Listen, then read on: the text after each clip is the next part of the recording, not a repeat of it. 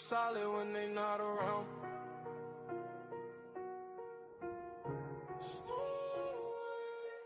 I've been winning, I've been hustling, and I stayed on top. Came from nothing, not a whole world wide. I don't fold, I don't break, I don't stop. Every move I make turn straight to stop. Had to grind through the rain and the drought. Now my name ring bells in the crowd. I've been up, I ain't coming back down. When you build like me, you don't drown. Yo.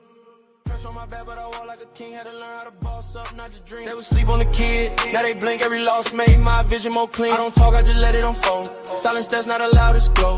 Every mile I walk was cold. Now the ice in my watch too bold. I don't chase, sidetrack. Everything I need come back. Real ones only in my pack. No fake love in my lap. I've been winning, I've been hustling, and I stayed on top. Came from nothing, not a whole world wide. I don't fold, I don't break, I don't stop. Every move I make turn straight to stop. Had to grind through the rain and the drought. Now my name ring bells in the crowd. I've been up, I ain't coming back down. When you build like me, you don't drown. Yo, they respect how I move, I'm precise. I ain't gamble with life, I roll dice. On myself every time, that's right. Now my future's shining too bright. No revenge, I just level up. When they doubt me, I double up. I ain't rushing, I'm setting pace.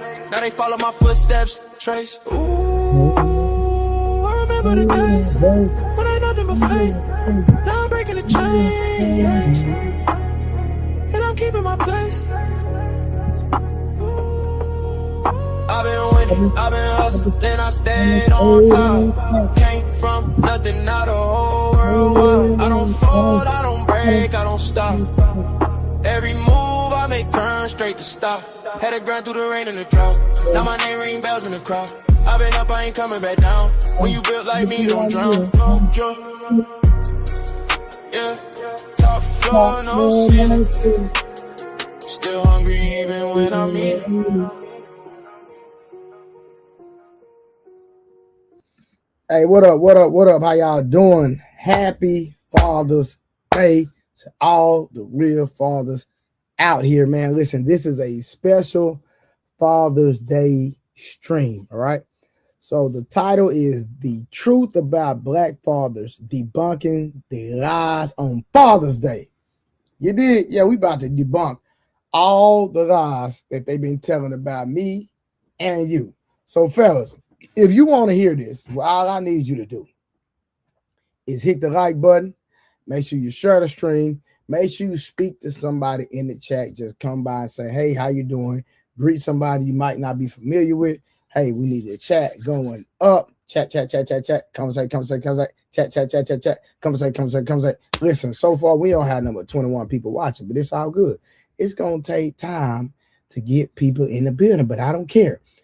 Right now, all 21 people, I need y'all to hit the like button and share the goddamn stream. You did. Now, y'all know I usually play all my theme songs, but today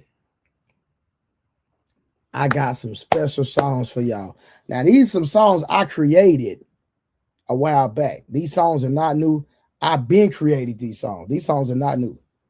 I've been creating these songs, but they to men, right? And it's not even about black men, because I got my boy Taylor Bell in the building already with the $5 donation, and I don't think he's a black man. So this right here, even though I kind of cater to black men because I'm a black man, and you know, it's certain things that we deal with that a lot of other ethnicities don't have to deal with, but it is what it is.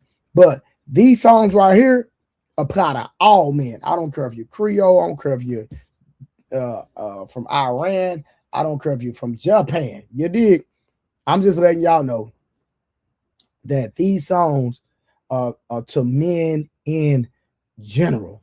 So my normal songs I'm not going to play.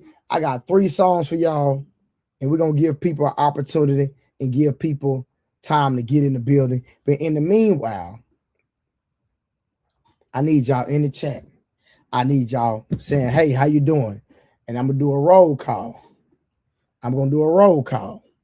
After the 3 songs I'm about to play, I'm going to do a roll call. But I'm telling y'all, these songs, if you're a man, I don't care if you're a father, you're a husband, you single, you're divorced, any man on earth, if you are call yourself a male, you're going to be able to resonate with these songs, because a lot of times people don't understand what we deal with mentally. They don't understand our struggle. So ladies, this right here is going to speak to your man's spirit, whether if it never speaks to you. Let's go. Hold your head up, King. Motivation here. EPM bang. 100. Soulful. Real. Against. Jordan. Be on top of. To every man out there fighting battle nobody see. Hold your head up, King. You built for this.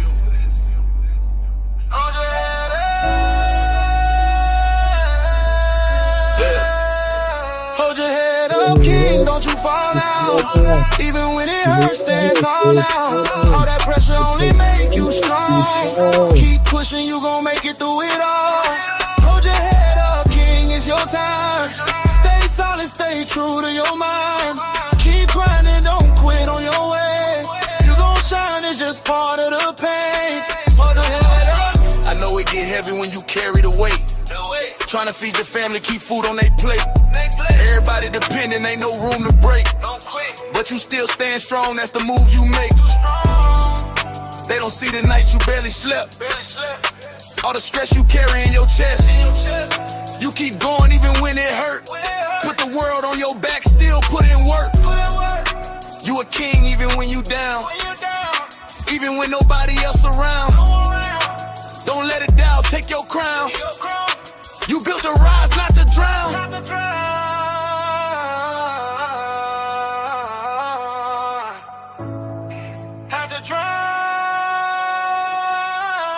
Hold your head up, King, don't you fall now. Even when it hurts, stand tall now. All that pressure only make you strong.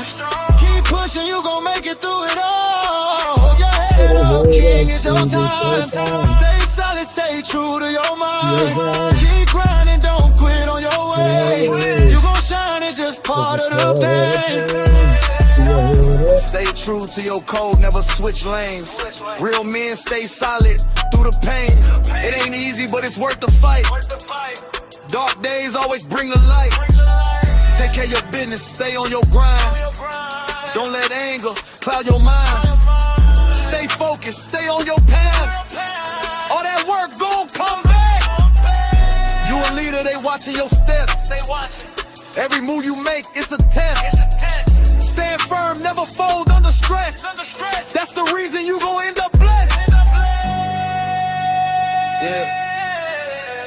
It ain't about where you started. It's about how you finish. Keep going. Hold your head up, King, don't you fall now. Even when it hurts, stand tall now. All that pressure only make you strong. Keep pushing, you gon' make it through it all. Hold your head up, King, it's your time. Stay solid, stay true to your mind. Keep grinding, don't quit on your way. You gon' shine, it's just part of the pain. Hold your head up. Hey. Hold your head up. King.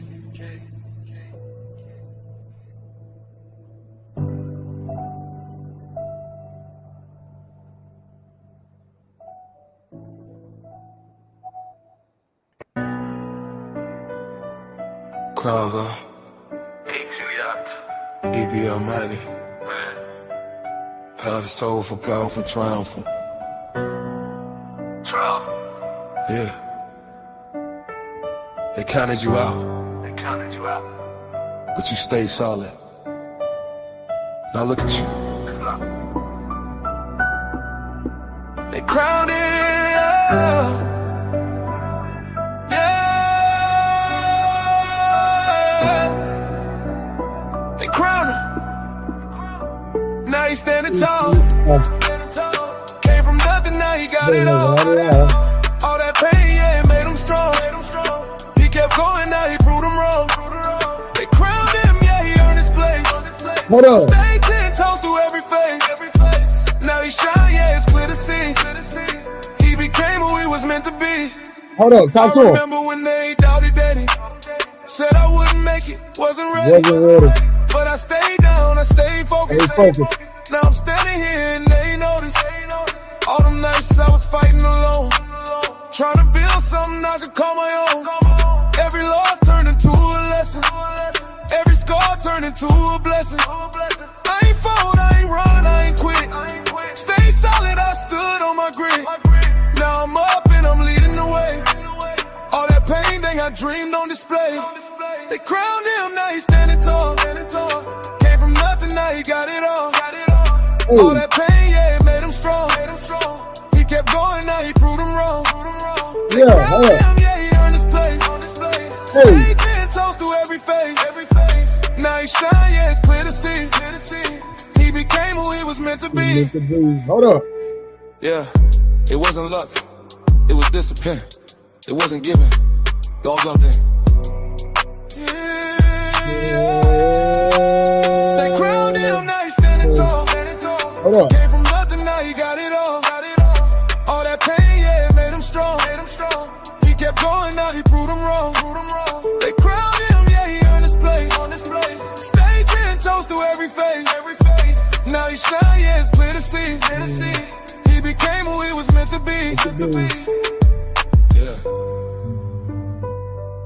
From pressure to power, they crowned him.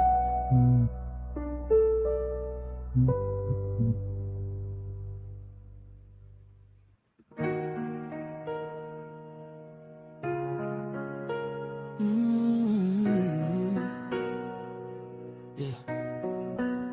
What you build gon' live on.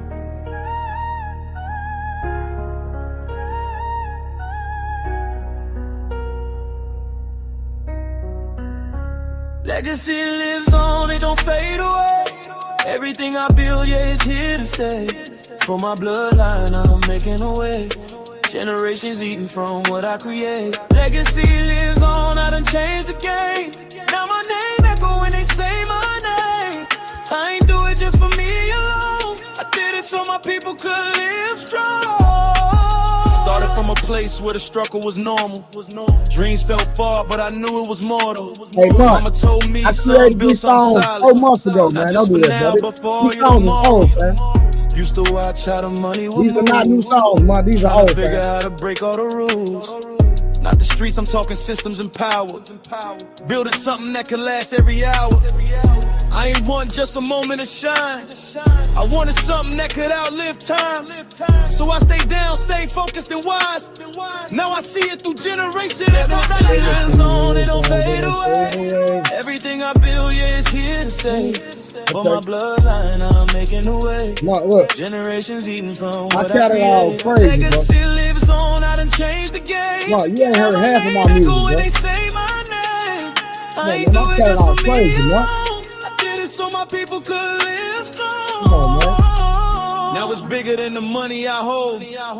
It's the knowledge that I pass to my own. Teach them how to build, not just survive. That's the way you really keep it alive. Bought land, set plans, made moves.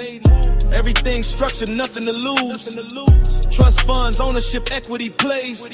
That's the type of wealth that forever stays. Family straight, that's the real win. Put them all in position to build again. I ain't selfish, I spread the vision. Now we all living different. Oh, man, it's all about generational wealth. Set your kids up, man. It's Father's Day, man. We represent. Hold up. Talk to him. Through your Children. Come on, man. Through your children, through your name. Talking about building legacy, man. It's Father's Day. Now they speak on the name with respect. Not just fame, but the way that I built it correct. From the ground, every brick got placed. Now it's stand, can't nobody erase. I ain't rush it, I played it long term. Every lesson I sat and I learned. Now I see what it really became. More than money, it's a permanent name. From a kid with a dream in the dark, to a man putting wealth in his bloodline heart. Now they say when they speaking on him, that man right there. Legacy lives on, it don't fade away. Everything I build, yeah, it's here to stay. For my bloodline, I'm making a way. Generations eating from what I create. Legacy lives on, I done changed the game. Now my name echo when they say my name. I ain't do it just for me alone. I did it so my people could live strong.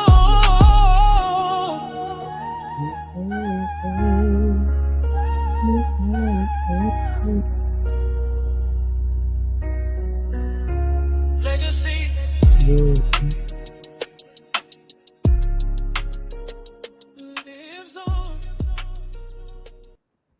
Legacy lives on, it don't fade away. Come on, man. Happy Father's Day to all the real ones. All right, real quick, man. I was about to go right into my review, but I got a super chat and somebody told me, because y'all know I was in motion, man. I had, today was Father's Day, so I was in motion today, so I didn't really get to sit down, but I did simulcast, so I real quick, shout out to Taylor for the $5. Appreciate the love. Tell G, $5. I'm gonna need you to look into or review that month therapy session that just took place. So I told Tell G, find me a timestamp and I'll listen to it. So I already got it queued up. So that's the first thing we're gonna do. We're gonna get into whatever Tell G super chatted me and told me to review. So I don't know how much you want me to review, but we're gonna listen to it real quick, and I'm gonna give my opinion about whatever was said. I didn't listen to it. All right, Serene Lemonade said, one time for the real fathers. We love and appreciate you very dearly. Happy Father's Day. Shout out to all the fathers.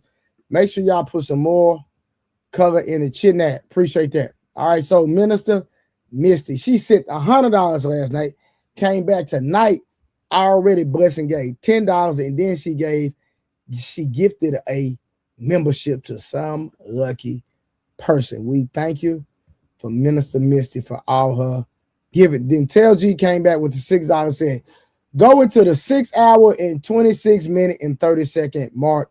So what I'm going to do, Tell G, I'm going to queue it up. I'm going to go 5 minutes before so I can get a little bit more context. And it's up. Let's go. I hadn't even heard this, but we finna listen to it now. Let's go. Like, I can't do that from the door. I can't play with it. I ain't gonna hold you. Listen, you know what you want. That's okay. I think some people, what we want is also like, as much as you want to get to it, that's how much we desire the whole experience that's happening. Like, we're getting a lot of pleasure just from that kind of thing, if that makes sense. Right, but if I'm giving it to you, like, I'm already made a decision. You know what I mean? Like, why? I don't know. Okay, so I don't want to ask you. So people enjoy different things about sex, right? Mm-hmm. Not just the penetration alone is what, obviously that's what feels good, but there are different things that happen. Like some women like the sound of a man's deep voice in your ear, like that does something to you, right? Or mm-hmm. certain facial expressions that does something to you, right? Or just certain things. So I guess what I'm saying is I also appreciate the other things that are happening. So I'm not in such a rush to just get to it. Does that make sense? Okay, like foreplay, like that was saying. I'm confused. like I'm trying my best not to be like vulgar. Maybe somebody else could talk. Hold on. Venus, girl, like a lot of scared. You grown. You talking about sex. Goddamn it, talk about sex. God, your scary ass. Shit. Venus. What you're saying is not really foreign, right? And a lot of women love this. A lot of women want men to do all the work and figure it all out, right? Y'all don't. It's like even in regular life, right? You don't want to tell a man how you feel. You want him to know how you feel. You want him to know when something is wrong with you. You want to it's not foreign that it transfers to sex, right? Like for example, you don't want to have to tell a man like, "Yo, slap me." You want him to figure. Mont, you're munting already. We are not mind readers. You sit up here and say a woman wants you to know when something is wrong with her. No,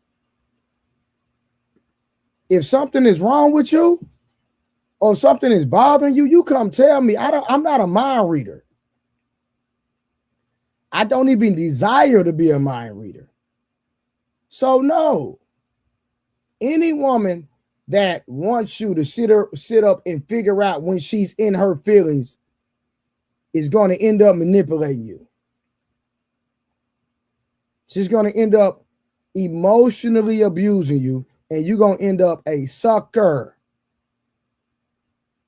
We're adults. If something is bothering you, let's talk about it. If I see something is wrong with you, of course, as a man and as the person that you're in a relationship with, I will, hey, babe, hey, so you seem down today. You know, because once you be around somebody for a certain length of time, of course you pick up on certain things.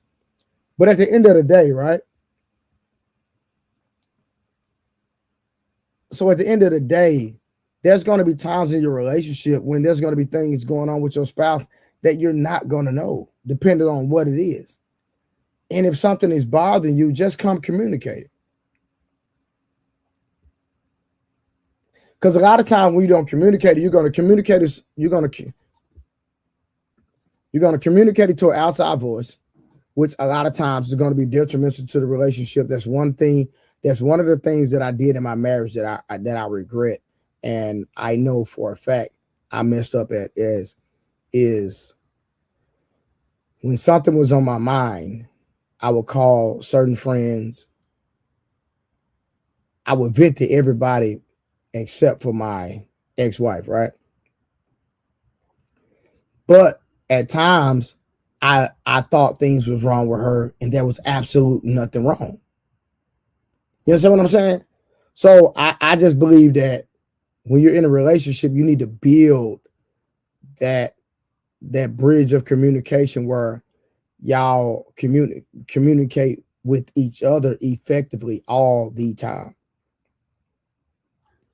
versus having confidence outside of the home.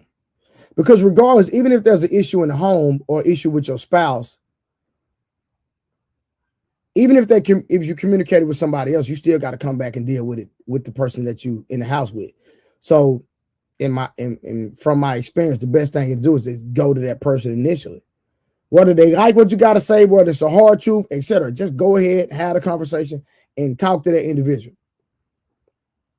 But when I was married, I wasn't as mature now than I was when I was married. I handle things different. But but again, with that, I'm not reading your mind. It's not up for me to even try to read your mind at all.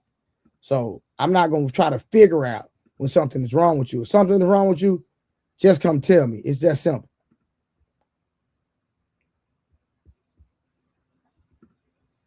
All right, let's get back to this real quick. Figure out that you like to be degraded a little bit.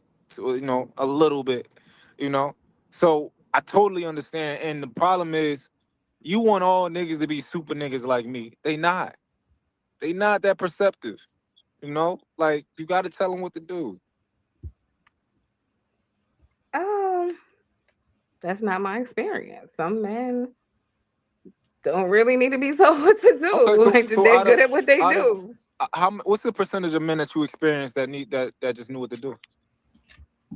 What percentage of men got you there? I'd rather not. That's a lot. That's a lot of information. Now, if we're just talking about in the bed, like that's like, if we're talking about in the bed, that's light work. Like pleasing a woman in bed, like, like I tell people, I have some experience and I study women and I've actually studied how to make women climax, how to make women have an orgasm. I understand there are certain positions that you can put a woman in. There's certain things you can do that will guarantee a woman to have an orgasm. So I've literally studied that because I enjoy engaging in that activity. So if I'm going to engage in something, I'm going to study it and be the best at it. So if we're talking about sex, then that's that's light work. You know what I'm saying? Pleasing a woman in the bed that's too easy. But the point is, some men don't.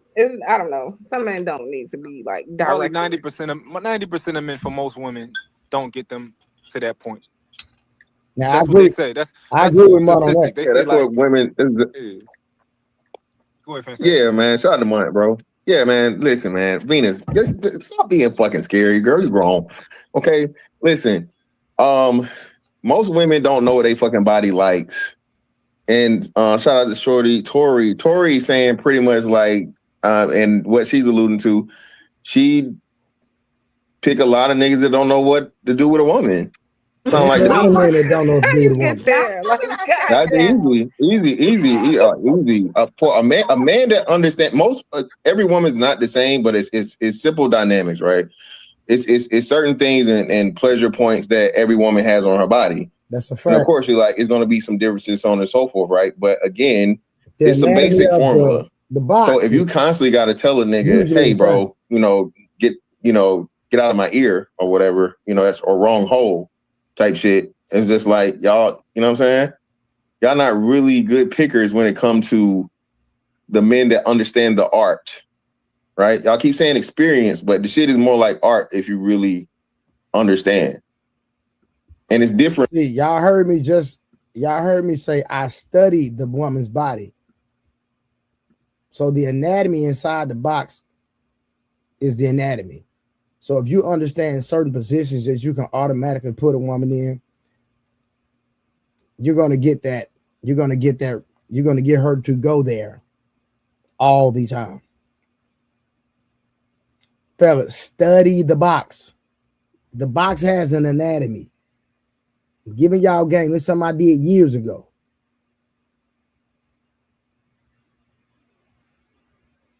This is something I did when I was younger. I studied the box. This is this. This is this. This is this. If you do this, you get in this position. You do this position. Boom, boom, boom, boom, boom, boom, boom, boom, boom. You understand what I'm saying? There's angles that you can take her through there. Take her through there. I'm just giving y'all some free game, fellas. I'm trying to talk about it without going too far. With every person, because everybody's not the same, but there is a basic concept. Because like, in order to paint, right, you need brushes and paint. So, you know what I mean?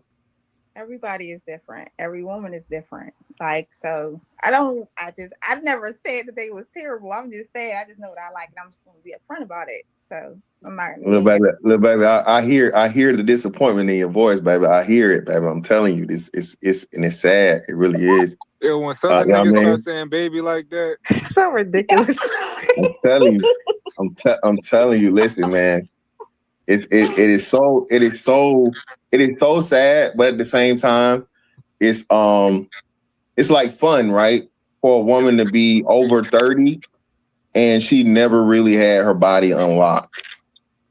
And like when you are the one to do it, it's just, as I said, it's an art. But like I said, most women don't require men to really, you know what I mean, get them to that spot or whatever, because niggas just trying to get theirs and get out.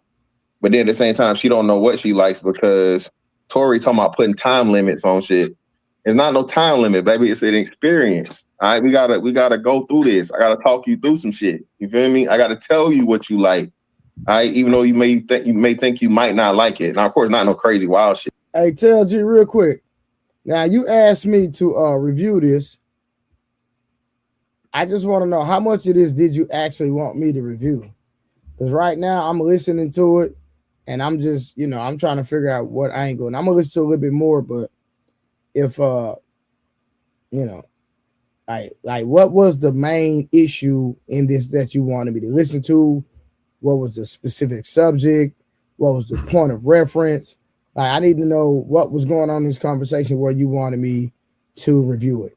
All right, shout out to Reality with the member. Get y'all memberships. Here. I might do a members only. No. But tell G, I'm reviewing it now. I'm just trying to. Okay, it's almost coming up. Hold on. But again, it's like you say, it is an experience and it's different with whoever you're dealing with.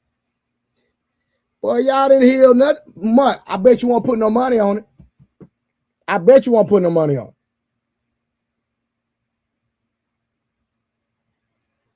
I bet you won't put no money on it. I dropped the link. Both of y'all pull up. Tori and Monk, pull up. I'm going to see, did she tell you what she told us? Let's see. Brother, that thing is not, boy, listen, that's a dead relationship. You can, and I told Tori, if Tori know the truth, she wasted her time.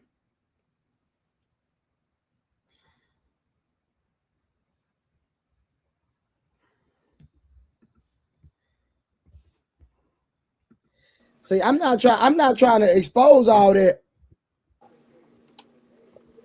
I ain't trying to expose all that. I'm not even finna go in depth about her situation on now. We can talk about it on members only, but I'm not gonna do it on this because it's just too much.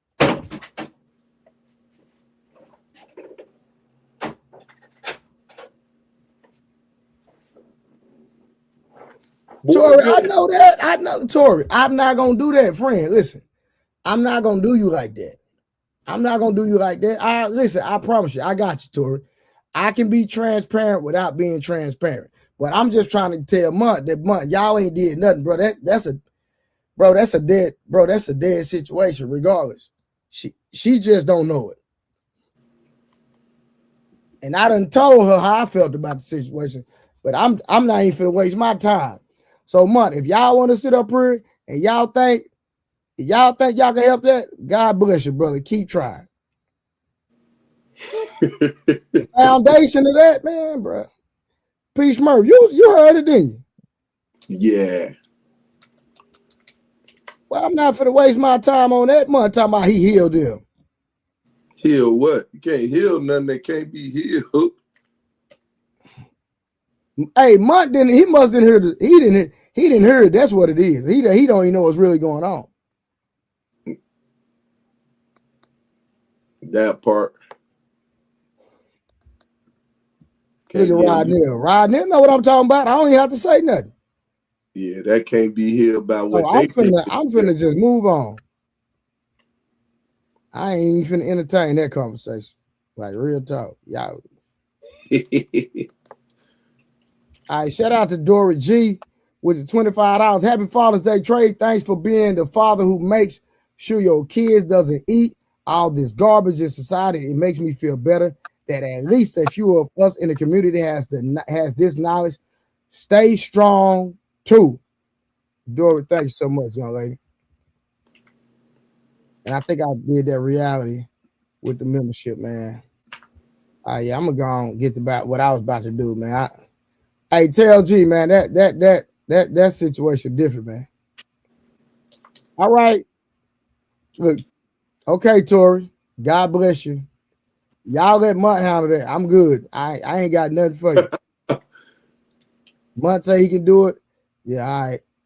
Let's see where they in 5 years. What'd you say? Bro, you know that's a dead situation, bro. Almost dead. Bro, the foundation is almost dead. Bro, let's talk about the foundation. We ain't gotta go. God say he give you 3.5 scores. Anything after that is by your strength. Let me find what I was about to review. Let me find my real review, but I ain't finna waste my time on that. See, and the fact that watch this, the fact that Tori in the comments saying Trey don't say this, Trey don't say that lets you know it's all fluff. There it is. It's all fluff. If we can't have that conversation that we had on members only right now, that lets me know that it's a bunch of bull crap.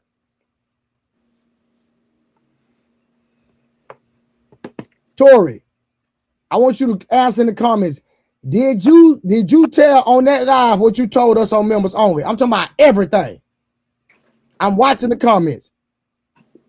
If you say no, it's about y'all wasting y'all time. It's a bunch of bull crap.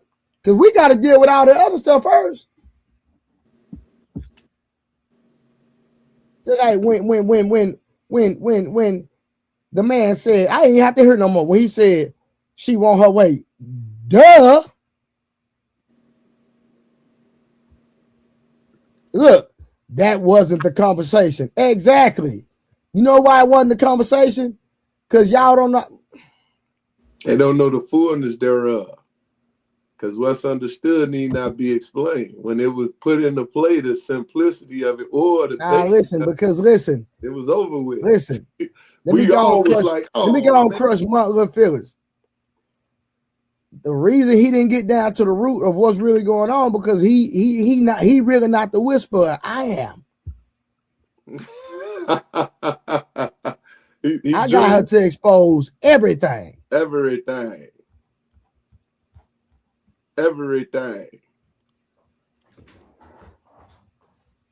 See, she don't even want me to say it on live much. It's in the comment, Trey. We wasn't talking about that exactly. And she say he got to speak his part. Ain't no part to be spoken. Client privilege. I bet, bro. You don't even know, kinfolk. You don't even know the real about what's going. Bro, trust, fam. Listen, you wasting your time, fam. Yo, she see the work we do on Sunday service. It don't. They healed. Mark, listen. Look, she in the comments gaslighting, talking about thank you, Mark, but then saying we wasn't talking. But then talking about. She said they breaking HIPAA law. I didn't even say nothing, Tori. I didn't even expose it. Ain't nobody even said anything. I didn't expose it. Nope. I wouldn't even do you like that, Tori. It's that bad. Hey, tell him the tree that Eve ate from wasn't the tree. It wasn't the apple. It was the tree of the knowledge of good and evil. Boy. But listen, Tori, because you my dog, I'm cool. I'm gonna keep it moving. I'm gonna get off this. We're gonna talk about this. We're gonna debunk. Shout out to Medium, man. We're gonna debunk these lies about black men. That's what we're gonna do today. It's Father's Day.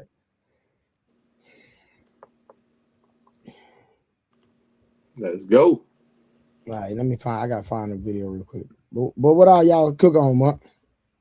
We're just healing. Y'all were healing, okay. Mark, you can't heal if the kind don't expose the truth. So what? You can't start to heal if the kind don't expose the truth, sir. The problem is a lot of people don't listen. So we were healing a part of their relationship, communication-wise. He wasn't feeling heard, and she wasn't. That's not gonna change. Listen. We healed their communication. Communication is the key to everything. Mark, I agree 100%. But sir, let me help you out. Tori not gonna change. Maybe. But what would Jesus do? What would Jesus do? Jesus not gonna override your will. Boom. I'm just saying, would Jesus give up on Tori? I don't know. You gotta let me know. I don't know. No, Tori, no, sir. Listen, sir, that's what I'm trying to get you to understand. There is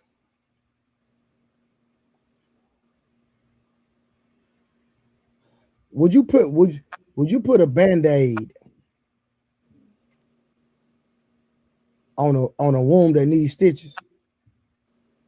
No, I would stitch it. You just put a Band-Aid on it. I thought I stitched it. Trust me, you didn't. First thing you got to do is clean it. Clean the area. Sterilize it. That's what we did today. Oh, y'all did? Sterilize the area. All right, Mark, you got it, brother. Leave it to the professionals. Listen, Mark. Can't speak too much on Mark, it. You the professional, Mark. Client Listen, privilege. do your thing, Mark. Listen. We thank you for your work. Keep doing it. Keep doing your work. All right. Keep doing your work, brother. Appreciate that. I'm proud of you, son. Can't speak too much on it, client privilege, but yeah. I don't. Listen, cool, man. So listen, keep doing your thing, man. I'm finna do this Father's Day, man. We on the Father's Day, okay? Shout out to all the fathers. Matter of fact, happy Father's Day, man. Happy Father's Day, peace, man. Yeah, happy hey, Father's listen, Day to you fellas too. Respectfully, I'm not letting no deadbeats come up here. So you know for sure it's some niggas that was in your comments today, month that surely don't qualify to come up on here today. Who are usual that can't come up tonight? Huh? Who one of your usuals that can't come up tonight? Nah, it's not a usual. It's just somebody, I wouldn't even waste my time with. No, I'm saying who one of your usuals that can't come up tonight? I don't know, but if I think them niggas not taking care of their kid. Oh, you talking about Wolf Stacks? What you mean I'm talking? How you say nobody's name? Yeah, you talking about Wolf, nigga. But no, you had a nigga in your chat, bro. Still worried about me, bro. God damn, what's wrong with I these know. niggas, bro? You be living for in these niggas, bro. Mind, bro. I know you talking about. Man, you be caping for, bro. Why you associate with bomb niggas, bro? Man, I don't know who be in my chat, man. You know. You a dread, but you high, man. You acknowledge any bombs? I be having so many people in my chat these days. You know, I don't be knowing. Man. I'm just saying, bro. Like you associate with yourself with deadbeats? I don't know everybody's situation. Like, niggas still in their feeling, bro. Listen, I don't mention you. I don't like you, nigga. Go do something with go spend time with your kid. I guarantee that nigga didn't spend 8 hours with his kids today. But you want to get on the internet and worry about what other folk got going on, man. Go take care of your kids, bro. Golly. Man. I bet you $1,000 that nigga didn't see his kids today. I don't know. Nigga rather be on the internet trying to get caught, worried about who's super chatting who and who cash apping who. Yo, I ain't niggas, man, pocket watching and stuff, man. Some of these niggas need to quit YouTube and go get a 9 to 5, bro. Just go get you a job, money. You know, Trey, do YouTube on the side or something. Get you a 9 to 5, do YouTube on the side, nigga. Maybe you'll feel good about yourself. Go in the gym, lose some weight, nigga. Maybe you might feel good about yourself. Do something with your life, man. You know, in fairness, I didn't see one of my kids until 10:30 tonight. Well, you got him though. It don't matter. Now she wanted to stay at her grandma's house. She asked me could she stay because her cousins is there. Yeah, but that's your choice though. Yeah. He don't have a choice, nigga. He's a deadbeat, nigga. You have that luxury, privilege, nigga. Yeah, let's do a kids challenge. That's what I want to do. And nigga want to get on stream with me. Let's do a kids challenge. Man. I'm running away from my kids. Bro, I refuse to beef or go back and forth with a nigga that's a bomb that don't take care of their kids, bro.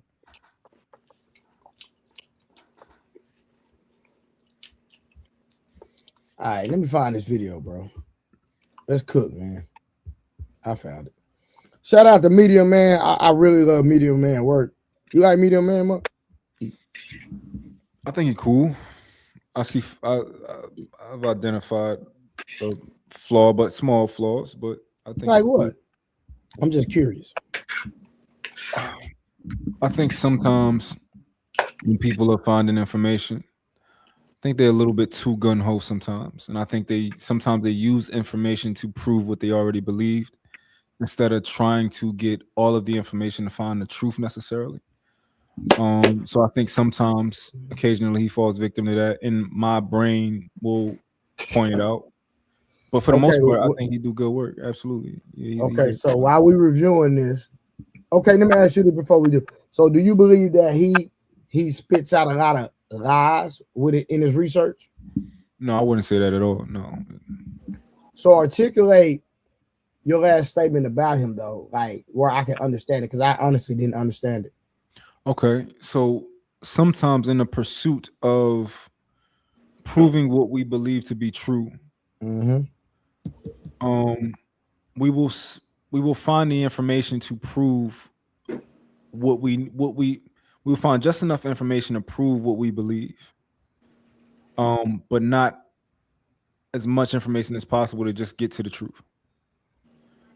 Okay, so that's why I asked you, do you believe that he puts out false information? And you said no. So that's a contradiction. So this is the thing, right? I don't think so. People can put out misleading information, and sometimes they can do it not purposefully. Now, I wouldn't put that jacket on him necessarily as that's who he is or what he does. I'm just saying that I've identified that on one of the videos that I consumed of his. So you made part, a judgment based off one video. Well, before we move forward, what has my judgment been so far of him? You haven't given me one. Like you say he's overall he puts out good content. If I had to just sum it up, yeah, I think he's a good creator. I think he put out good content. Okay, all right, let's get to it. Those two beautiful black. If anytime y'all want me to stop it and y'all want to Bill, let me know. Black women having to engage in the art form that they are in order to take care of themselves and their children, those circumstances that gave birth to this reality would have never been allowed to fester. And it's all Jermaine's fault. It's always Jermaine's fault.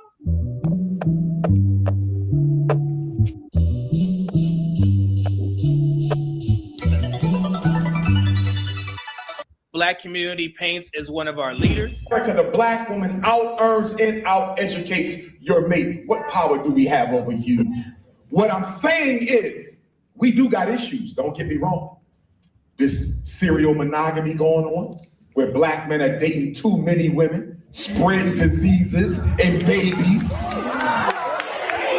Gonorrhea and chlamydia, herpes and AIDS. Stop it. HPV, crabs, Stop it, bro. I got you. So I do like Medium Man. He got some good content for sure. So I've heard his stuff before. Interesting. And then already this dude, Dr. Omar, is a trip. So black men spreading all this shit, but the women open their legs even further. That got to make some sense to me, right? So one of the biggest reasons why I decided not to be in this dating world for long, because of those talking points right there. Okay. As a black man, right? I'd rather get me one that doesn't have none of those things and don't have the inkling of it going the direction that I'm going, and I'm good, right? Okay. I could be out here going crazy just like all other guys that want to be single or just want to be within themselves, finding themselves. But because of those particular talking points, how is it that the people going crazy instead of thinking about it?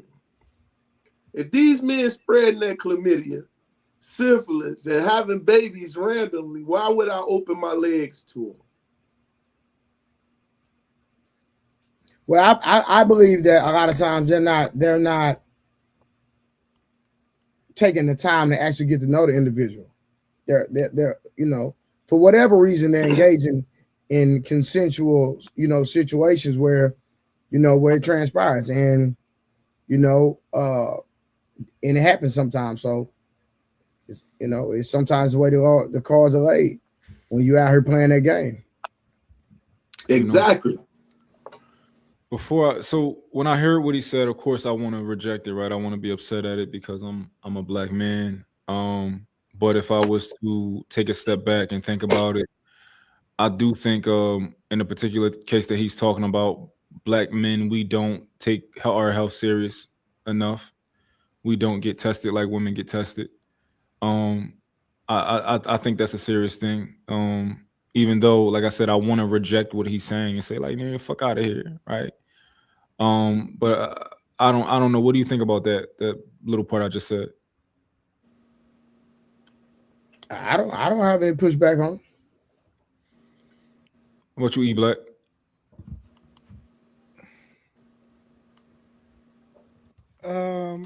I think that's a very high level way of thinking based on probably your knowledge and the way that you've been perceived, but let's be honest. If you look at the statistics, it shows that a majority of women are basically having sex with the same guy who's spreading it, because then our rates would be higher than the woman's. But then what you're seeing in the statistical facts is that a lot of women are having it, and just because like you gotta understand, these are diseases. This is itches, and this is a lot. The blue waffle is a lot. So let's just be honest about it. So um, I, I know you're probably new to this space, Mont, but your talking points, and I understand you being a contrarian, you have to strengthen it a little bit with a little bit of the knowledge that's already been presented to the audience. And that's not a diss. That's just like we've already discussed this, and we found that like for instance in Texas, 65% of the women have gonorrhea. Black women, the cases that have been studied, that means a lot of the women are basically having sex with the same guy. Mm-hmm. All right, so stay right there, E Black. You know it's the game. It is what it is. So just E Black, hey, just stay where you at. You just got 10 minutes. I'm starting your time right now because actually, as we continue the video, what you just said, Media Man is going to confirm what you literally just said, E Black. So I'm going to bring you right back up after the 10 minutes is up, or you want to bring yourself back up, it's up to you, all right? Yeah, I'm gonna do some research in the meantime, because it's just like a lot of this stuff is similar to sports, right? When we watch, y'all watch sports a lot, right? Mm-hmm. When we watch sportscasters like Nick Wright and stuff like that, and Stephen A. Smith, and they go at it with each other, right? Mm-hmm. A lot of them have different arguments, and it's like but we have stats, right? We have stats that can tell the story. Yeah. And you go and you find your particular stats to support the position that you want to have. I got you. Makes sense. And that's what you were saying Media Man was doing earlier. Yeah, a lot of people can fall victim to that. But what I'm going to do is I'm going to do some research in the meantime and see if see what I can find. All right, let's continue the video then. Hold on.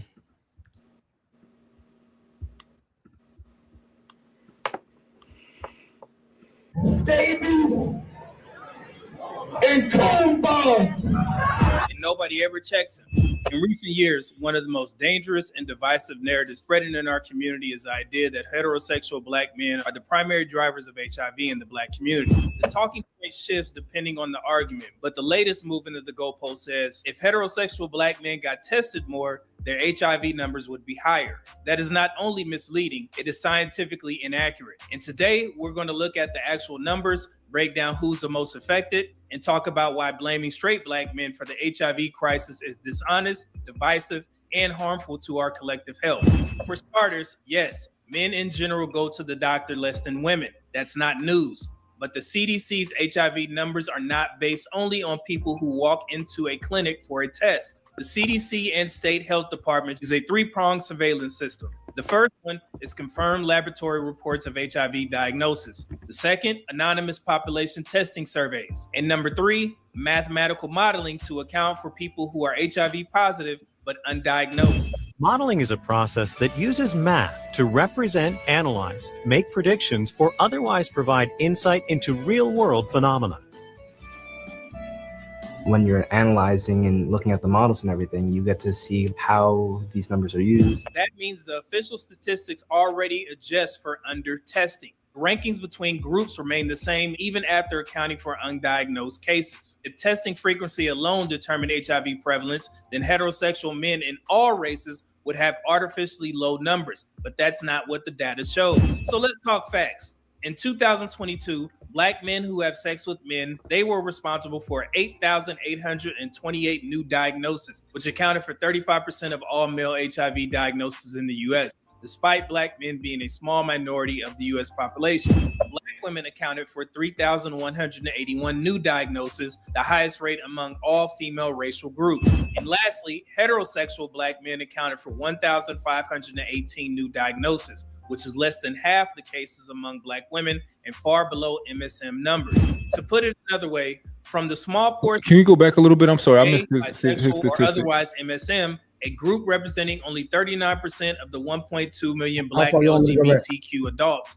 You get over a That's third like of the statistics. prevalence than heterosexual men in all races would have artificially low numbers, but that's not what the data shows. So let's talk facts. In 2022, Black men who have sex with men, they were responsible for 8,828 new diagnoses, which accounted for 35% of all male HIV diagnoses in the US, despite Black men being a small minority of the US population. Black women accounted for 3,181 new diagnoses, the highest rate among all female racial groups.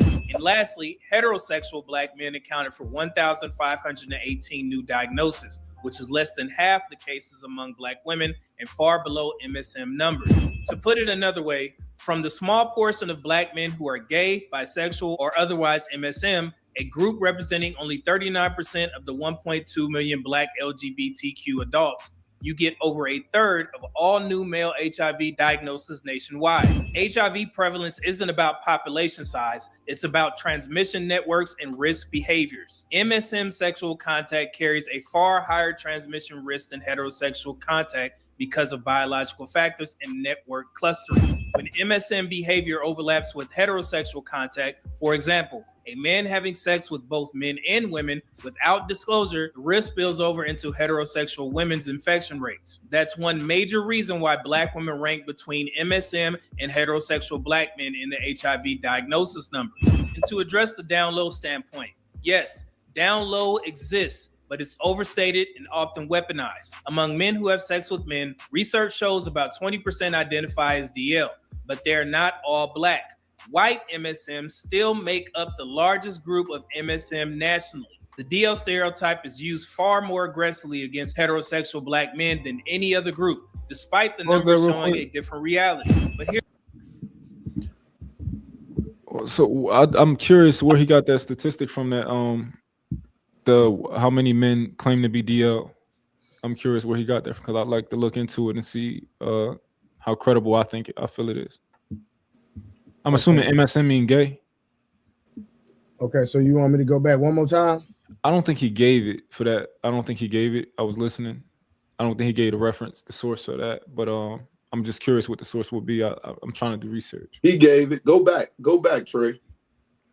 Okay, we're gonna try it one more time. All right. All right. And I was doing something else, so I'm gonna try to listen as well. Hold on, give me a second. No, he gave it, but go back. All right, let me see where I'm at. I'm gonna go back to here. I'm gonna go back a little further. Who are HIV positive but undiagnosed. Modeling is a process that uses math to represent, analyze, make predictions, or otherwise provide insight into real-world phenomena. When you're analyzing and looking at the models and everything, you get to see how these numbers are used. That means the official statistics already adjust for under-testing. Rankings between groups remain the same even after accounting for undiagnosed cases. If testing frequency alone determined HIV prevalence, then heterosexual men in all races would have artificially low numbers, but that's not what the data shows. So let's talk facts. In 2022, Black men who have sex with men, they were responsible for 8,828 new diagnoses. CDC, the CDC. All male HIV diagnoses in the US, despite Black men being. You see his it's CDC right there, Mark? Yeah, he's talking about that. I'm talking about a study that he talked about a little I don't. Okay, so it's gonna keep going. Okay.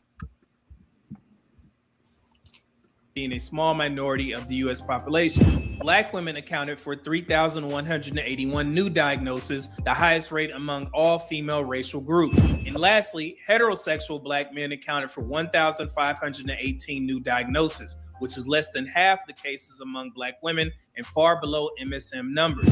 To put it another way, from the small portion of Black men who are gay, by 1,518 new diagnoses, which is less than half the cases among Black women and far below MSM numbers. 1,518 new.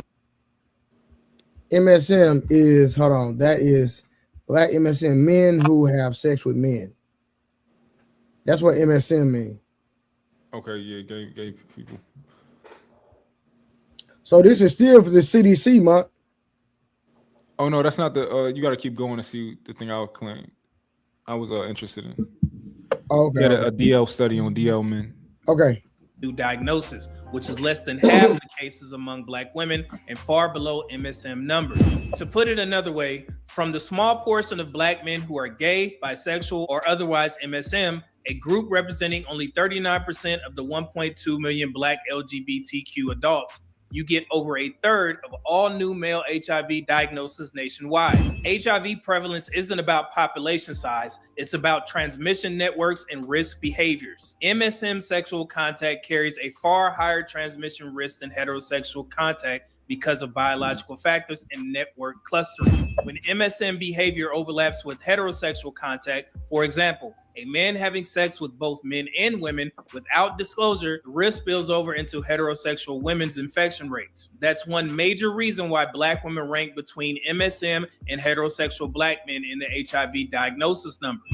And to address the down low standpoint, yes, down low exists, but it's overstated and often weaponized. Among men who have sex with men, research shows about 20% identify as DL, but they're not all Black. White MSM still make up the largest group of MSM nationally. The DL stereotype. So he's going off of the percentage of the MSM, and he said that only 20% identified as down low. So I'm assuming in this analysis that there might been a questionnaire that they collected this data from, because it was accurate from the CDC. We would just have to speculate on how they came up with that specific number. So I would assume that that number came from them maybe having a questionnaire. It's more than a questionnaire. It's gonna be, and that was all races of men, or was it just Black men? Go back to that. I want to go back to that screenshot of the DL thing. Okay, hold on. Let me go back. Hold on.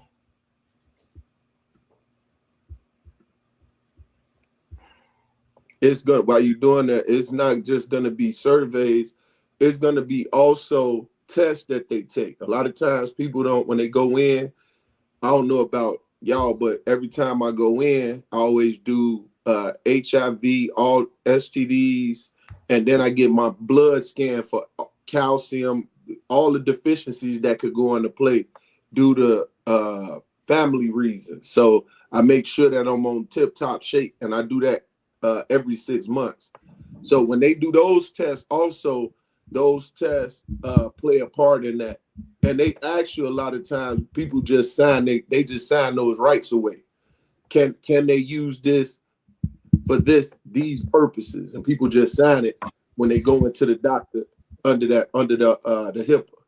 It'd be part of them forms. Gotcha. Yes. Gotcha. So Trey, right here, it says among men who have sex with men, research shows about 20% identify as DL.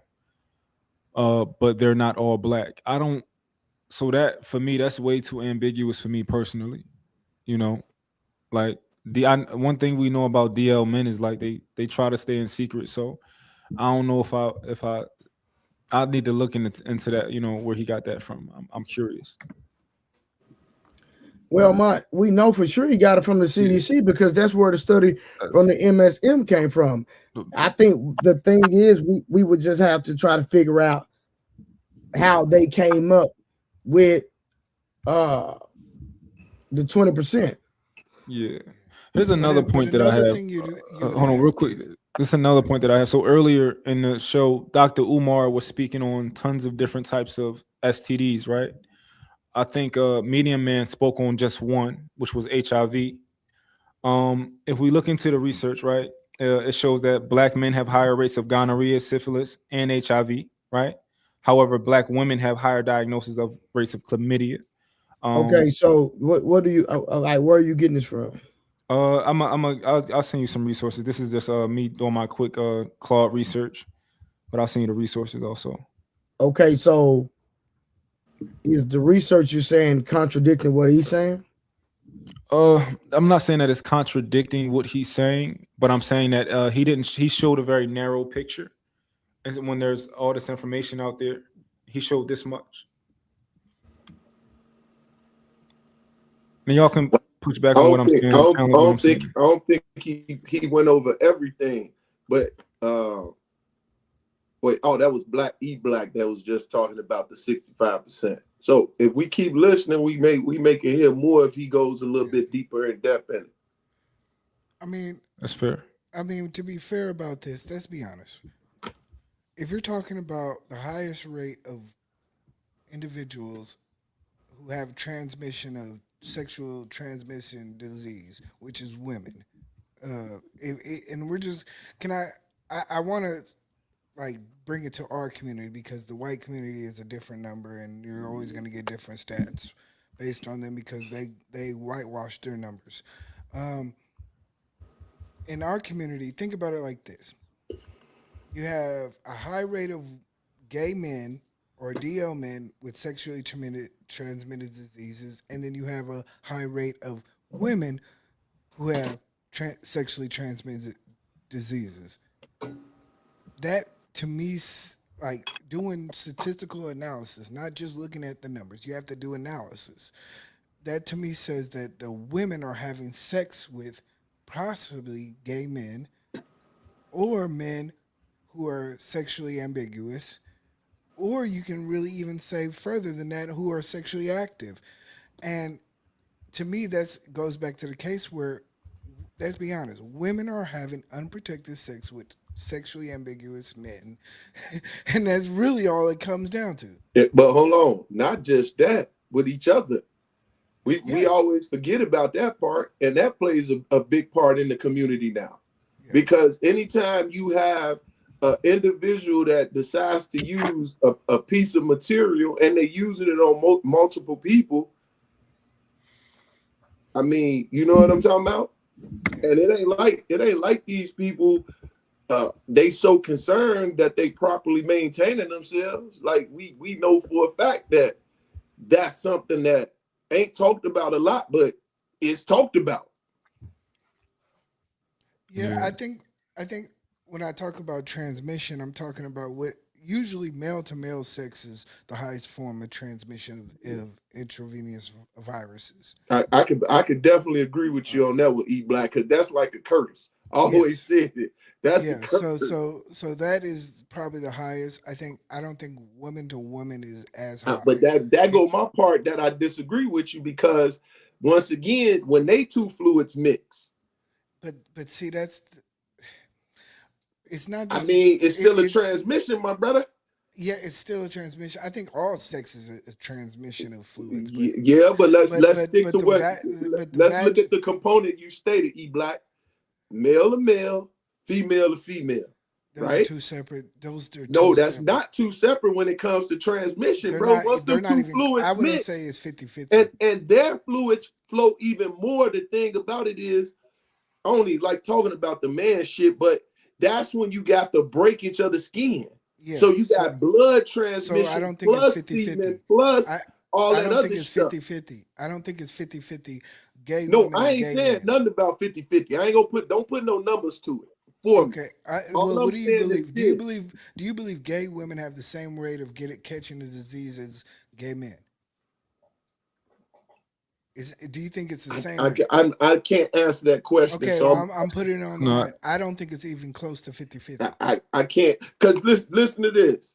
What I found out when it comes to just women catching urinary tract diseases, it comes from their involvement or that man involvement with other people, right? So that's when I say it's kind of something that I'm not profound in, so I don't really like to go deep into it from my standpoint. I'm just looking at it like, just because they got more fluids transmitting, it can be just as much as when it come to man. What those numbers are, I can't tell. That, and let me be honest with you. Like, as a person who's dealt with this subject, it's not the same. Okay, so watch this. It's not. Do they not put you're on mute? Trey. Oh, Peace Murph. So are you saying that the woman on woman fluid interaction is the same as the man on man? It could be, because think about when. So stay right there. No. Let's build. Yeah. When have you ever heard of that? Actually, someone contracting it from that standpoint? Because I've never heard of that. Look, we don't even talk about it.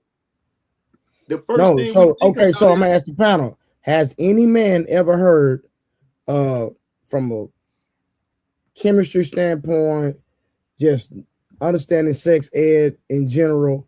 Now we know man on man, breakage of the skin, all that other crap. No diddy. We know that that's a real issue and that's a plague when it comes to transmission. Would y'all agree? I agree. Yeah. Okay, so the woman on woman, when it comes to fluids being exchanged, I've never heard of a woman contracting something, but I could be wrong. But I think it's clear as far as, you know, like with this topic, that it's not the same. I don't think it's worth spending too much time on. I got you. Yeah. I was just trying to understand what P. Smurf was saying. I'm like, are you really saying it? Because I've never heard of it. Because I'm looking at P. Smurf, you're correct on the fact that it can happen, but we're literally talking about like 60-70-30. Like it's, and I'm cool with that. I'm cool with that. Remember, I said I'm being very generous. Yeah, but I'm still looking at fluid exchange. Women have a minstrel, right? Also, they're utilizing their mouth. They're utilizing each other in that sense. So I'm looking at all those different exchanges, and then at that point I land, because I'm just putting that out there. It's a thought. I don't know. I ain't went deep in it, but now we having that conversation. I'll do a little bit more research because I never thought about it. Right? It's not a crazy thought, but if you research it, you'll find out. Yeah, that sounds crazy if I'm being honest with y'all, but yeah, I'm with Mon on that. We don't need to spend a lot of time on that one. Yeah, we can go on with that, especially that but lane. The fact of the matter is that let me say this. The fact that he's coming to is that, like I said before, you're having the statistical numbers don't match up to heterosexual men having as many diseases as heterosexual women, because the idea is that the ones that do have it, the women that do have it, are having sex with the same guy. They're basically having sex with the same super spreader. Black, if you can get some numbers for me, I'd like to contend with the things that you're saying right now. It's not a number, it's a statistical analysis. Yeah, if you could give me... You have to take the numbers.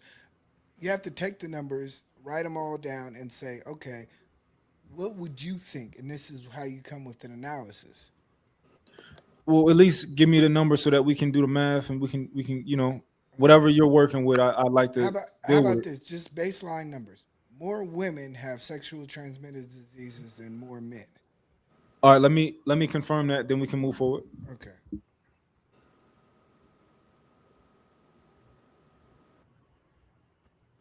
Yeah, go ahead, Trey. I just wanted to add that. All right, we're gonna give. All right. The largest group of MSM nationally. The DL stereotype is used far more aggressively against heterosexual black men than any other group, despite the numbers showing a different reality. But here's what doesn't get talked about. The majority of black LGBTQ adults are women, 61% versus 39%. Bisexual women are the largest single subgroup in the LGBTQ population nationwide. Black women have the highest HIV diagnosis rate of any female demographic. This means we cannot honestly talk about HIV in our community without acknowledging these things. The role of MSM to female transmission, the sexual networks between bisexual women and men, and the fact that straight black men are not driving the epidemic. Let's use Harris County, i.e. Houston, Texas, as a case study. Between 2016 and 2022, black women in Harris County were diagnosed with HIV at 1 in every 156 black women, compared to 1 in 1,080 for Hispanic women and 1 in 2,146 for white women. Over half of new HIV diagnoses in Texas in that period were among young black women. The highest prevalent zip codes match areas with high MSM populations and known STI hotspots. So again, heterosexual black men were not the majority transmitters. You've heard the insults. Most black men are gay. If he goes to the gym, he's on the down low. If he played football, he's suspect. These aren't just ignorant, they're dangerous. They erode the distrust between black men and black women, distract from real HIV prevention strategies, and stigmatize HIV to the point where people avoid even talking about it. We can't fight HIV if we keep turning it into a gender war weapon. Here is what actually works. Regular testing at least once a year, more if you have multiple partners. PrEP and PEP reduces risk by up to 99%. So ask your primary healthcare provider about it. Condoms are still a frontline defense, and also having honest conversations about HIV status before intimacy. And lastly, treatment equals prevention. An undetectable viral load means no sexual transmission. So in closing, if we care about black health, black love, and black unity, we have to commit to the truth. Most black men are heterosexual. HIV rates in our community are disproportionately high, but they are not driven by straight black men. Gay and bisexual men, particularly men who have sex with men who also have sex with women, are a major factor in women's risk, particularly black women. And also, black women themselves are part of the HIV equation, not just victims of it. So let's stop recycling myths, stop targeting heterosexual black men, and start holding everyone accountable. The virus does not care about your talking points, and neither should the truth. But like I said, when I seen the video, it's about that time that we did something. And after we watch this video, I'm going to explain to you why this type of rhetoric is harmful to the black community, black families, black relationships, everything that has to do with black people. This affects. I ask you a question. Go ahead. If black men were being the men that our community need, would there be a Sukihana or a Sexy Red? Why not? They wouldn't Let's exist. elaborate before we. Why not? The circumstances that gave rise to those two beautiful black women having to engage in the art form that they are in order to take care of themselves and their children, those circumstances that gave birth to this reality would have never been allowed to fester. Men control the structure and the set boundaries. We don't do that. How do men control the structure and the set boundaries? Somebody help me out. I would say at a point of being involved in our children's life and being the using them as the quiver, meaning training them up, putting them into play, teaching them the things, being there for our daughters, particularly because that's the real epidemic right now. We was there to protect our daughters and make sure that our daughters were properly given away in marriage or given away in the sense of what our traditions is. I think that would definitely alleviate a lot of this bullshit. So you think black men are not being there for their daughters on a mass scale? I'll say I can't say on a mass scale because the numbers still kind of throw me off when we say 55, almost 60% of male are single and childless, and then we got that small number that aren't married and not taking care of the children. So it kind of throws me off on that note. But why does it throw you off? Because it goes back to the point you stated, E Black. The women are having children with that same number group of men, right? And if that man is not taking care of his children and not involved, and we see that degeneracy comes from more of the single woman household than it is men and women, then that's what throw me off. Because then you got even that man and woman household and that docile man in that household. You know what I'm saying? So those numbers. I don't. And with all due respect, I'm confused. Like, of course you are. I'm confused. No, I'm just confused at your willfulness to accept the standard that what everybody's told you. Like, no, it ain't what people told me. What you're basically telling me is that you're when you hear that over half of the men don't have kids, you're like, oh, that doesn't sound right. No, I didn't say that. You said that. I said it throws me off with the numbers. I articulate myself very well. That's exactly what I just said. Agree or don't agree. No. E Black, what it sounded like he said is that, and I asked him, I said, Peace Murray, are you saying that black men are not there for their daughters on a mass scale?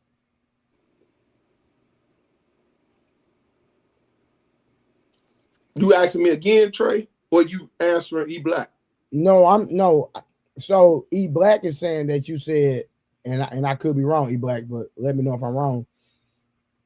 That he said that we're not being there for our kids, correct? That's stigma. What he literally said was, when I hear about black men having 50-something% not having children, it throws me off. Oh, you talking about not having children any biological children at all? No, forget them. No, but that's what you said. I'm literally replying to that. But nah, before we leave there, E Black, that's so wrong. Hold on, Will, before you jump in there, because I want to make sure me and E Black is vibing. Yeah. So I said, E Black, it throws me off because if 55% of men are childless and single, let's get them out the way. That leaves 45%, right? Now, then they say like 30% of that 45% is married, right?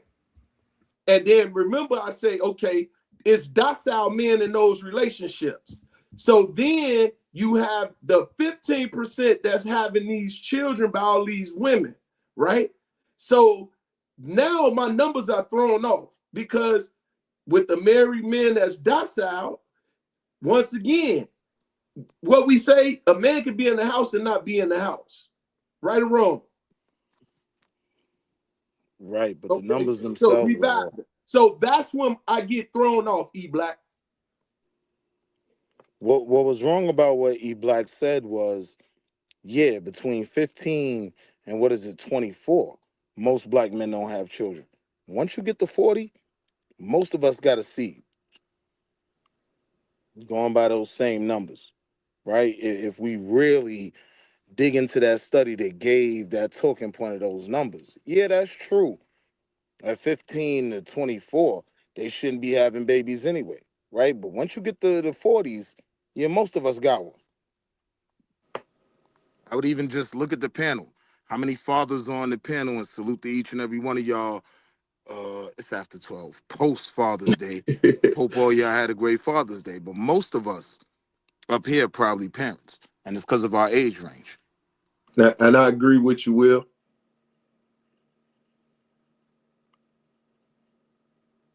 Hey, so what is the contention you guys have with each other, though? That's what I'm trying to figure out. So let me see, the conversation I'm trying to put it in layman's term is the effect that black men have when it comes to what's going on and being held accountable. And I'm like, well, at that point, we are, because it's our seed, right? It's our seed that, once again, we're trying to keep from degeneracy, right? And we know that single man household, mother and father in the household prevents a lot of degeneracy when it comes to a lot of those things, right? It ain't solid, but it prevents a lot of it.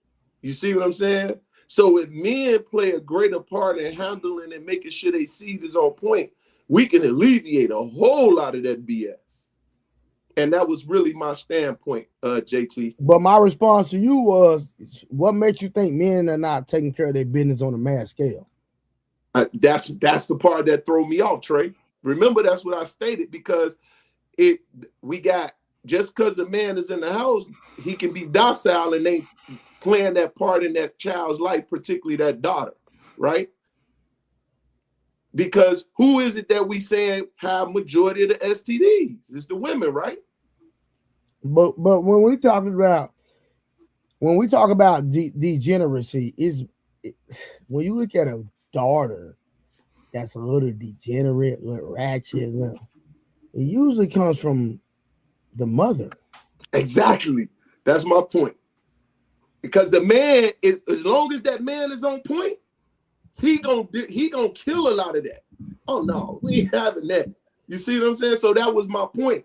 But just because some men are in the house don't necessarily mean that they are involved with their daughter like that as well. You see what I'm saying? So that's where the number throw me off. So when you asking men en masse, it throws me off because it's like, damn, let me look and see. And it's hard to really see in other people's households. So I'm a anecdotal, and I don't want to play that game with the rest of the guys because we talking about in general overall.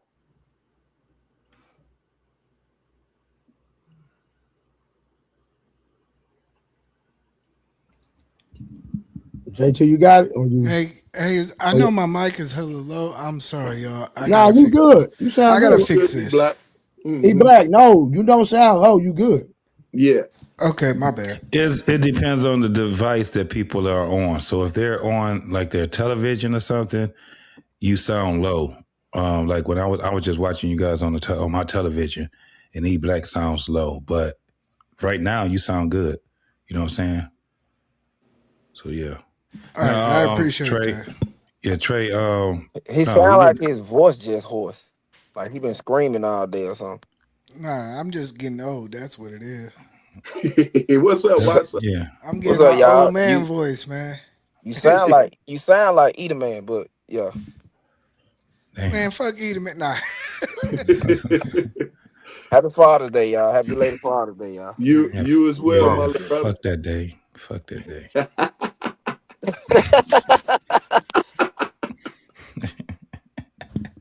Hey man, I'm happy with my little coffee mug and tie, man. My little girl showed out. She trying this year. She tried this year. Man, hey.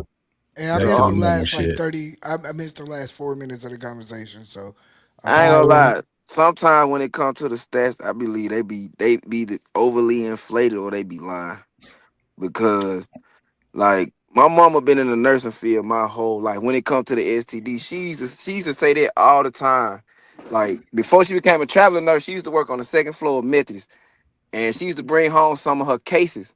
And I used to be going in there and sneaking in them. Man, the shit that I used, most of the women don't go to the doctor like they say they do. Like how they say men don't go to the doctor. She used to be showing me all this shit where women bear, they incubate, and they give out most of the STDs.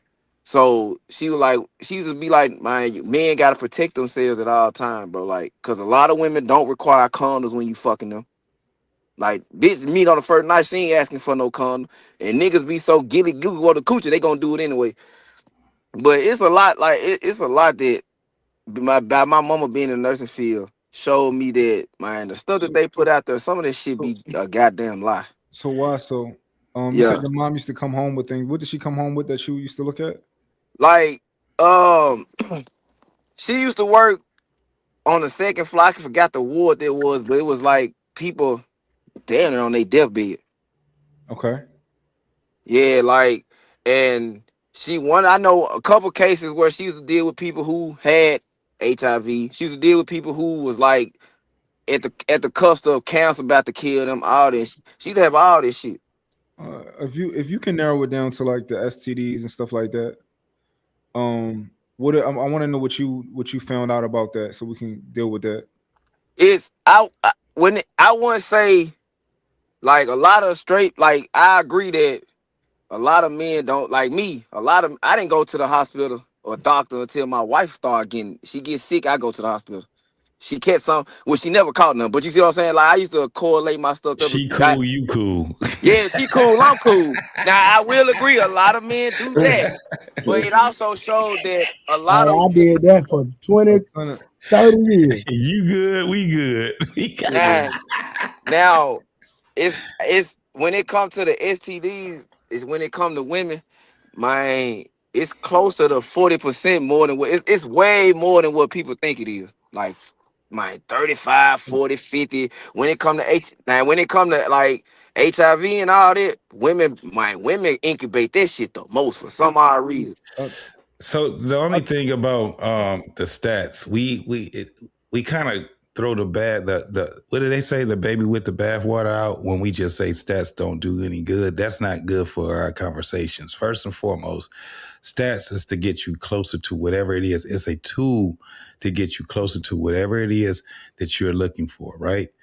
And then you got to understand there's regional stats, and then there's national stats, and then there's global stats also, right? So we have to use these stats, and then we have to learn how to read stats also. So like when you looking at the stats that Medium Man was just saying, a lot of it you have to go ahead and scrutinize yourself also. And that's why he invites you to scrutinize, because he gives all the information from where he cites his source. So even if you're seeing like what we're watching, if you go on his channel, you go into the description, he gives you all the sites that he also have on there also. But when we are talking about stats, we actually have to scrutinize them ourselves, right? Just to see if that's what it is. And then language isn't important. Well, right. not only that, you have to make a critical analysis of the E stats. Black. Yeah. He was cooking. Yeah. Well, I was adding to what he was just cooking. I was just adding to what he was cooking. I was literally just saying you also have to make a critical analysis of it too. Not just take the stats, just understand and make a critical original analysis of it. I think that's what he was pretty much saying by us having to scrutinize it ourselves. I think he was pretty much saying scrutinize doesn't mean critical analysis. That's a little bit more depth, but I was just adding. That's the whole point of me adding to it. No, but if we took stats like now, if we took some stats from the CDC, we would still have to scrutinize those stats ourselves because it's not all broken down. You know what I'm saying? It's not broken down to where we need it to be, depending on what our conversation is about. Just like when you see it, they'll say that, what was that you was reading, Mont, when it said 45% of men or something like that had STDs? Mm-hmm. Did it actually say if they were heterosexual, homosexual? Yeah, I broke it down. I broke it down by sexuality. So I went through, So that's what I mean by scrutinize. I don't mean it in a negative way. I just mean in a way of, you know what I'm saying, we have to literally get an understanding of what these stats are. And in most cases, those stats are closer than what we think they are. Mm-hmm. I think I think that we just highlighted something that's extremely important. You know, whether that's not really, I don't think is reflected much in statistics, is how often men in our community just don't go. You know, like women have to go, you know, for the most part. Like some of them don't, for sure, right? But when they just go to the doctor, go to their GYN, like they getting these tests done by default. You know the crazy part, cutting your wisdom, Mont? Yeah. They done lifted the time frame in which women actually have to get them now. Mm-hmm. Yeah. No, it's a difference between women and men. One of the things, and I don't think that's true when it comes down to STDs. When your shit fucked up, nigga, you going. Hey,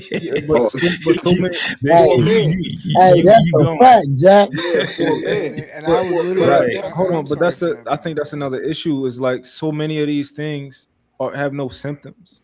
You know, like so many of these things won't show up in you, especially in a time frame where it's like, you know, like in a time frame where you need to be going to the doctor. And also when women get pregnant, like by default, they getting these tests done too. You know, but when you're talking about chlamydia, gonorrhea, syphilis, you talking about shit like that? No, them motherfuckers show up. All that shit show up for us. That's a fact. That shit show up. That's what my mama. I swear to God, that's what my mama. Show up. I'm talking. Hold on, Mont. I'm only talking about what JT just named. That shows up. If you got that, nigga, you know you got it. Ain't no because our private areas hang out. Women's private areas are inside. So men discharging this shit be burning way more. Like that's something my mom used to tell me too. Like a lot of these women be having this shit and be blaming the men. No, men know immediately when they got gonorrhea, chlamydia. That shit either gonna burn, gonna burn, or it's gonna discharge immediately. Yeah, but things like that house in Virginia, you got the house in Virginia for a long time and not know. Yeah, but well, I just think that a lot of these goofy ass niggas know. I think they know. They just don't do it. Hold on. Let's debunk it. Because I want to debunk it real quick. Most of the tests are by private physicians. These are people who are going to the doctor. Majority of these tests, are when you're talking about syphilis, gonorrhea, chlamydia, and all this stuff, are diagnosed by private physicians. So these are individuals actually going to the doctor. So when we talk about the male statistics, it's like men, we do go to the doctor. We work more. We got the insurance. We go when we get burned. It's really just I hate when we downplay, especially on Father's Day. We're downplaying the fact that, hey, we're not just some wild creatures out here just roaming around fucking. Like when shit get fucked up, we check on shit. And yeah, a lot of us ain't never got burnt because we really more safer than we think we are. Yeah, I ain't never had an STD. Yeah, so let's just be honest about this shit. So I think a lot of times the hesitation is to say, "Oh, men don't go to the doctor to get tested for the STDs they got," when we just don't have it. Nonsense, bro. Cut that out. All right, hold on. Let me read this real quick. So these are it says chlamydia symptoms are very common. Right, I gave y'all that one. It says many infected men have no symptoms at all, though. Chlamydia. Gonorrhea can be symptomless. Those symptoms are more common than chlamydia. Trichomoniasis. Trichomosis. Yeah, that thing. Nah, it's I forgot. Trichomoniasis. We used to call that shit trichomonia. Yeah, we used to call it trick. Yeah. It says most infected men have no symptoms. HPV, usually no symptoms. Most men never know they have it. Herpes, some men never develop noticeable outbreaks or mistake them for something else. HIV can be symptomless for years after initial infection. Syphilis, early symptoms can be painless and easily missed. Later stages may be silent for years. That's all I'm saying. Yeah, but no, you named someone JT didn't even name though. Yeah, those ones that you name, those other ones that you name, of course, that's what happens. But what happens with men is that when it doesn't happen, it goes to the other organs, right? So by that time, it still makes you inoperable, bro. The ones that's real common with us is gonorrhea and chlamydia. That's what's common. So, and this is another thing. A lot of people, I think we wear condoms more than anybody else do. Any other race, any other. So that's one of the reasons. Now, we used to have a clinic called Herman Kiefer in Detroit. Niggas was going there. They was going to Herman Kiefer. That was the clinic that a lot of motherfuckers, and that was in the hood. So it was motherfuckers that was going. So even when we look at the stats, you got to also understand of the region that you're in also. Some regions is just very, very high. Some regions is very low. So when you're talking about it in a national level, that's when, you know what I'm saying? Because if you in a hood, motherfuckers be thinking everybody is like that in every motherfucking spot in the United States. Motherfuckers is all fucking and then you go to another region, you're like, motherfuckers is not doing what they was doing over there. So that's why we have to rely on stats. But the crazy part is, and this is a fact, women spread more diseases than men. Yeah, they got a womb. I don't know how. We got to validate that. So the thing is about women, that's a proven fact. That's a fact, nigga. They carry everything. I'm okay with that, but I want to see the, ask any health professional, they'll tell you that. And it's not to shade women, it's just a fact. Yeah, it's just because they catch shit by not even sexual transmitted. They can be riding a bike. They wear the wrong panties. Yep. They got, you know what I'm saying? They got whatever they use for their menstrual cycle. If they allergic to latex and they accidentally use a latex rubber, they'll tell something. Yeah, but that's for those aren't those aren't STDs though. Yes, but from what I know, a lot of women catch from yeast infections and UTIs can turn into an STD in women for some odd reason. Wait, hold on. Say that one time. You said It's about yeast infection can transmission. turn How into an does STD? how do Yes. most things What get STD can it transmitted? turn into?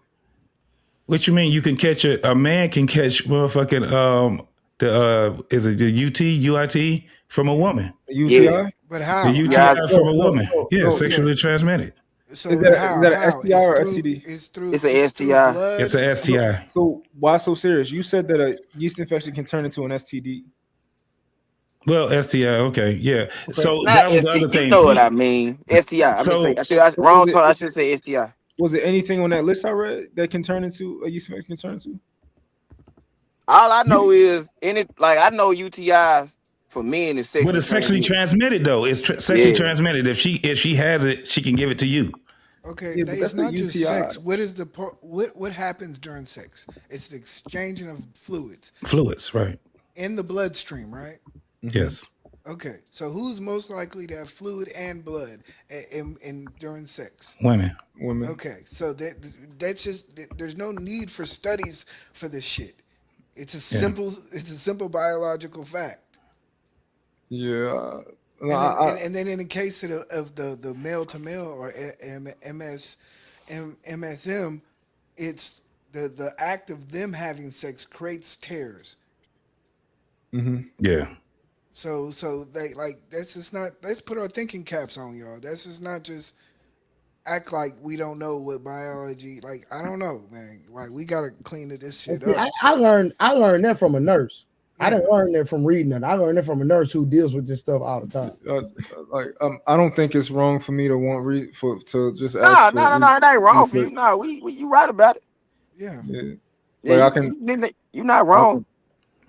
That's why it's kind of like I don't like using the word red flag, but it is an indicator to me if a woman does not have a OGBYN.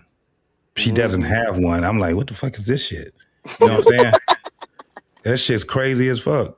You know what I'm saying? And it is women that don't have one. There's a lot of women that don't have. They don't go regularly, and so yeah. The only time they get their first OGBYN when they finally have a baby. Yeah, and when you talk to a lot of women, they are definitely like, you have women, they don't want men putting their finger in their pussy and shit like that, bro. A lot of women don't, you know what I'm saying? But them strippers, the motherfuckers they be getting all kind of, you know what I'm saying, UTIs, whatever the fuck it is, because they be having dudes with nasty fingernails or whatever. And they put it right into their goddamn coochie and shit like that. So imagine a woman that's being promiscuous. And she's getting a bunch of motherfucking different dingalings. A bunch of foreign shit. You know what I'm saying? So it's just a fact. Do you think a prostitute has more diseases than the average woman? Yes. Absolutely. Absolutely. No doubt about it. That's the number one hazard in her occupation. The number one. Yeah. So you think a porn star has more diseases than an average woman? Say that again? You think a porn star has more diseases Yes. than an average woman? Absolutely. So I heard two different things on that, right? So I've heard porn stars say every single porn star has caught an STD on set before. And then I heard other people say, oh, we get tested all the time.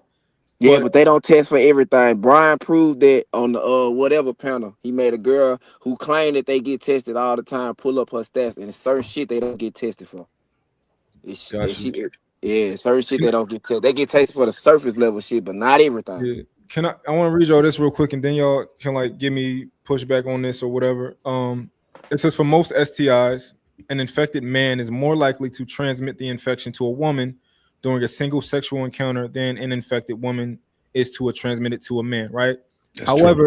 However, that does not automatically mean men are more responsible for transmissions overall in the population. Just think of it this way. Per sexual encounter for HIV, herpes, chlamydia, gonorrhea, and several other STIs, male to female transmission is often more efficient than female to male transmission. So if 100 men have sex with uninfected women, 100 infected women have sex with.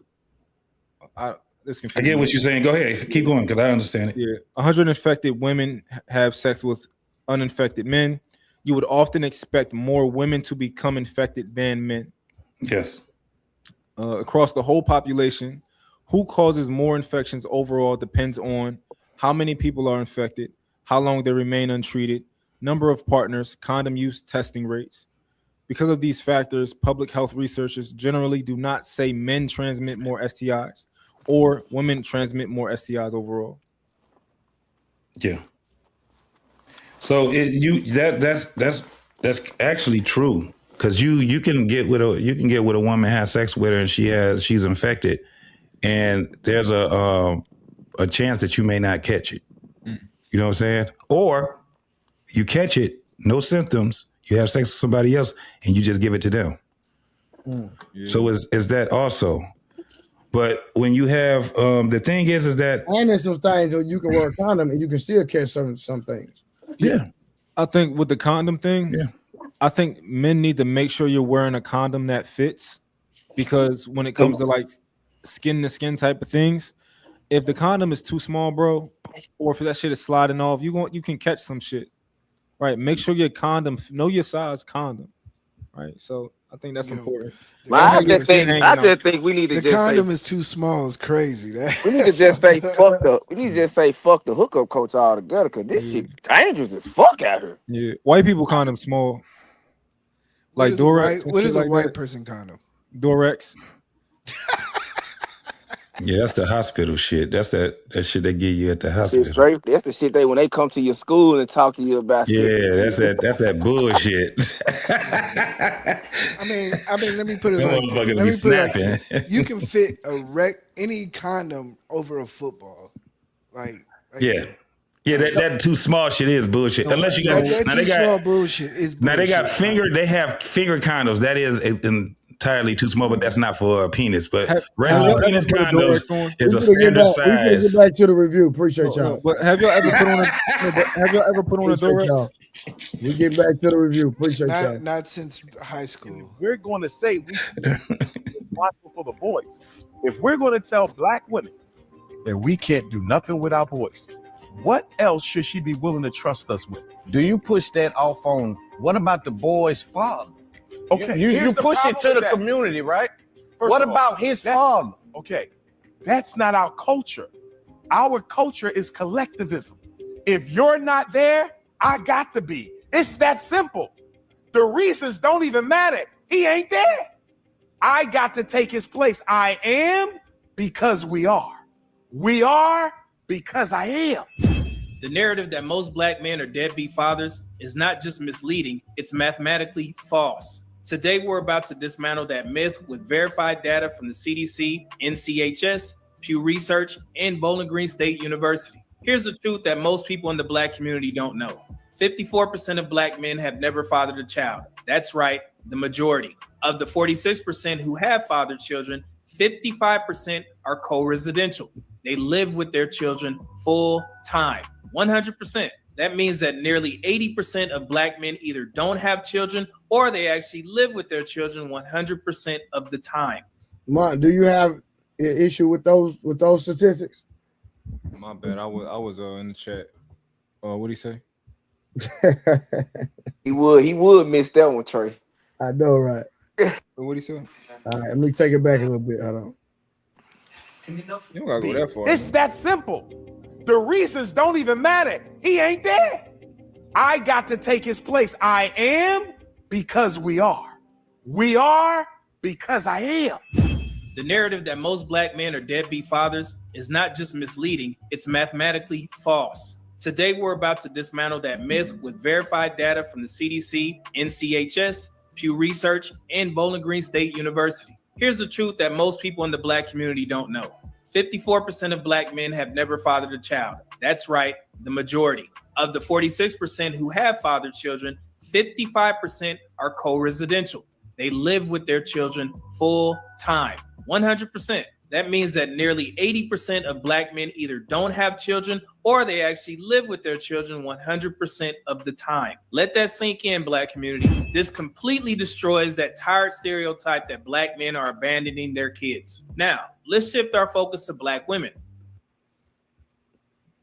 That talking point right there. That let's deal with let's deal with one thing at a time. So I want to know about the 54%. So according to the CDC, it says the 54% figure is real, but it needs context. According to the CDC data from the National Survey of Family Growth, about 46% of non-Hispanic Black men ages 15 to 49 had fathered a biological child, which means about 54% had not. The important part is the age range, 15 to 49. The statistics include 15-year-olds, 18-year-olds, men in early 20s, and men in their late 20s. A lot of men simply haven't reached the age where typical fatherhood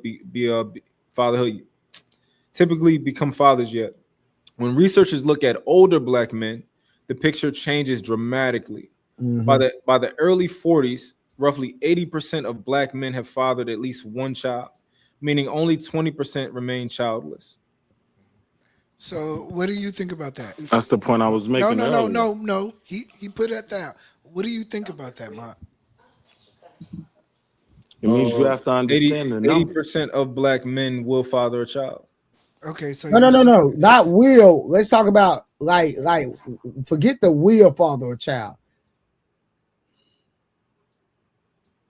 80% of Black men by the age of 40 will have a child. Because I've heard 85% of women will have children by the age of 42. But real quick, the same, right? I mean, it is basically, so it's once again, this is where I go back to critical thinking and analysis. You can't just throw out a number and say that without critically analyzing the data. Yeah. So what do you think about that? No, tell me what you think about it. No, you threw it out. Yeah, so give me a pushback. I don't have any pushback for it because it's stating exactly what it's saying. By the time you're 40, 80% of us are going to have a kid. One. That's nothing new. Yeah, I was just pushing back on his point that and then hold on, and then E-Black, regardless of the 80% having a child, right? Like that's not even something that's bad, right? No. So my thing is that 15-year-old through 49-year-old through age 49, like we just gonna skip over that. That's a big ass age gap. That it actually, when I hear it, it just sounds crazy. But you know that niggas is turn 50 and then everybody start to having the kids, whatever. No. What I'm saying is that like based off what you just read, yeah, the percentage of men that do not have children from 15 to 49 is how much? 54. So that's over half, regardless of the 80%.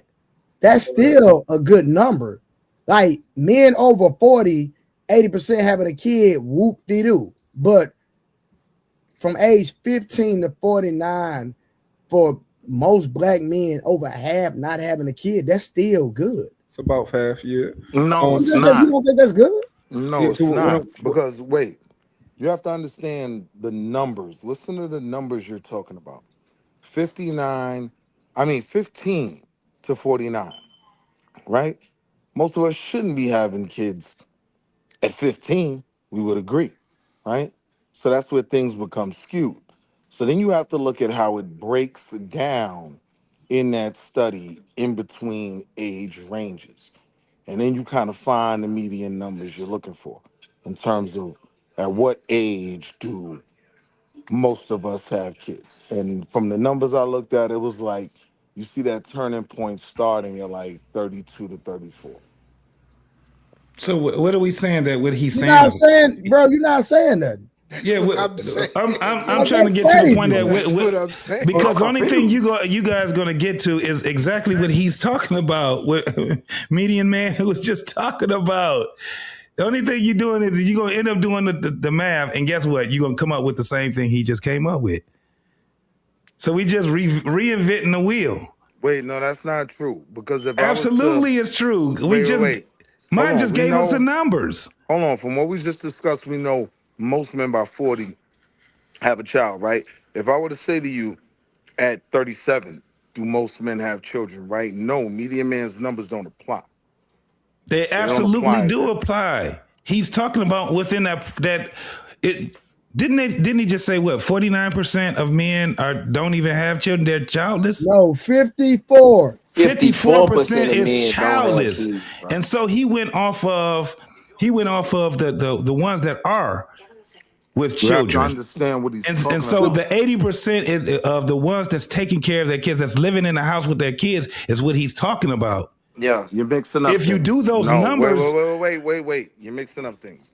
Number one, when he gives that number of the 50-something% again, he's talking about from 15 to yes, 49, right? So he's not. yes. So again, if I were That's to, still so good. again, wait.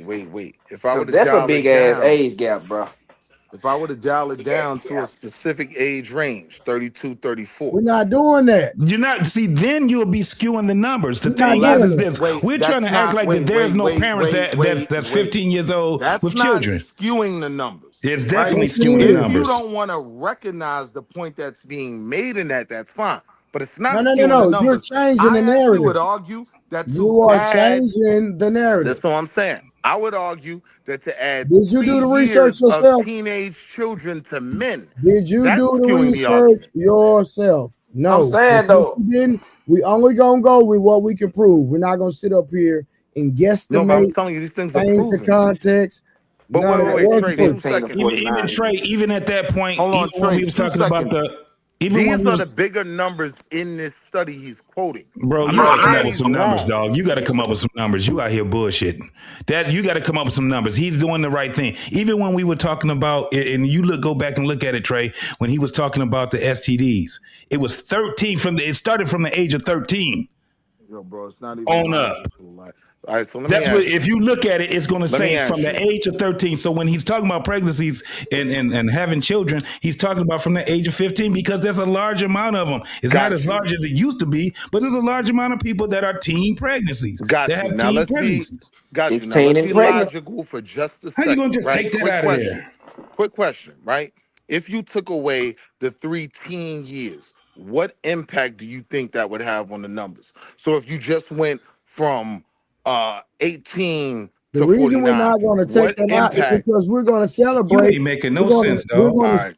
Wall Yeah, I Street. We're mean, going to celebrate the fact that even though we don't condone them having it, but they're having it. Let's just be Yes, that's the happy. Yeah, reality. so you're not listening to what it's a I'm good saying. number. You're not listening to It's what a I'm good saying. number What I'm too. saying is between 15 and 18, most of us do not have a child, Yeah. right?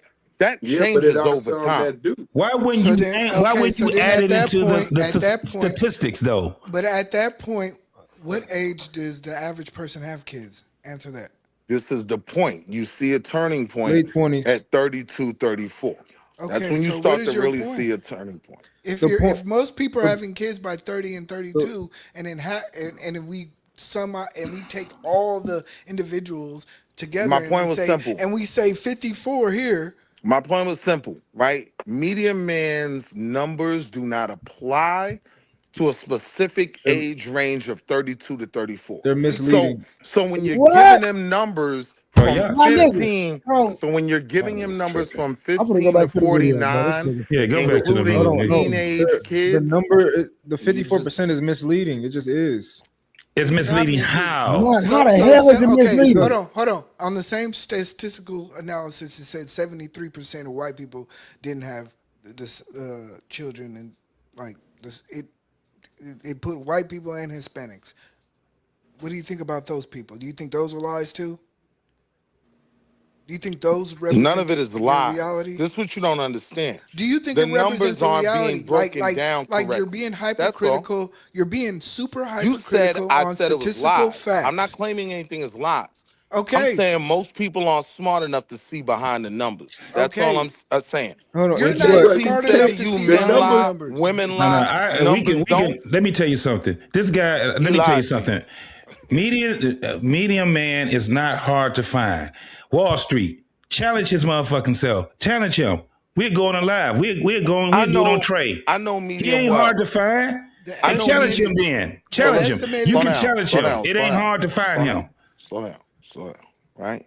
Number one, I want to be clear. You're It gonna wouldn't get even be a cooked. direct challenge because the numbers that he gave are correct. What I'm saying is it's the span of the ages. How that is he plays a spending? real impact Bro, in the you things tripping. we You talking tripping, about. dog. You tripping. I No, don't know what what you're you talking trying to about. do is take a certain age demographic to prove your point. Correct. And Yeah, the crazy, That's hold 15 on, exactly doesn't what I'm prove doing. his Correct. point hold on. because The crazy 32 is part closer Exactly to what is, I'm 40. doing. the crazy part is that still, regardless of what you're trying to prove, nigga, from 15 to 49, nigga, we winning. Stop it. Exactly. Yeah, but so this is my problem with it. This is why I think it's misleading to people reading it. Because if you take the bottom portion of the statistic, right? So if you go from age 15 to 20, and you say how many of those people have fathered a child, None of it's going to them. be extremely low. None of them. Right? Okay. It's going to be extremely low, reasonably, right? Yes. And then once you go up to the top, to the latter half, it starts to rise. Now you take that and you add it with the low, you put it with the lower one, and then it averages out to 54%. And I just think it's misleading to people. That's all. Correct. No, that's how statistics work. That's crazy. That's exactly how statistics That's work. crazy. Right. Bro, So if you Mike, got critical this is thinking the thing. skills, If this you the look at hold on. If you look at the stats that he broke down, this is what's crazy to me. You can do that. And it is broken down by 15 to 20 and all these different things. He already done did that. What he's saying is overall, people that's out here fucking and having kids, this is the statistics. You gonna tell me 15-year-olds ain't fucking? They ain't out here having kids? You out your damn mind. Yep. Not A small 54% number, of them. a very Not small number compared to. 54%. Ain't nobody said nothing of like my that, Wall child. Street. What is you so trying to if you say, took bro? if you took a range Let me of just 35 to respond 40, that, right? if you No, took a hold on, if you took a 54% range of my from 35, child's if you freshman took a class in range high from school 35 to are not 40, having children. That's oh the my point, gosh, okay, right? Bro, if he you took a already range, is hold already on, broken god down. damn, I'm sorry, Yo, go ahead, you've been E-Black. talking all Go night, ahead. bro. Respectfully, okay, I'm quick. Go ahead. you are Ask my basically wife. saying I'm quick. Let me you're just wrap it up basically quick. saying, God right? damn, why is it every Nigga, time I talk, you what? gotta talk? God damn. You like If that you're one? taking I'm a quick. range Just from ask my 15 to wife. 9, hold I on. just needed two If sentences. Look, it's very simple, right? God damn, my When you nigga, look at we those understand your lower, stupid when point. you look at those go? lower But We age, but his understand your hold stupid on. point. It's even very simple. When you look at that 3-year gap between 15 and 18, no, those numbers don't apply. Way more than 54% of them don't have a child. Okay, all The right, and number's then but damn near what do you 80 think is something. would you think is Goofy. wrong? Would you think it's wrong to take somebody from 37 to 40 and say those number apply?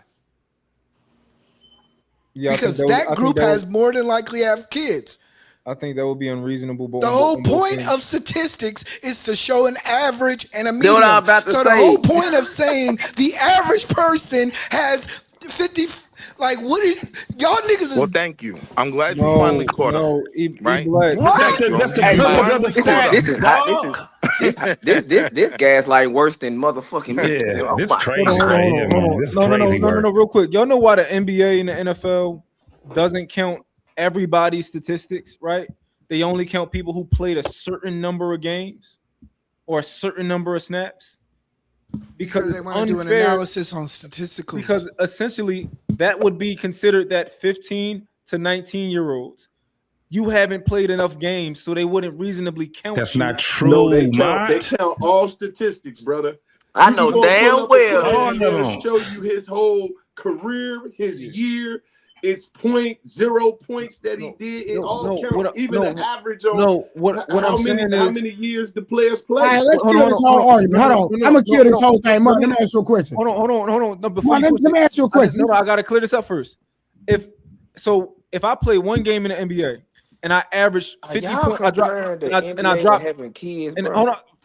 Let him make his point. Let him make his point. If I played 2 games, right, and I dropped 50 points one game and 40 in the other game, I averaged 45 points. They're not going to count that on the leaderboards for who averaged the most points this year, right? They don't. Because I only played 2 games. No, they average that out in the 82 games. That soon as they put you on the list to play, you on point. That game you average 0.0 points across the board. Yeah.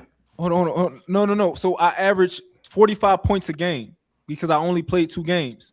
No, However, you're looking at it from a perspective you want to. That's not how they do the statistics, bro. Okay, go and look up a player and then come back. So you saying that if I only played 2 games that season, right? And then I look at how many points I averaged that season, what is it going to say? So if I here go the thing, man. You're looking at physical plan and on the playlist. If you're on that list saying that you can play that game, they count that.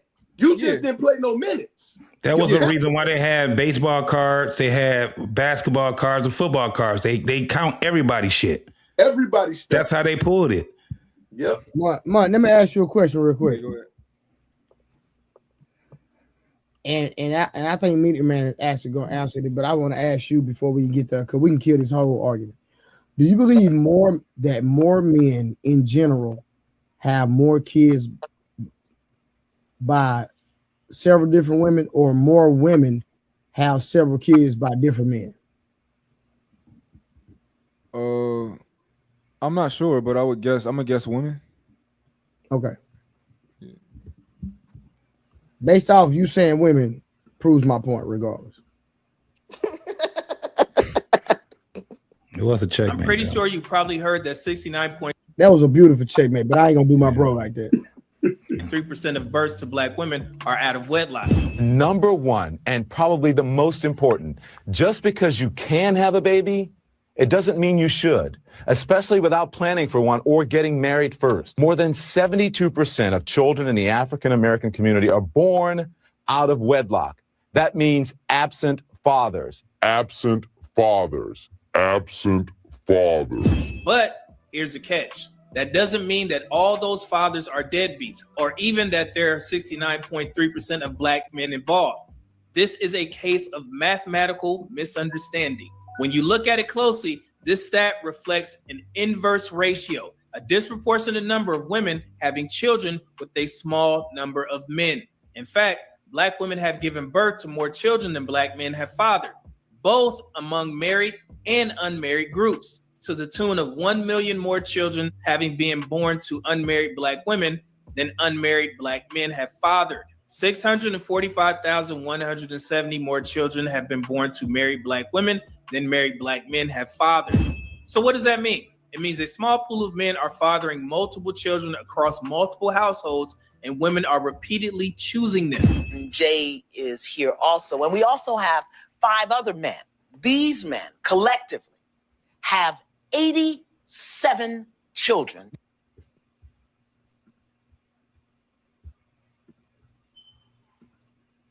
Hey, you want to know what's crazy? 3 dudes in Memphis got famous for fathering 87, like now, what was it, 83 kids amongst each other? No, those are the men.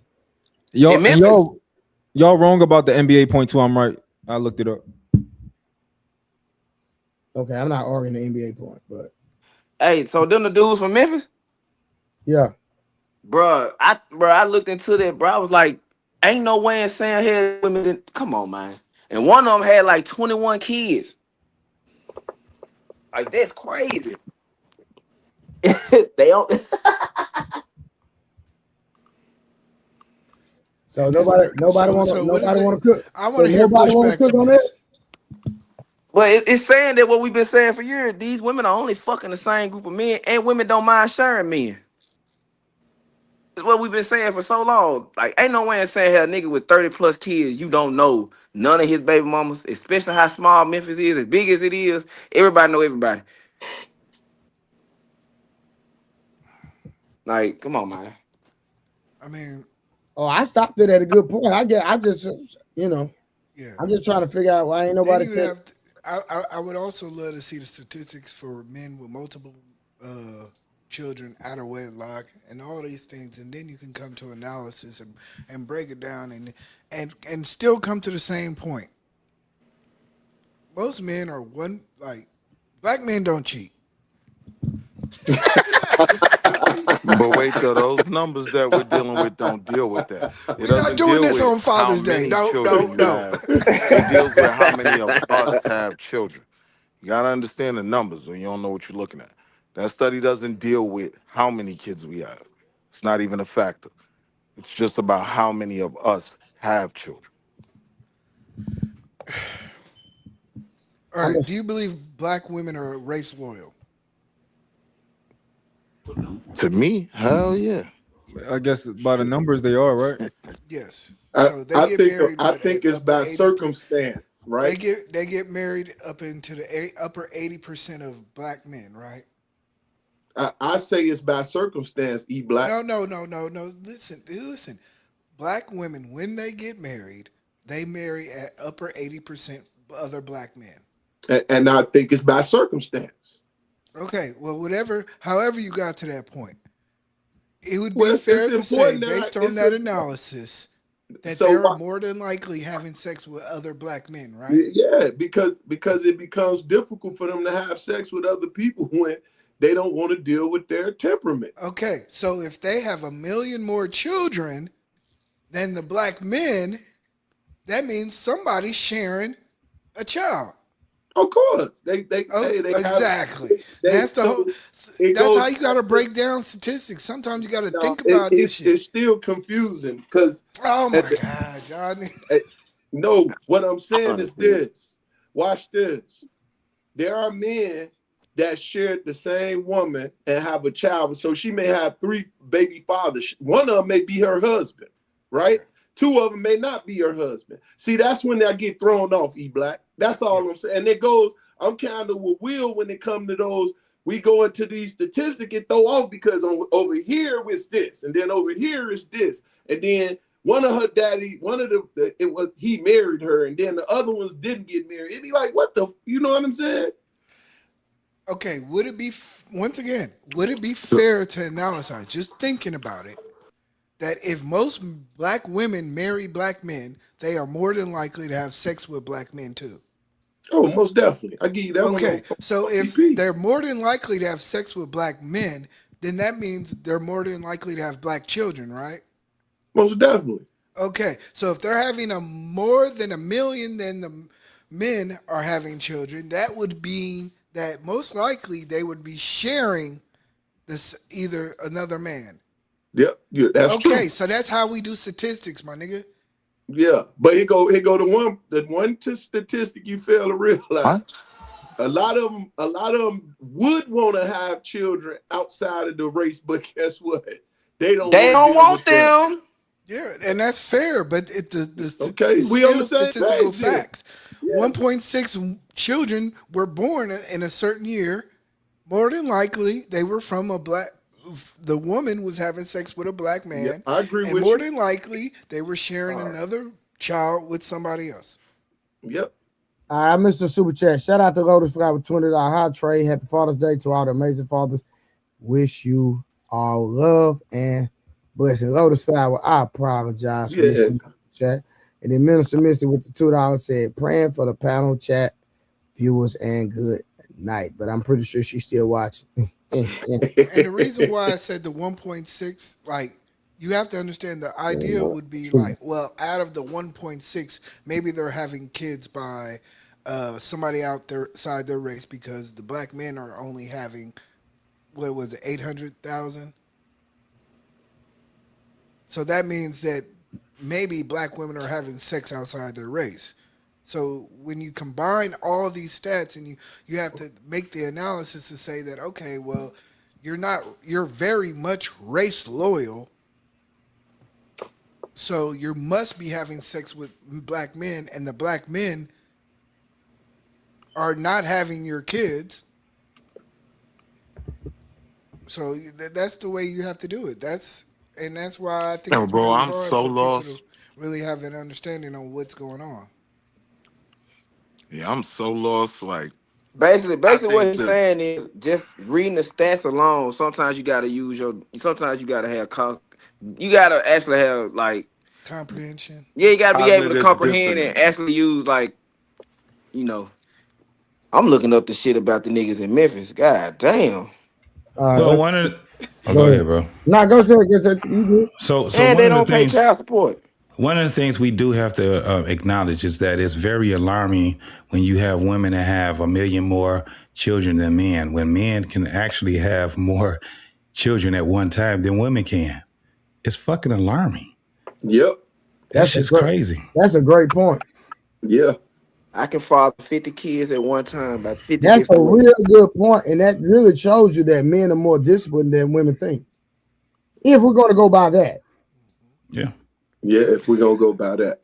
Now, But shout out it, to Edaman. Edaman would say, I think he said the other day, yeah, that's the one child that they claim. You know, he said that the other day. He was like, yeah, well, most men ain't signing the birth certificate. So, yeah, that 800,000 men, they probably got more kids than that. So, Yeah, that still lies on the host of birthing children, the woman. yeah, so. Marry 'Cause before you care. either she don't know who she had the baby by, or she's not telling who she had the baby by. that's the truth. That's crazy. That's the truth. But then it also go to access as well. A lot of them guys can't get that access. You know what I'm saying? So that got to be figured in that as well. Because they probably would have more children.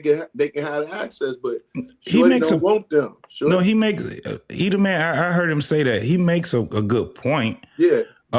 You know, it's you got men that don't even know they have children on this earth. You know what I'm saying? Yep. And so that does make a good point, but it's just what it is. They don't know they have children.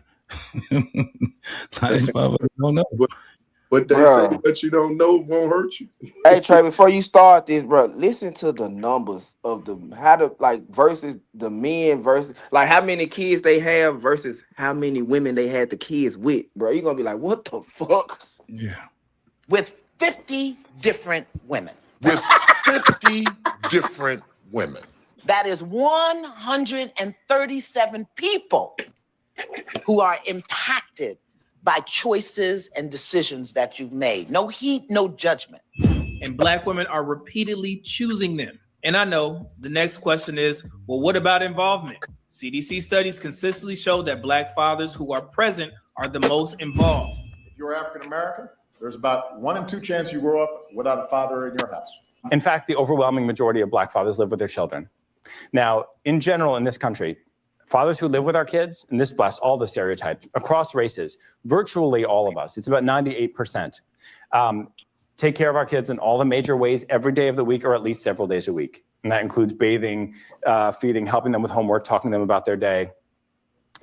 And among that group, Black dads are the most involved. In such categories like feeding, reading to their children, attending school events, and providing emotional support. So to summarize, being unmarried does not equal being uninvolved. And also, fathering a child does not equal being a deadbeat. This is not an epidemic of absent fathers. It's a misunderstanding of data and a failure to recognize patterns of selective mate choice. If 54% of Black men are childless and 55% of the fathers live with their kids, then who are we really talking about when we say Black men are deadbeats?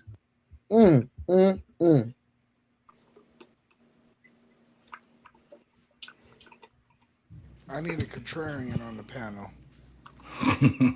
Well, you actually have one. He's right up under you. I mean, this is crazy. And listen, this is the crazy part. Like when you see women in the comments getting upset at facts, like it's not our fault, and we're not putting this judgment on all women. The facts are just a fact. The stacks are just a stacks. Y'all hold it down. I'll be right back. Yeah. It's not even about. Oh, go ahead. Because I'm gonna say you can say the dudes that's like, let's say we talk about the 3 niggas in Memphis that fathered 87 kids with 50 women. You can say them niggas irresponsible too, because some of them was in and out of jail. Like TYB, like he was in and out of jail, bro. Like they ain't say their names, but Tyrone, like he was a frequent flyer miles in prison. So how the fuck is he having all? And he's the one that had the most kids. He had 28 kids with 17 women. So how is he frequent flyer miles in jail and still having all these goddamn kids? Like the men play a role in that too, but damn, the women choosing these niggas. Well, that's the whole point that we have. I think the most frustrating thing for me is that when you have somebody that's saying, listen, I can die from having this child. I can get sick from having this child. I'm doing all the heavy lifting when it comes down to carrying this child, right? Mm-hmm. Why would I do that for a nigga that I really don't respect, love, or care for? I just like him for the moment. Why the fuck would I do that, right? So when as men, we look at it as when we get a lot older. It's sad to say when we start getting older, because when we're like teenagers and stuff, we're trying to figure this shit out, right? And a lot of times with us as men, we don't just automatically, a lot of us don't automatically just start getting a bunch of women falling, behind us. There's a lot of motherfuckers that ain't start having sex until they was in their late teens and 20s. And you know what I'm saying? And a lot of it came from because women don't find them attractive. The guys that they find attractive, they don't really respect them, right? Yeah. Because if they did, they'd be at least in a long-term relationship, even if they wasn't married, right? So when you're looking at a lot of these things, you're saying, well, shit, we're going to still stand on it 10 toes down when we say women, y'all have the access to this shit and y'all be giving up y'all fucking access. If women sat back and told men, unless you marry me, I'm not fucking you, it'll be a lot of motherfuckers getting married. They'd all be married. That part. They all be married. It'll be a shitload of people getting married. That's what happened. That's not new under the sun. That's what transpired. In a period of time when courting was in the play, you had to meet my father. You cannot get this box unless you met my father. Now, was it some that snuck off? Yeah, we know that. But a lot of times you had to meet the old man in the family before you was even able to sniff on it. Yeah, but even the women that actually did it right, they would fight that point, right? They're going against the ideology of this. And I'm still not understanding. It's just at a point where we as men, we just conform to whatever it is that goes on. We conform. I don't think we conform. I think we just adapt. I think men are. Bro, if you had a woman that said that she want a man, if you had a bunch of women saying they want niggas to be, you have to actually be a nigga that's in STEM. You would see a bunch of niggas in STEM. Every nigga be in some type of form of STEM. And when you look at the statistics for, say, Asians, Middle Easterns, Indians, they get married way later, and they have educations, and they have children later on. Yeah, because but you they know have it's cultural standing on that. You can't bring Ahmed, you can't bring Habib, you can't bring Abdul home without the degree. They're very much like, but they're just as sexually active as us. And then Asian women are more likely to step outside their race than any other race of women. So, let's look at it like this in America, right?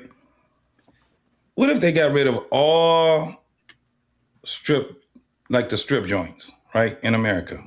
Please don't do that. No, we're not doing all that. They definitely need to do that. No. I don't even like this scenario, man. Follow me, Black. Follow me. Although especially my frequent flyers, although you won't really like it, right? But you will conform to it.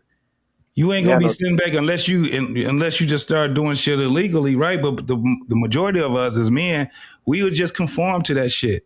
We won't sit back and fight that motherfucker tooth and nail and nothing like that. Now, this is my thing. This is my point. Who does the strip club benefit other than the owners? The women. The women. That's it. It only benefits them. It don't benefit us. Matter of fact, it tears up a lot of our fucking relationships. It puts niggas in a bind too. Let me explain. It would tear up a relationship because a nigga end up finding a chick that he really likes, and she says she's a fucking stripper. He goes along with that shit for a while. Hold on, let's calm down. Now listen, he goes along with that shit for a minute, right? Stripper bitches alone, man. I'm just saying. This is what makes us as men, we the motherfucking guinea pigs. Yep. Because although if they just said it's illegal to have a strip club in America, yeah, we'd probably be kind of complaining, but niggas ain't gonna be going out here marching and shit. We'll just conform to the bullshit. Hey, the ones that's gonna be marching is gonna be the women. Yep. Hey, somebody on the panel said it a while ago. If women were actually fucking the men that cried to them, all men would cry to women. Literally, if women were if women that was 13, 14, we're gonna say 17, 18, damn, they're grown in certain states. The women who were like 18, 19, if they were fucking the niggas from the classified schools, the nerd niggas, I want to be the niggas in the AV club. If they were fucking them, every dude would be a fucking nerd. So when we're saying this to women, though, they fight against that.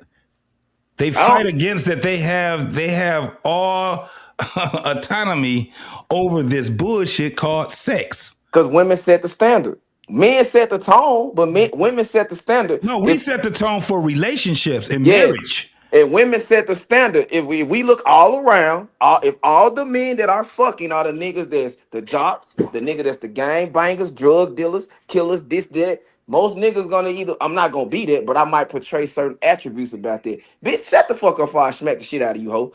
If I know they get your coochie wet, I might start talking like that. No, but hold on. I just said something that was, you know, I'm flipping it on the men now. We have the autonomy for what? Relationships. So if we ignore the hoes, we didn't even show them any attention, and the only thing we was focused on was women that was trying to be women, guess what? We would change the game also. True. That's like saying, okay, I drive a sports car, right? That's a double-edged sword. I though, would Willie. put premium JT. gas in. I would put regular gas in my car because it's cheaper. But I know for a fact I need to put that premium in it because I know what it does for me. So it's not about access. It's not about price, and it's not about cheapness of it. It's literally about like the standard of what I have to do. I don't want my car fucked up. You get what I mean? So what you're saying is like, oh well, if men had standards, then they would be like, oh, we'd get regular gas. It's like, no, We would change. We would just change. No, the thing just is adapt. that we would change. No, women they would conform. They would start adapting. But but only if I get the premium car. If I'm getting a premium car, if I have a premium car, then I'm only gonna get premium. But you gotta realize, back in the 40s and 50s, all we was shit. getting was premium bitches. We wasn't getting regular gas hoes. What the fuck? Hold on, watch this. JT, you have that happening now. Mm-hmm. Yep. I was gonna say that, Trey. I was women are conforming. Wait, what's happening now? Women conforming. Yes. That they're really 304s, but once they see, especially once they get in their 30s, when they retire from the strip club, get out the pole, then they conform to being a side bitch. No, they conform to be a manipulator to get married. So they really don't be into the guy, but they know they can't go around being a thought. So they conform, go get a job, attract a man that'll take care of them for the rest of their life, and then boom, she up. So that's all they're gonna do is conform. That's all they're gonna do, and still be with me, and they really truly don't want. No, so what the thing is that of course it's happening right now, but look, we only in the first stages of that shit. So once you start getting to a point where motherfuckers start, just like how you just figured that shit out, more men are gonna be figuring that shit out. Nah, they like when we asking questions like, do you ask for body counts and all that? And motherfuckers be like, nah, I don't care nothing about a body count. But in all actuality, you do care about it. It's not the body count, it's the body accountability. Because the thing is that we have to find out what their history is about. They didn't have to be with a whole bunch of niggas to be a fucked up ass woman. They could have been with one nigga that was out there doing some old toxic shit, and she was doing toxic shit right along with him, and they was together for 20 fucking years. Now something happened where him and her ain't together no more, and she go out here and do that conforming bullshit. Niggas start getting a lot more smarter as the generations go. I'm just saying that at some point we both got to understand, women and men, that when it comes down to the sex, no, women run that shit, because us as men, we don't. When it comes down to it, nigga, we just want to fuck, right? JT, so if they understand that we just want to fuck, then that's what they're gonna promote. And they get a what you call it, a ROI, a return. It may not be forever, but it's just for that time. JT, do you believe that most men are suckers? No. I'm talking about when it comes to a woman. Most men. To a big ass degree, yes. Yeah, Yes. I gotta say yes, because then if I say no, then that goes against my whole fucking point. Niggas are suckers for a whole bunch of shit. Yes. So yes, I definitely say that most men are suckers. Yeah. I'm gonna let that marinate then. Yeah. No, it's like I said, I'm listening to what you said, and I heard what you asked me. So if I said most men wasn't, whatever I just said, you have to erase all that bullshit right there. You have to erase everything I had just said. No, most of these niggas is on some sucker shit. So look, I asked you that because what you said sound good in theory, but only thing I'm talking is theory. What is happening is niggas is on sucker shit. Facts. Yeah, niggas is on sucker shit, no doubt. They too, man. Man, that's crazy. I'm just saying that I wanted to just even out. I didn't want the audience to think that we just bashing women on some bullshit. You know what I'm saying? No, because they can't think that, because we're only talking about, so far we're talking about statistics and what can be proven, and we're debunking the narrative on black men. That's all that is. Yeah. So if anybody is taking this in a negative way, like we're bashing black women, they're just disingenuous and they're not actually listening to the conversation. Yeah, I feel you on that. Most definitely. I ain't gonna lie though. 28 kids. We're talking about a very small group of black men who continue to be chosen again and again. Often the least stable, least committed, and most problematic. So let's stop pretending that the entire black male population is the problem. The issue is a pattern of mating and reproductive choices that's gone unaddressed in the black community. Yes, the focus needs to be on black women and how. So basically, he's saying in his situation with all those kids and all those women, that just a few toxic men got all them women pregnant. Yeah. So he's pointing the finger at the women. Like, how y'all let these trash bomb niggas get all of y'all pregnant? Yeah. That makes a lot of sense. You already know this nigga got 5 fucking children, and you want to be the 6th motherfucking baby mama? You signed up for that shit, bitch. Sierra. And if you get lied to, that means you didn't vet that person properly. Right. Facts. They mate select. According to the CDC's National Health Survey, 61% of black women between the ages of 15 to 44 have ever given birth to a child. That's 6.4 million women. But 69.3% of those births were outside of marriage. So just like with the men, most of these children were born out of wedlock. I'll leave you guys with this. The black community deserves the truth, not tired tropes. It's time we retire the deadbeat dad myth, because the numbers tell a different story. One of commitment, presence, and responsibility by the majority of black men. Let's hold individuals accountable, but let's stop slandering the collective. And maybe, just maybe, it's time to talk more honestly about the make selection of black women and the expectations that we have of them, and dismantle broken home cycles. Our families are too important to allow lies to lead the conversation about black fatherhood. Dr. Umar made it seem like black men are just Neanderthals, running around here spreading diseases, just cheating, all this type of stuff. And y'all don't see a problem with that? And this is supposed to be a guy that we consider a leader in the black community. To get up on that stage and say that about black men in front of black women, that is embarrassing. Every time that I do these types of videos, I don't want that small minority of black women to feel that I'm sitting there directly trying to attack them. It's just the fact that in order to protect the black male ethnic image from people like Dr. Umar, we have to level set the conversation.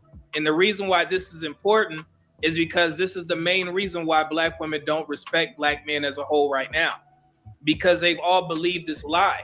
And when we have Dr. Umar perpetuating this lie, and he keeps pushing this narrative, we're going to get every generation of black women feeling that this is the same way. And that's why we can't partner with black women, because of the fact that they believe that all black men are less than. And at that point, can you blame them? If they've been told that black men got scabies and lice and they've, carrying all these diseases, y'all out earn us, you're more educated than us, we got all these kids running around, why would you respect the class of men that had all of that working against you? So black women, I don't think as a whole, they don't understand how that's affecting them long term. But I do. I look at the statistics. I see that black men's interracial marriage rates has increased to 1 in 5 married black men. Black men aren't dealing with this shit no more. This is a new wave of free thinking black men, and I don't think the black community is ready for that. These black men over here have stopped responding. They're just doing. And with Dr. Umar spreading this type of rhetoric to every black woman, you've seen how did you hear the crowd when he started going off, about all those STDs? They weren't saying, no, that's not true. They were cheering him on. So ask yourself, everybody in the chat, ask yourself, what if the reverse was said about your women? And we was going around there saying this, would you respect our group of women? No. And that's why this hurts black relationships, black marriages, just our friendship alone in the black community. Because we got so-called leaders like Dr. Umar putting this message out there. And that's why it's important. Dr. Umar is an educated man. So for him to sit there and say that about his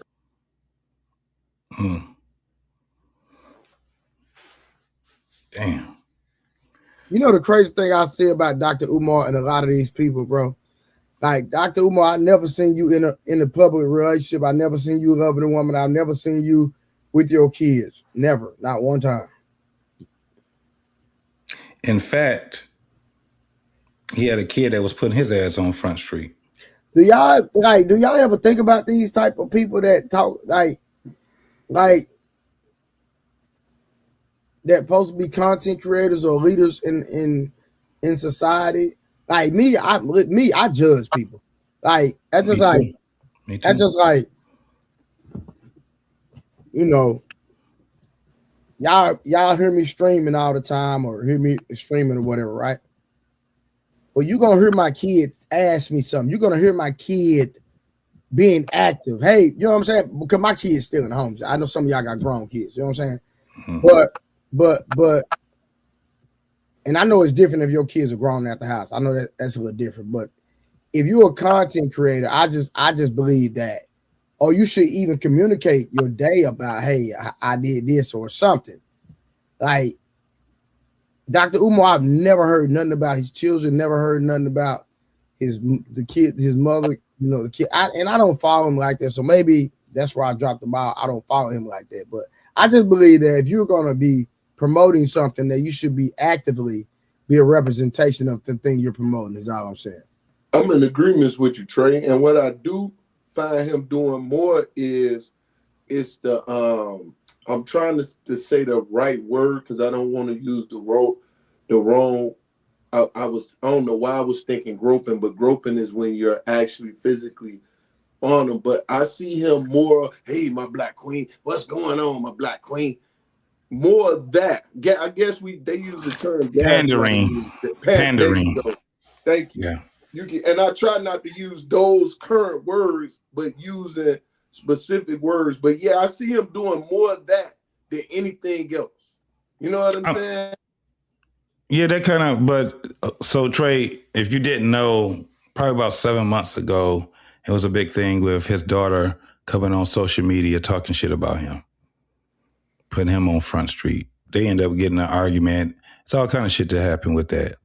You know what I'm saying? Her mom and him getting into it and stuff like that. So Dr. Umar Johnson had kind of like messed himself up because he did a lot of things, especially once he started getting into beefs with people and stuff like that.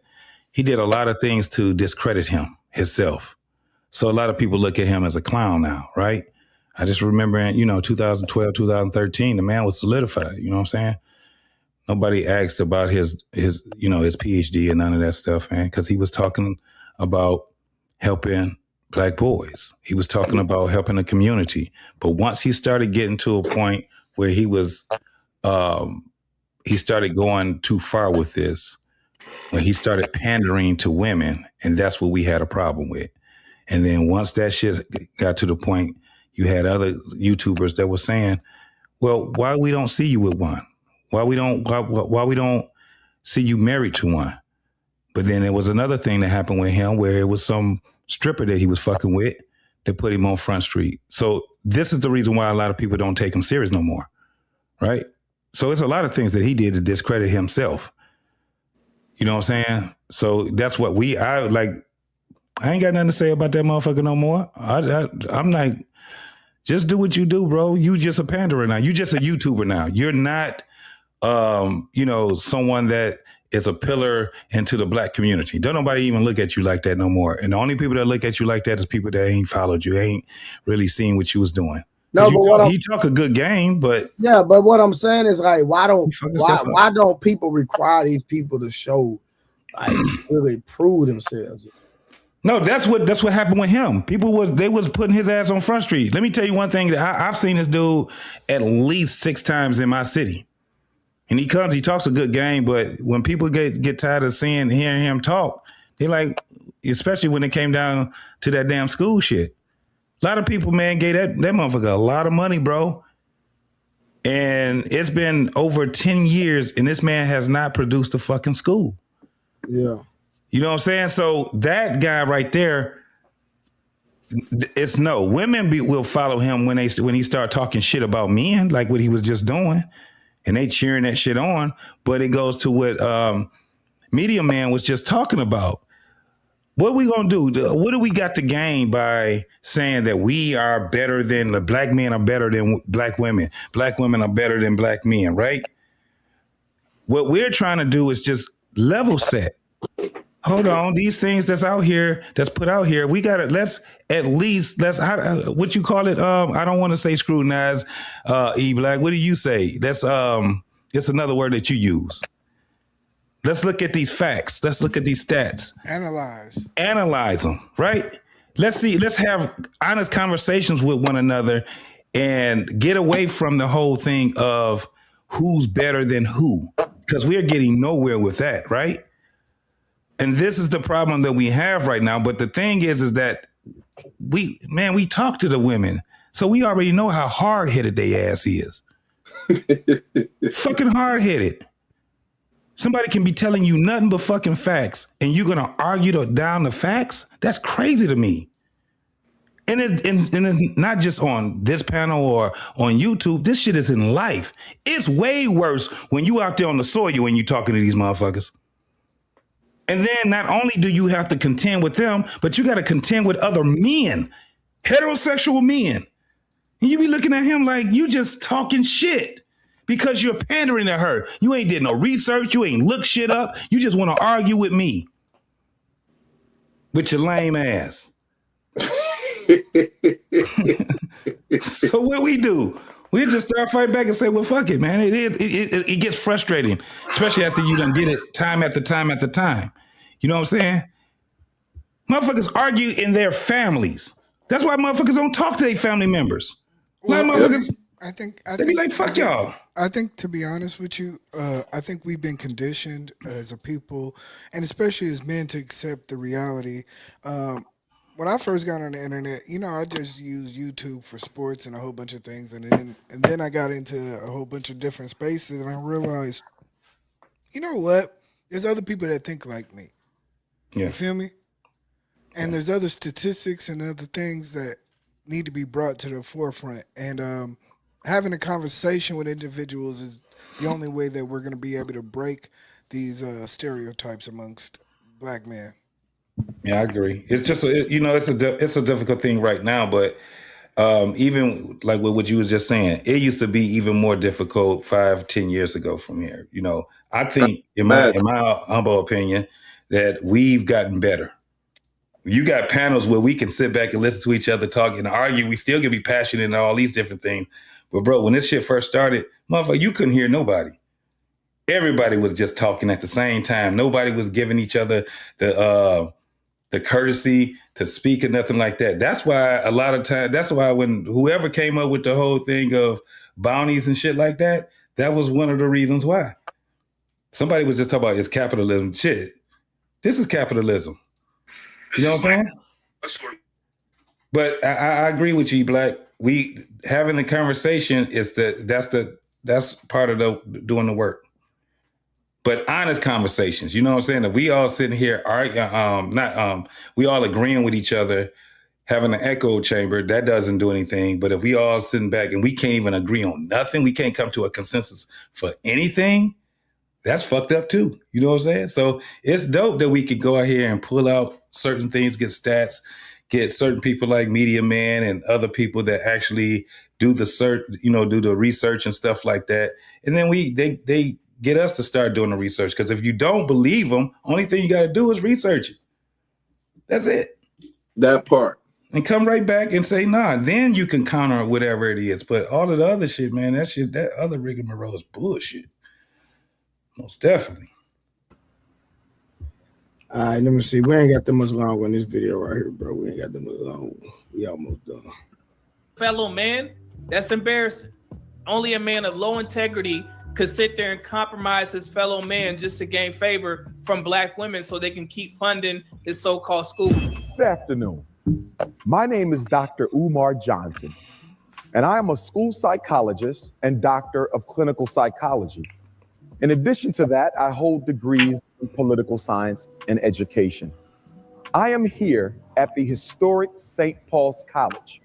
This beautiful campus, 135 acres of which I hope to make the Frederick Douglass and Marcus Garvey RBG International Leadership Academy for African children. Because after we open up Fred Douglass, Marcus Garvey, Envy, it's going to be Diana Douglas and Amy Garvey. We can't leave out the girls. A lot of women come at me, especially the feminists. They say, why you're not talking about the girls? Well, guess what? If I save your son, I'm saving the girls because he's going to be a strong black man who could be a husband to somebody's daughter. But we're not going to leave out the girls. We're going to open up the Anna Douglas, Amy Garvey. We have two buildings. The Frederick Douglass building, that's the high school. Modern gym, modern schools. These are not old schools. These are modern. Marcus Garvey building is right across the street. They face each other.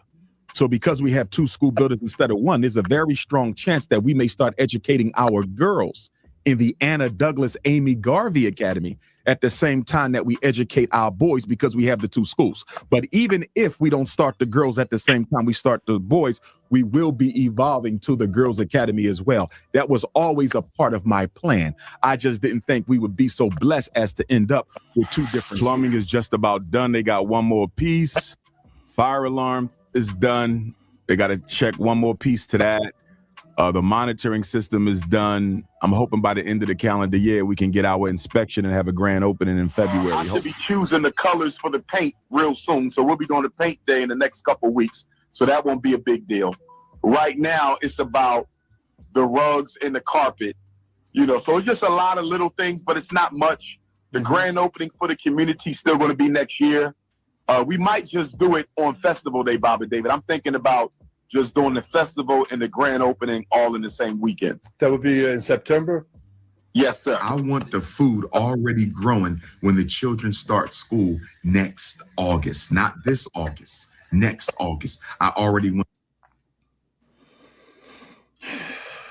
All right, the rest of that is just him talking about the goddamn school. And we know, actually, I think a week ago, they showed where they just waiting on the inspection. They got the floors done, got the doors done.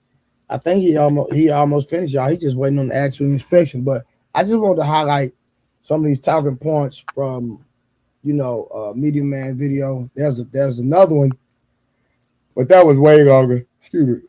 And I don't even want to go in. I think we had a good conversation about this. Anybody want to say anything based off what we went over? Or if y'all want to change the subject, segue into something else, it is what it is. No, I mean, I think we did a good job at it, bro. I don't want to beat a dead horse. You know what I'm saying? I've been talking about this shit for some years now myself, so I think we had a great conversation. We got our point across. I think so. All right, for sure. Anybody got anything else? We can go in another direction. I'm chilling. Yeah, hit it. Or is there anything else y'all want to review or so? Just put in the back chat. Yeah. I ain't really found. Let me go check some stuff real quick.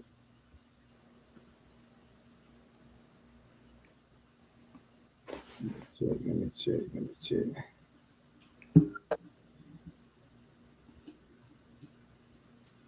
T Black, you got a mug, huh? Let me see the mug, man. Don't be bragging on the mug and don't show it. Hold on. But like you didn't get into this little fight that they got with Happy and them guy coming up. You didn't get in this one. Hey, Black knocked the nigga out. Shit. Did he? This last one, yeah. I He went the champ. out the one you was talking about, JT. I was dying laughing, bro. Yeah, man. I don't know why Trey ain't get in there. There's somebody that wanna get in the ring with Trey. They scared of him. No. Listen. First of all, it's gonna cost money to get me in the ring. So, you know what I'm saying? You gotta pay me some real money to get me in the ring. So, you know what I mean? All right, this ain't no recreation over here. Only way you gonna get me in the ring for me to even play with it is if I don't like you, and it's two niggas I don't like. Yeah. Point them out. I'm telling you right now, one of them, don't even try. I've been wanting that one. I will fight them niggas for free. Hey, I've been wanting that one for man. Look. Hey, Black, I don't know why they thought you was a little nigga. They thought Black was a little short nigga, man. It looked like. Hey, JT. It looked like. Them two, listen, I say, only way you gonna get at me is if like, only way you gonna get at me is like, cause you know, I done it on, you know, I train professional fighters. So my knowledge and levels is like, I wouldn't even play like that. But a nigga I don't like, I'm gonna get, like, if niggas don't want to fight me, I'm not even interested. You know what I mean? But a nigga I don't like, I want all that for sure. So let's get it in. You give me a reason to want that, I want that. So it's how did we get to this conversation? Because I had stepped away. I was just asking you. You didn't get into this next one. You knocked somebody out though. Nah, man. I'll be honest with you. I'm surprised I ain't get called out because I called my fade out. But yeah, I realized what it was. Like I did them crucial, so it's like. Niggas ain't gonna want to do that shit for YouTube. Look, hey, tell them. Hey, tell them, them niggas got quiet after that last one, didn't they? Niggas got quiet on the motherfucking internet. Like, I get it. It's like it's only people that gonna really call me out is somebody who like really is trained. So it's like. Yeah. I already knew what it was. I knew I wasn't gonna get no credit for it, and I knew what it was gonna be after the fact. So it is what it is. Yeah, but hey, look, it was hey Trey, motherfucker was sitting there talking all kind of shit. Niggas said, what? Shut the fuck up. And nigga, I'll beat your ass. I was like, hey, we got a little hookup. What's happening? We gonna put you on the card? Yeah. Oh, niggas start getting quiet. Nah. He's like, hey, nigga, I'll fly you out. What's happening? What we doing? Yeah, well, we gonna make it happen for you. You want some money? Niggas got quiet, boy. They started coming up missing. We offer one because I know who you're talking about. We offer one guy. We were like, yo, we gonna set it up.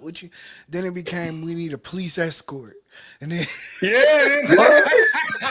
what?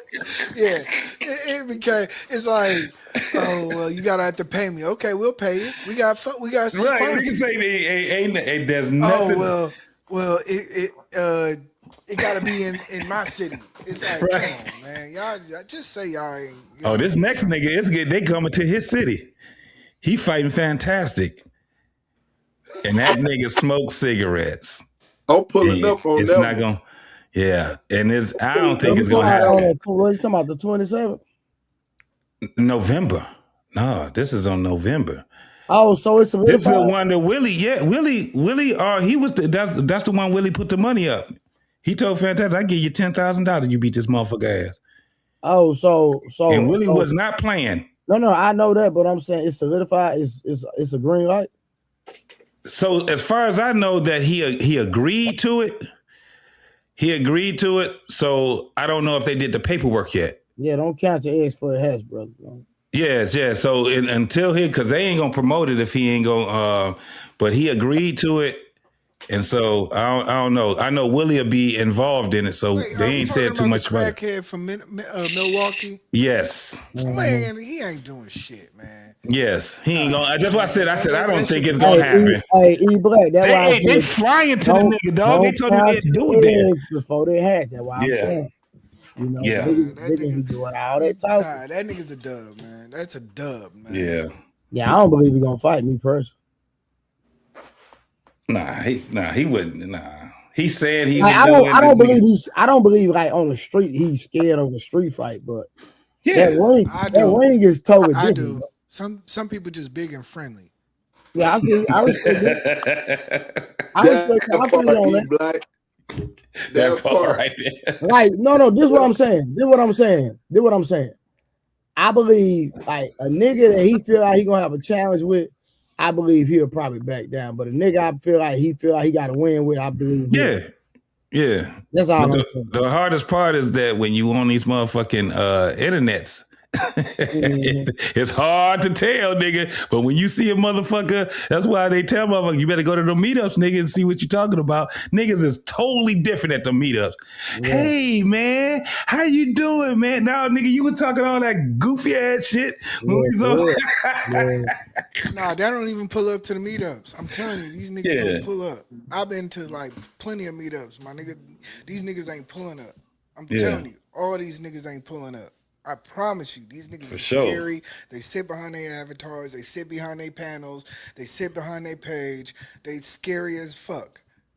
Scary than a motherfucker. I put that on everything. Yeah. These niggas is I believe you, Black. Hey, when you start, hey, Black, when you put that money up and you tell a nigga, no, you ain't even got a nigga, we get your flight here, nigga. What's happening? They get quiet on you, bro. Niggas come up missing off of that. They don't even come on the panels no more, nigga. They make the most excuses. I'm not gonna do it on their page so they can make a name off of me. You know, I'm like, these niggas be lying, bro. JT, it was a nigga. I get we was going back and forth. Nigga, put your address to your boxing gym in the chat. I say, nigga. I say, bro, nigga, that's a suicide mission. Oh, you want me to put my boxing gym address in there and you think you gonna walk in and touch me? Nigga, you out your mind. There's 1,000 YNs in there ready to get loose. Nigga, all I gotta do is say him right there. Nigga, it's over with. It's over with. Nigga, you wouldn't even get to me. I'm like, boy, y'all niggas be, I was like, y'all niggas on the internet really goofy, bro. Y'all niggas be true. Hey, it took me a long time to even get used to this motherfucking shit. Niggas talking tough and all that shit, dog. One nigga told me, he said, nigga, I come there and fly there. I said, come on. Come on through, nigga. Let me see how that's gonna work for you. Yeah. Especially in my town. My town is with niggas from your own like state and city. That get me. Like, I refuse to beef with a nigga from my city and my state. Because I'm very hot-headed. And that shit, that shit don't go down. It's gonna go down. Yeah, it's gonna go down. And we need to, like, just be chill. And the issue is the way, once I seen a homeless nigga come up off of the YouTube, I realized it's all about the dollar. Niggas just want to get their little podcast off. Yeah. And they want to get their little money and they super chats and that's cool. But then like you gotta understand like the depths that most of these people are willing to go. And listen, it's just not real. I had a nigga calling my phone, calling my old jobs. Man, I say, Willie, bro, please tell that nigga I want all the smoke, nigga. Hey, wait, you was trolled that way? House up. What? Yeah. Bro, nigga was calling my phone, nigga. They pulled my house up, and I'm like, oh, yeah. I had to tell her, I was like, but they can't find my house. That's not gonna happen. But still, they pulled my house up. They zoomed in. I said, hey, zoom into the bullets. No, hey, E Black. I just want them to come on my block. Just come on my block. Show up in my city. Yeah. Just show up in my city. I went through a whole bad little situation, and it's shit crazy. Yeah. Motherfuckers, like you said, motherfuckers be trying to get that clout, and ain't no telling them what the motherfuckers will do. they're just, you know, it's a suicide mission for them. You know what I'm saying? And a lot of we done seen it, bro. A lot of motherfuckers end up not only embarrassing themselves, man. Some motherfuckers end up losing their motherfucking life. Niggas done changed their ass for real. You know what I'm saying? It's like, nigga, be cool. What the fuck we coming over here? I don't want it. I don't want to be, nigga, but when you bring it to me, now it's something different. And the thing about it is, like, every single scenario, they've been broke, busted ass niggas. Yeah. Like, bro, and hey, YouTube is all they got. Hey, like Black, that's what I'm experiencing right now is a broke, busted nigga coming at me. I'm up here with my kids today, enjoying Father's Day, and I hop on a chat and my name getting mentioned by a lame broke nigga. I say, bro, go spend time with your kids, bro. When you go spend time with your kids instead of worried about me, nigga, my kids is in the car right now. I'm enjoying my kids. Now you ain't spend time with It's one your thing kids. if they disagree with you. If we're having like a mental back and forth, or even a cultural, or even a standard back and forth. But like don't that obsession shit crazy. Yeah, niggas is. That's a crazy. Like There's some weirdos, man. There's some weirdos on this app. Yeah. I like when I say weirdos, I mean like these niggas is weird, like weird. Like I done cuss niggas out left and right. We didn't got into it, but nigga, the last thing I'm gonna do is go out here and try to flatter you and try to, nigga, whatever we had going on at that time. Now, when you start bringing it in real life, like what Trey talking about, motherfucker out here, and like what you were saying, niggas got your house and all this shit, finding out your address and all that shit. It's about to be bad. It's not gonna go good at all, man. It's not gonna go good for you. They start doing the doxing and shit. Yeah, all that crazy ass shit. I'm like, shit, nigga, you dox me, you gonna have to dox a whole bunch of other motherfuckers with me too. Yeah, they look me. Ain't nothing I can do for you. This is my whole thing, nigga. Ain't nothing I can do for you once you done came over here, because you done pulled a lot of niggas in this shit. Motherfuckers want you. Hey, what's crazy is they want you. Then they'll say some dumbass shit. Well, come over here to my city. Yeah. I'm like, so I'm supposed to fly out there. Then I know you're gonna call the police. So now you want me to come to your door. Then you want me to come to your door, and you're not gonna answer, but you're gonna call the police. So now I'm in the bushes. That's all you gonna do, right? It's like, come on, man. Nah, Black.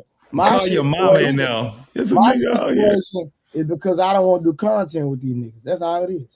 Huh? Wow. Yeah, I don't want to do content with these niggas. Yeah, don't. You don't have to. What pisses me off most is the audience, because the same motherfucker that would come up into your face and say, I'm a real nigga. I'm this type of nigga. I support my black people. I support my family. I support black women. You gonna see them over there and you gonna be like, oh, y'all niggas ain't what you really are. Nah, fair. So that would piss me off, because I can understand a lame nigga. Yeah. I can really understand a lame nigga.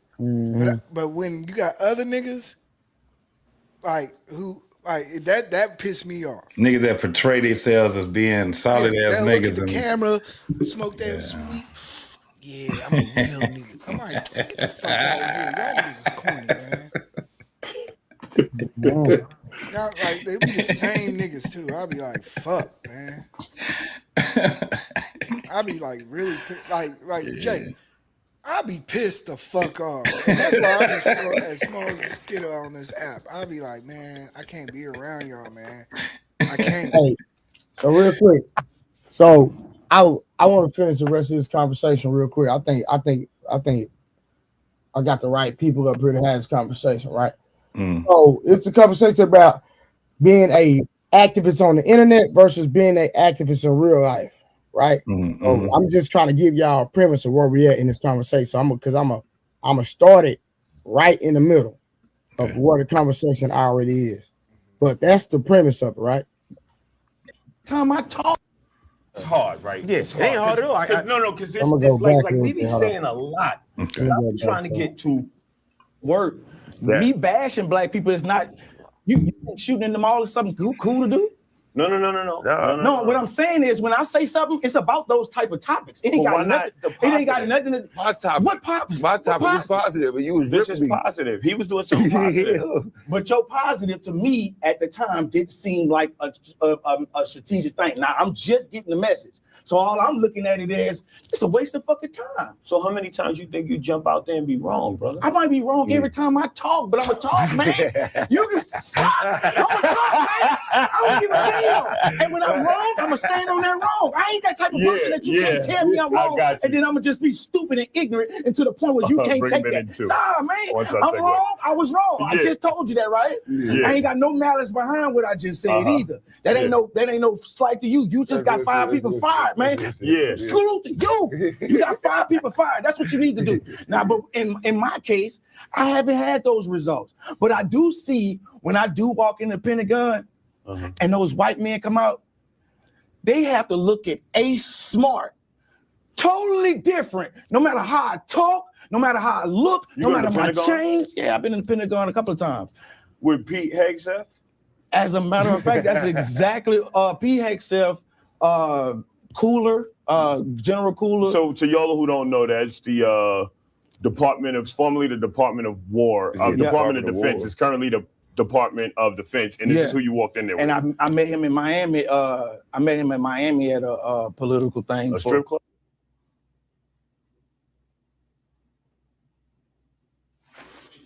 All right, so who is this guy? Hold on, are y'all familiar with Hawk Newsom, the guy that's interviewing him? No, I'm not. Is anybody else? I'm not. So Hawk Newsom is an activist. That nigga like that. No. Like that nigga like that. For real, for real. I'm talking about the nigga with the pinstripe shirt with the glasses on. Okay. Now that nigga be moving some stuff. For real, for real. You know what I'm saying? So I guess he's trying to clean up things, but the guy with the glasses on is a kind of like a well-known Facebook and TikToker who's a quote-unquote Republican, and the other guy is just kind of like a Black Panther type dude. Excuse me. And then they gonna bring in somebody else, which is a nigga named Smart. He actually reached out to me to train him because he was talking about he was gonna try to fight professional, but I already knew that wasn't gonna go nowhere because he just be talking half the time. But it is what it is. Y'all heard of a nigga named Smart? Yeah. From New York? Yeah, him, yeah. Yeah. Yeah. So I didn't talk to him before. He was trying to come to Texas and let me train him and all Is that. that the young dude who called himself Smart Guy? Yeah, him, yeah. Okay, I got you. Yeah. That nigga just be talking too, if I'm being real with y'all, but right. But I'm just trying to give y'all clarity on what's going on real quick. So Okay. Hey, but let me give big ups to my man. That nigga get physical with the dap, don't he? That motherfucker with the damn, that nigga be, nigga, you get that from that nigga, you got to be prepared. That motherfucker be physical. That motherfucker slapped the shit out their hands, didn't he? Like, god damn, calm that shit down, boy. But no, so what's his name? Who?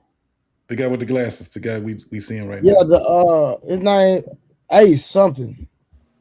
Okay, I'm gonna look him up. I'm gonna listen a little more. It's a Smart versus Smart guy. So A Smart, it got to be the one that's talking and the activist. But we can continue. Okay. All right, hold on. Let me show y'all Hawk Newsom real quick. Hold on. Let me show y'all something. Cause that nigga Hawk like that. Let me show y'all something. So this is the guy that's interviewing him right here. Arresting the police officer. Tell the attorney general to arrest the police officer. Don't grab me hard. Put your hands behind your back. Don't grab me hard, pussy. Because without this badge, you ain't shit. I'm 375. If I didn't want to go, you wouldn't take me. All right? Do me a favor. White shirt. White shirt. He's aggressive. I don't want him holding me. He's aggressive over me. He's agitating me. Get someone else to hold me. Him. Get that asshole off of me and get someone else to hold me. No. I don't want him anywhere near me. Hey, bro. That's how it works. That's how it works. That's how it works. I love it. Where we at? What do we want? Justice for? Say his name. You can't crush a man's skull as a police officer and expect nothing to happen. You cannot crush a man's skull and expect to get away with it. Tell the Attorney General, no more. No more. I go to jail 100 times. Prosecutor. Prosecutor. Prosecutor. Prosecutor.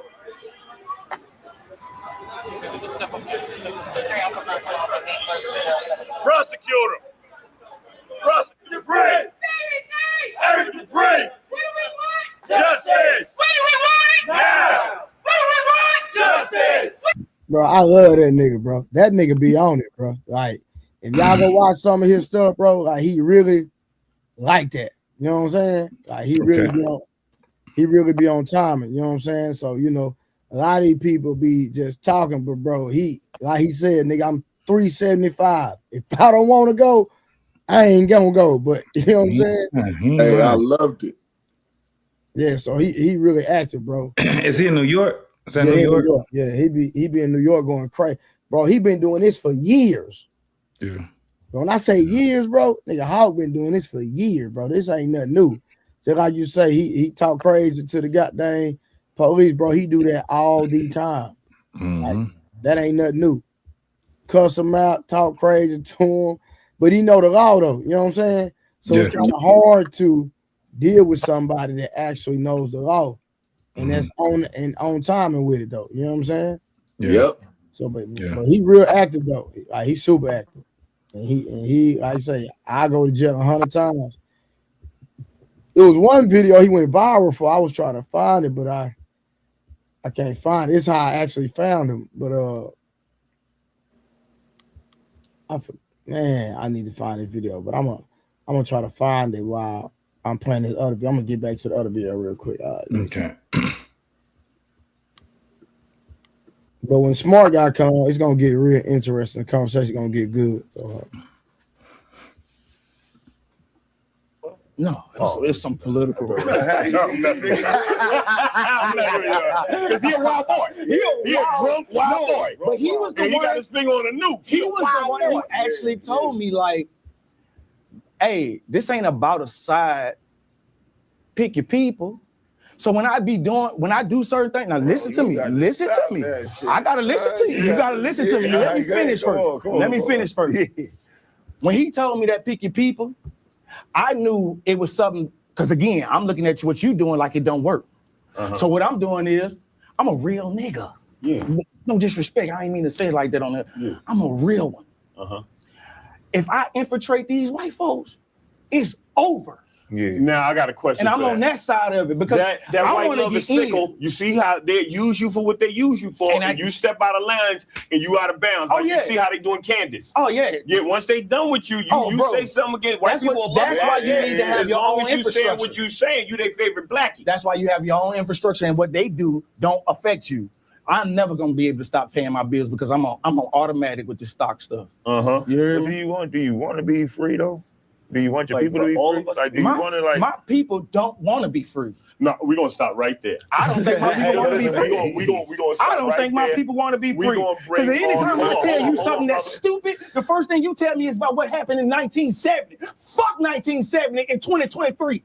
Bro, I'm sorry. No, I love it. I love it. But what I'm saying is you leave so much out. I love the way y'all be throwing out these broad statements, but we leaving out really important stuff. But we're going to bring in Brother Smart. So let's just pause for the cause and let's bring in Brother Smart.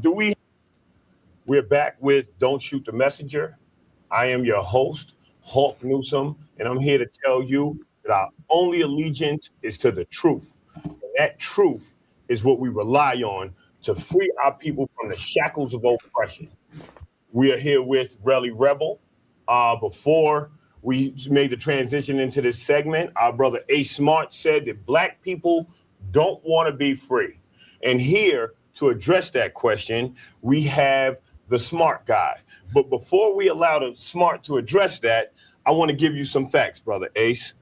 If race is not important, if it doesn't shape the outcome, if it's solely on us and we don't want to be free, then why is the voting system being gerrymandered? Why are the banking systems completely and totally biased to the tunes of billions of dollars in lawsuits our people have won to fight systemic racism? Why is it that black faces are the faces of crime when white people commit the most burglaries, armed robberies, and felony assaults? Why are we the face of crime? And why are our children intentionally miseducated? And Brother Smart, I'll leave you with that. All right, so I have an issue with him saying that our children are miseducated because, in my opinion, and y'all might disagree, it's our responsibility to educate our kids. Would y'all agree to that? 100%. I think that that's the reason why our children are being failed is because as parents, we are not the primary educators, right? We don't see that they get premium education. So, yeah, I do agree with that myself. I definitely agree with you. One of the things that I've been seeing late, I just seen a couple that sent their children to daycare, hearing that their child was getting abused, and they put a camera in there and went up there fussing at the people, right? Instead of putting a lot more force into play. And when you do that, you really giving them your power versus using your money power to get your children out of that situation. Why would you continue to send your children in those situations? It blunders me. So I agree with you, Trey.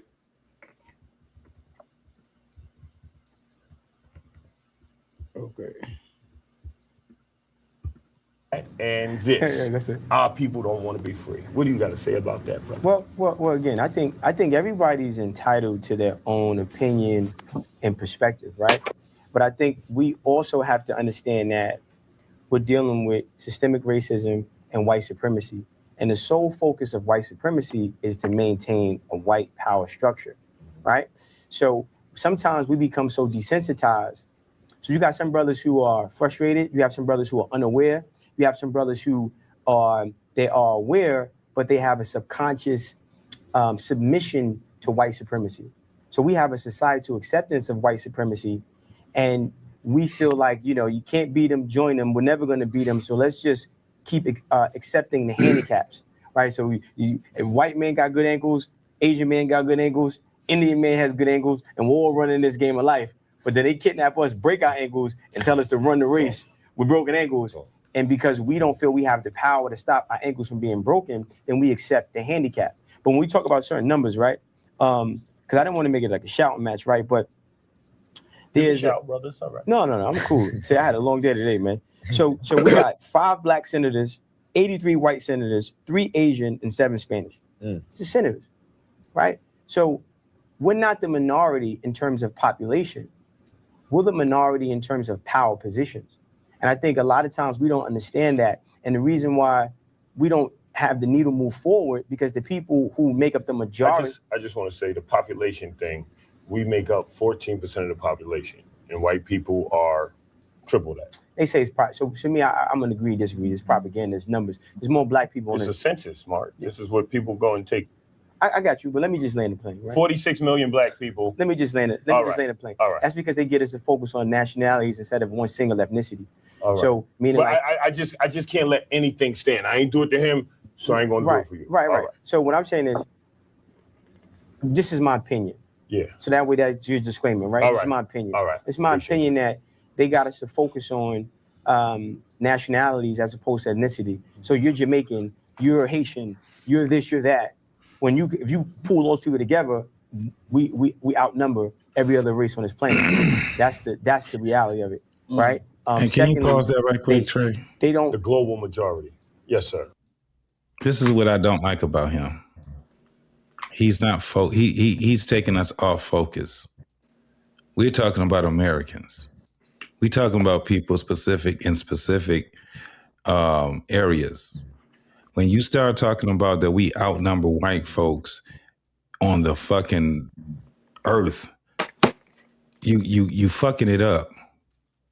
Because it's not only racism, and the thing is that I think just motherfuckers, they focus too much on racism. You got nepotism, you got motherfuckers separate themselves because of classism. You got motherfuckers that separate themselves because of sex and gender and all kind of other shit in America. Why the fuck would we be talking about anything else from that point on? And that's where he kind of fucks up the fucking conversations when he does that shit.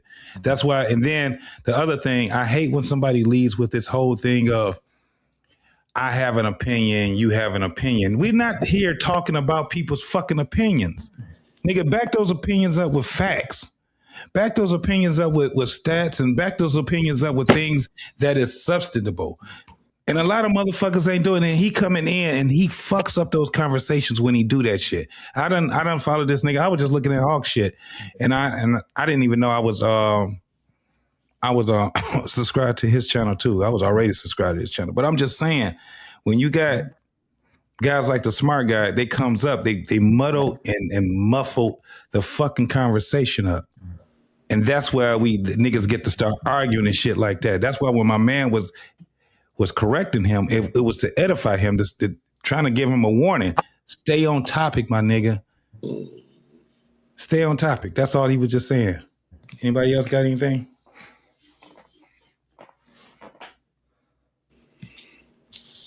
We'll get.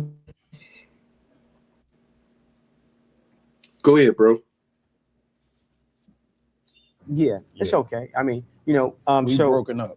So yeah. So again, however, the only area where we're authentically the minority is within the system. So we're the minority within the system, and then the few 5 Black people that are actually senators are not, in my opinion, they're not race loyal because No, I'm just going to segue into him. Okay. Yeah. All right. Let me just get this out, right? So yeah, please. All right. So they're not race loyal, right? So politicians are loyal to the constituents, personal beliefs, party leadership, and political coalitions that help them stay in office, right? So we don't have the power to institutionally hold politicians accountable, so they don't have the incentive internally to do right by us. Absolutely. And then the last point about saying Black people don't want to change, right? I agree with just he said it, right? Yeah, I said it. Right now, hold on. I got to segue. Okay, I gave you a chance to say that. Now, we do have voting power. We do have money. The problem is these politicians are not loyal to Black people. They hold themselves accountable to everybody but us. You have people like Yusef Salaam, Central Park 5, right? All of this movies and Netflix, and everybody see Yusef Salaam, Central Park 5. They elected him. He's going to fight for us. This man let stop and frisk come back and let Black people be targeted and terrorized and didn't let anything happen. So what I'm going to say to you is, he was talking about Black electeds. Do Black politicians mean Black power, or is it a farce? It's a farce. It's a farce. I think they get in there. I believe the government is a secret society, and they only let you in the door if you down to be part of like whatever corrupted shit they got going on. If you, it's just like the cops. If you're ready to be corrupted, then move you up the ranks. You know what I mean? It's the same thing with this. If you're willing to play ball, you know what I mean? Are you willing to play ball? Are you willing to do this? I mean, because they get until we actually see them outside our neighborhoods doing what we do, and we don't see them. You know what I mean? And then it's crazy we see them when they're campaigning, especially as grassroots. You know what I mean? They come visit us. They want to boom. They go really out when they campaign, and they go out and they actually meet the people that's making change in the city. And then once they get in power, we can't get in touch with them no damn more. They don't want to hear shit we got to say. Now, I want to say this, right? You said something. No, we got to keep it going. You said something that was really inflammatory. You said Black people don't want to be free. There's millions of people who disagree with that. What do you mean by that? And you're a Black person. I mean that whenever there's a situation where we can come together on just us, because it's only seemed like we come together when it's a white person involved with a Black person type thing. Other than that, we kind of just let it go, or that's normalized. It's community crime type stuff, and it is real. That's real because it's happening It's happening in every neighborhood, in every community. But what he said was, we don't have no politicians up in there that's going to be willing to work for us. Now, there's a minority of Asian politicians, but they okay. But we'll say if you got anything you feel like you ain't addressed, you'll have it in closing. I'm gonna throw this to you, right? He said we need these politicians, but Asian people don't have a lot of politicians. But it's a Chinatown in every town. I got to land the plane, right? So the point, I'm gonna finish the point I was saying, right? We make up the minority in the system, okay? And then when we talk about politicians, right? And shout out to Yusuf Salam. I met him. He's a good brother. I got a decent relationship with him, right? No, you have a relationship with him, but he sold our people out. I disagree. No, there's nothing to disagree with.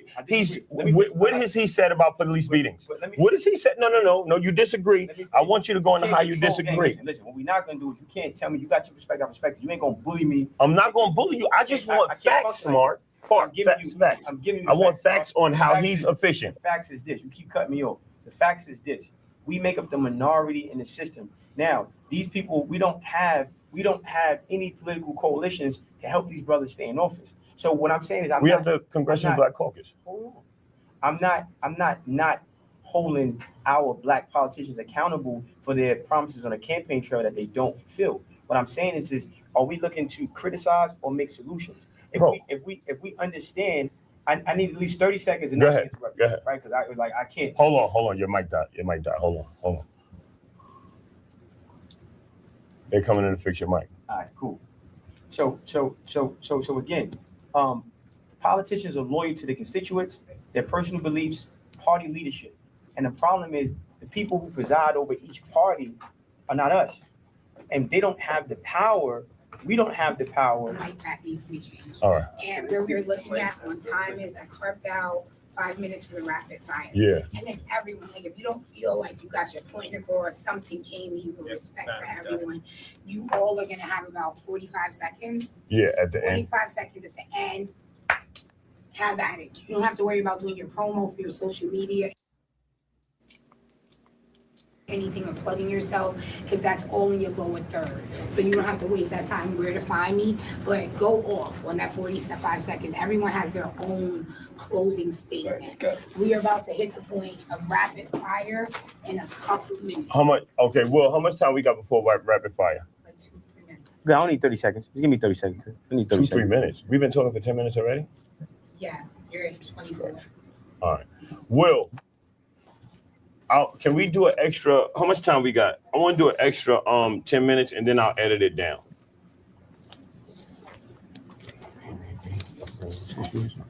Thanks. All right, now, Smart. If you were here on time, you would have got all your points out, but I got to keep it going. I got just because you're here now, I can't let you dominate the question. I got you. You know what I mean? I understand. So you got 30 minutes to land your plane. He's gonna give us a countdown. Okay, boom. So I mean, he can just catch 1 minute, right? Boom. So I'm not. So for me, I get it, right? My focus is I'm tired of us being divided, right? So a lot of times we're divided. I get it. A lot of brothers give me a countdown. I get it. A lot of brothers are in position and they don't necessarily give a fuck about us. I can't focus on that. I have to focus on what is the solution. The solution is we have to move from the minority in the system in terms of positions and start to move into the majority and understand that these brothers are loyal to their constituents, personal beliefs, party leadership, political.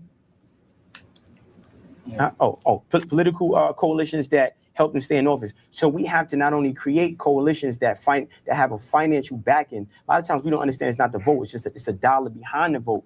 So we don't have a financial vested interest in these guys' campaign trail. And there's other people who don't look like us, that don't give a fuck about us, that financially invest in the Yusuf Salams, that financially invest in the 5 senators that we have. So not only when they get in office, they finance them in there. So we're gonna stop right there, right? In fact, that wasn't 30 what's seconds. Important here. That was more than 30 seconds. What matters here is facts, Smart. Okay. You know what I'm saying? You got to be able to back up what you say, right? If you say Yusuf Salam is a good brother, I believe he is. He didn't say anything about stop and frisk and let young people get terrorized. What I'm calling for is facts. Just like I call for him to give facts, just like I call for him to give facts. That's the reality. The thing is, the reality of it. He can't do nothing. Let's say he says something about stop and frisk. Let's say he does what you said, right? He was the commissioner of public safety, fam. And they're broad Yusuf range of Shalom has questions. my full support, and any other brother or sister that's a politician, red or blue, I support and I love them all. And they bozos, and they will sell us all out. And they got people like you who supporting them. Okay, yeah. All right, And so when you say let's go. people like me, you got to put it in stop it right context. there, Trey. You supporting them. You say people like me. Yo, listen, man. You supporting them. Right. That's it. You say people like me. Let's be clear. The people like me, people like Smart. I'm not concerned. Or people who are woke. We don't care about whether you're red or blue. We care about how can we empower ourselves to hold the people who are red or blue accountable for what they don't do. You're not talking about holding them accountable. Can't hold them accountable. That makes no sense, You bro. can't hold them accountable. That makes no sense. I'm talking about holding them accountable. You like can't hold them accountable with that a shit verbal. don't make no sense. You All can't. right, we got to move on, bro. You can't hold them accountable with a verbal disagreement. You have to create a coalition. And that I can have a hold them coalition, accountable. and a coalition went outside in front of his office, and he sent people out there that got me wrapped up in a legal system. I can't. Let's go to the next question. I love you. I love you. Trey. Nigga, you know me. Yeah. All right. I like let's see this. Trey. Listen. Hey, pause it right quick, Let's do Ovi. Pause it right quick, Trey. Okay. So that's what I was saying about how Smart Guy, how he approached things, right? The craziest thing about him is that I started once, cats that actually do podcasts, he started coming on to the podcast and stuff like that. One of the ones that he came on and the shit just didn't go right was my nigga Him and Truth Hurts. That shit, it went bad because he did that same approach. And what they were doing was they were trying to have a real back and forth with him, but he does this all the time, comes on platforms and try to do a monologue. And they're like, hold on, homie, we need to be dialoguing instead of monologuing. There's some things that you're saying that we need to be able, I got a little pushback for, and he won't allow that shit to happen.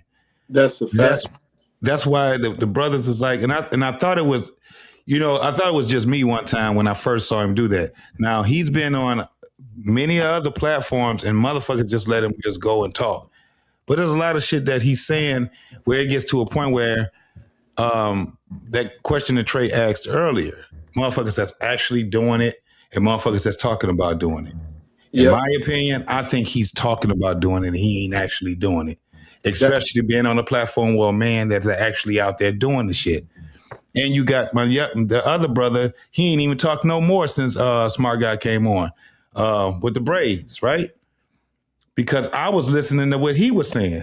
You know what I'm saying? And one of the things that I'm listening for is, okay, what is truth? What is something that is conducive to Black communities and whatever? And this is what they're talking about, the Black community. A lot of the shit that Smart Guy was saying didn't even jive with none of the shit that they were talking about. And you know why? The reason why, JT, because he comes from the prison mindset, right? Coming out of prison and then trying to become an activist, not knowing how it worked, not knowing how to bring up specific talking points because he do go all over the place. And like you say, he has a specific monologue because he's been thinking about this for a long time. Yeah. You know what I'm saying? And these things he learned in prison. That's why it's always know this guy. I say, hold on, let me talk. Bro, let's have a conversation. You don't have to say, let me talk, because once again, if I want to interject in what you're saying, that's where the back and forth go in. I may let you flow sometime. I truly want to listen and hear you out all the way. But sometimes I want to speak towards a specific point. And a lot of guys can't do that. So I can understand when you saying when y'all first got on this thing, how it was so chaotic in the conversation, because a lot of times brothers not used to having conversations. They used to talking over each other, having no response, man. Yeah. And he hasn't even gotten to the point where he can, you know what I'm saying? When all of us do it, I could be talking, and while I'm talking, and if Eve Black had to interject, I just be quiet. Automatically, I just be quiet. I'll be like, what would you say? You know what I'm saying? Because that's what, that's the etiquette on these panels now. I don't like it when people just keep going and as if they don't hear you. That's disrespectful as fuck, bro. And you be like, then when you start going off on their ass, and they be like, why you so doggone emotional? No, motherfucker, I'm agitated now. I'm talking to you, and you acting like I'm not here talking to you. That's crazy. We should be able to allow for a person to interject. And what I think is that what they're talking about is very important, but the importance go away when you got somebody that pirates, and that's just my thing. Nigga can come and just pirate the whole fucking conversation to some bullshit that don't mean nothing. Oh, that's what it's called, pirating? I call it that. Okay. And it goes down to the point like when he said the whole thing about the motherfuckers is we outnumber fucking white people in the world. Okay, that could be true, but we ain't talking about that right now. We talk about he in the system. We already talked about the system. This is what these niggas was already talking about. You know what I'm saying? But because you're late, now you want to go back, and we're headed forward because we don't built on that already. Yeah, I don't like cats like him. It just got to the point where I was just like, when you can do some shit like when these niggas will actually got him on these YouTube streets that got viral was because clips. It'll be shit that, okay, it resonate with people because he said some good shit. Okay, nigga, that's a clip. But then when you put somebody in front of him that can challenge his ass, the motherfucker folds. And that's the problem that I have with a lot of these motherfuckers that come on these panels. You know what I'm saying? I have no problem with a person that has talking points. They done study what they were saying. You pretty much know they're going to say what they're going to say, right? I don't have a problem with that. It makes it easier to have conversations with those people. But when you got guys that come out here and they just want to monologue, you're like, man, what the fuck? And now you try to interject and now we got a problem? The same thing happened on it. Dog, when I tell you, I pulled it up. I think them niggas, he was on Truth Hurts he wasn't even on there for an hour. The live was for an hour and 4 minutes. That nigga probably had all of 15 minutes on there because he got mad at him and that Hampton Truth Hurts.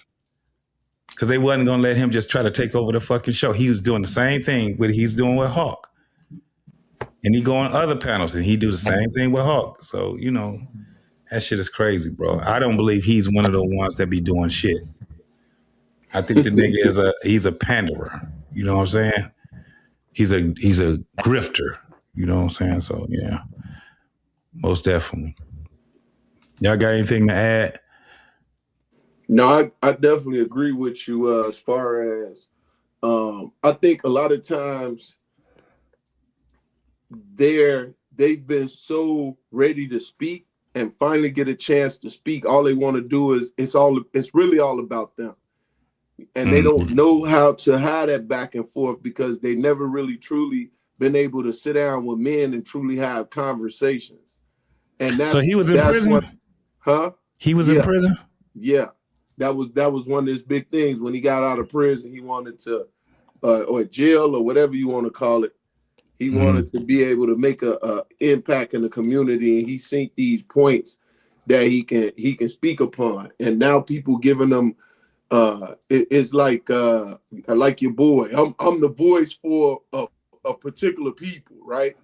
Bro, you ain't no voice for yourself. How you gonna be a voice for a particular people? How can you speak for something you don't know what's going on with the next man? And a lot of times those guys, when they get the opportunity to talk because they couldn't talk before, that's what we learned about that individual. You know what I'm saying? Now I get a chance to talk. You can't get me to stop.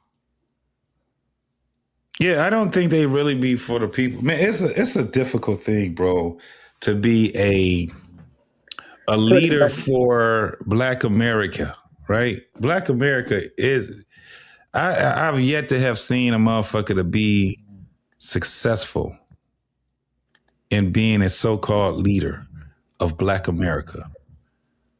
That's what pisses me off.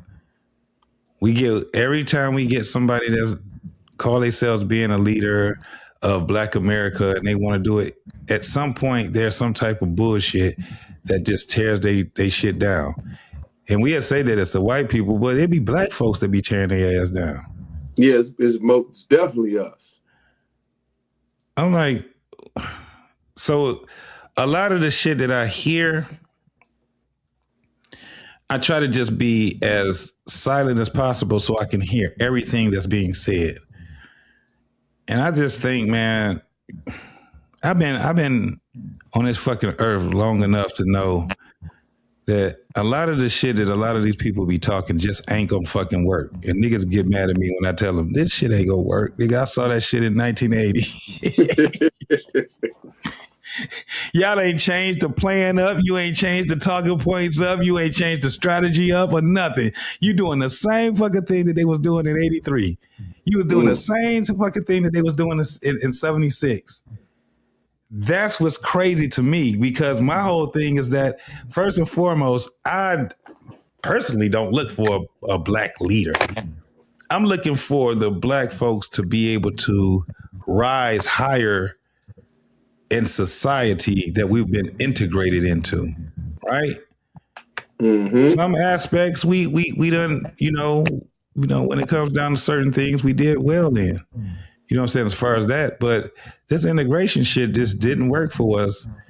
And now we got to figure ourselves to get up out of this shit, bro, because it's either that or you go to another fucking country. And ain't nobody getting their ass up, packing their bags, getting another citizenship and all of that shit in another fucking country. Ain't a whole bunch of motherfuckers that's doing that shit in droves. You know what I'm saying? Yeah, and a lot of us vested.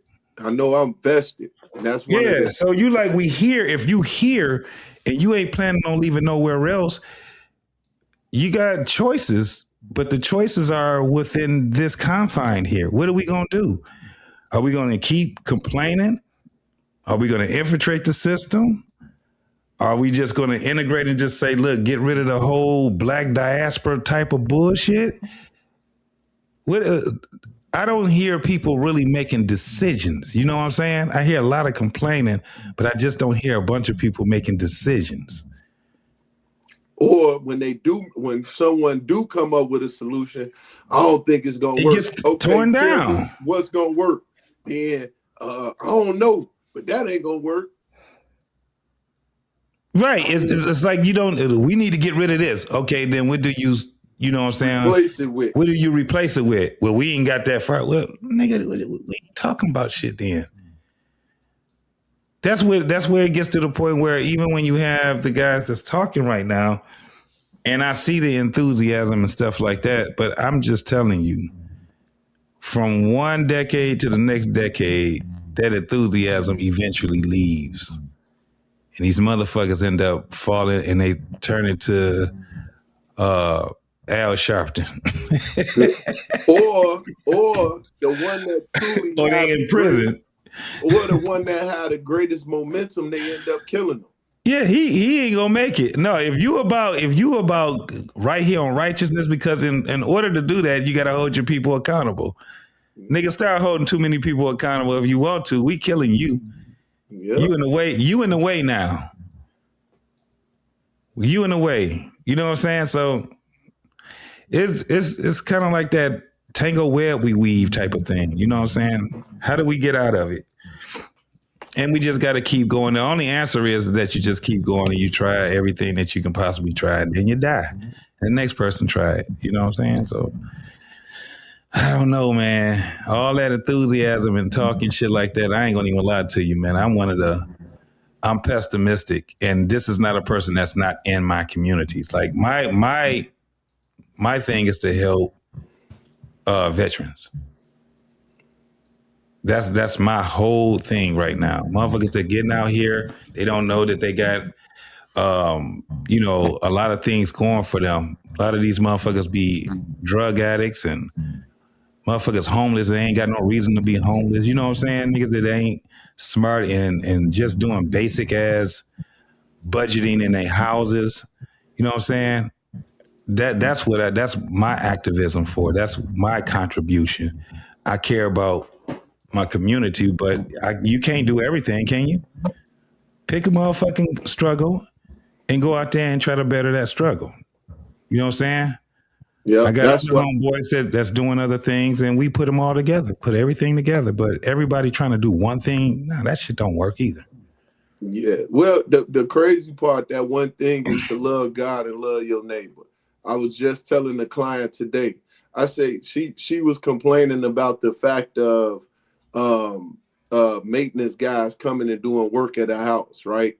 And I was like, you know what's so crazy? I say, with that being said and what you saying, I said, when you go to work, don't, as you expand in your job, you want a promotion? She like, yeah. I say, so I want you to consider that when someone come in your house and been doing work for so long, right? And they doing things that really they shouldn't be doing. At the end of the day, they do them, and then you still expect to short them on their money. I was like, how does that sound to you?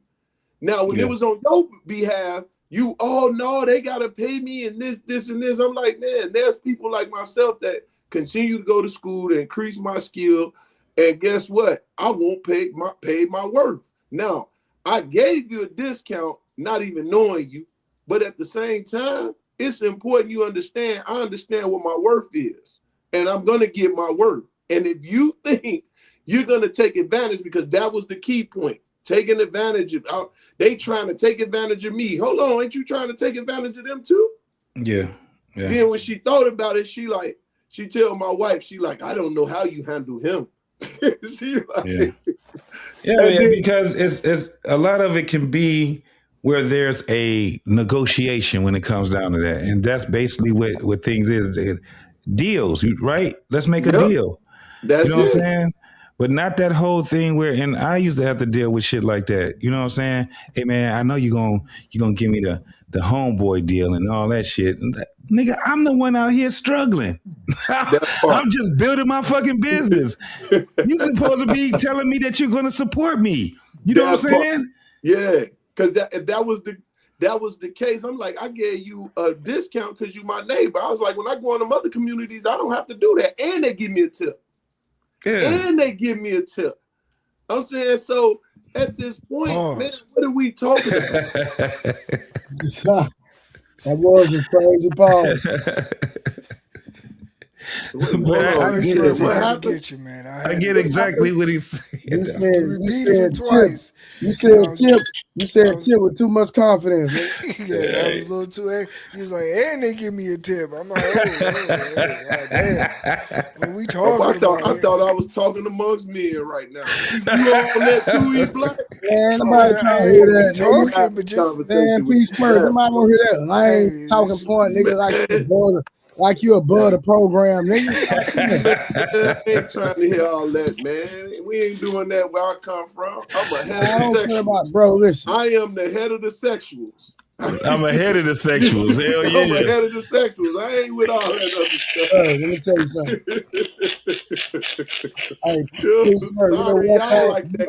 I ain't no homosexual. Ain't nobody no homosexuals over here. Look, woke Trey up. Hey, nigga, I was finished when I started at 10. Nigga, yeah. Let me tell you something. He's like, hey, he got a program, a platform to protect, man. You can't be just talking all type of crazy noise. Talking about you getting tipped. You know? So that will get his ass up. Trey was like, multiple tips too. I'm like, oh, hey, we got to do the whole thing. Oh my gosh, bro. I thought I was talking. This is after hours right now. You know, the pups don't with the don't nobody care about none of you talking, bro. Boy, y'all. Hey, I get you, man. You know one thing I gotta do, know? Them fruity niggas don't like when niggas say pause either. No, they don't. They get offended. They get a fucking offended. You like, nigga, I'm offended that you offended.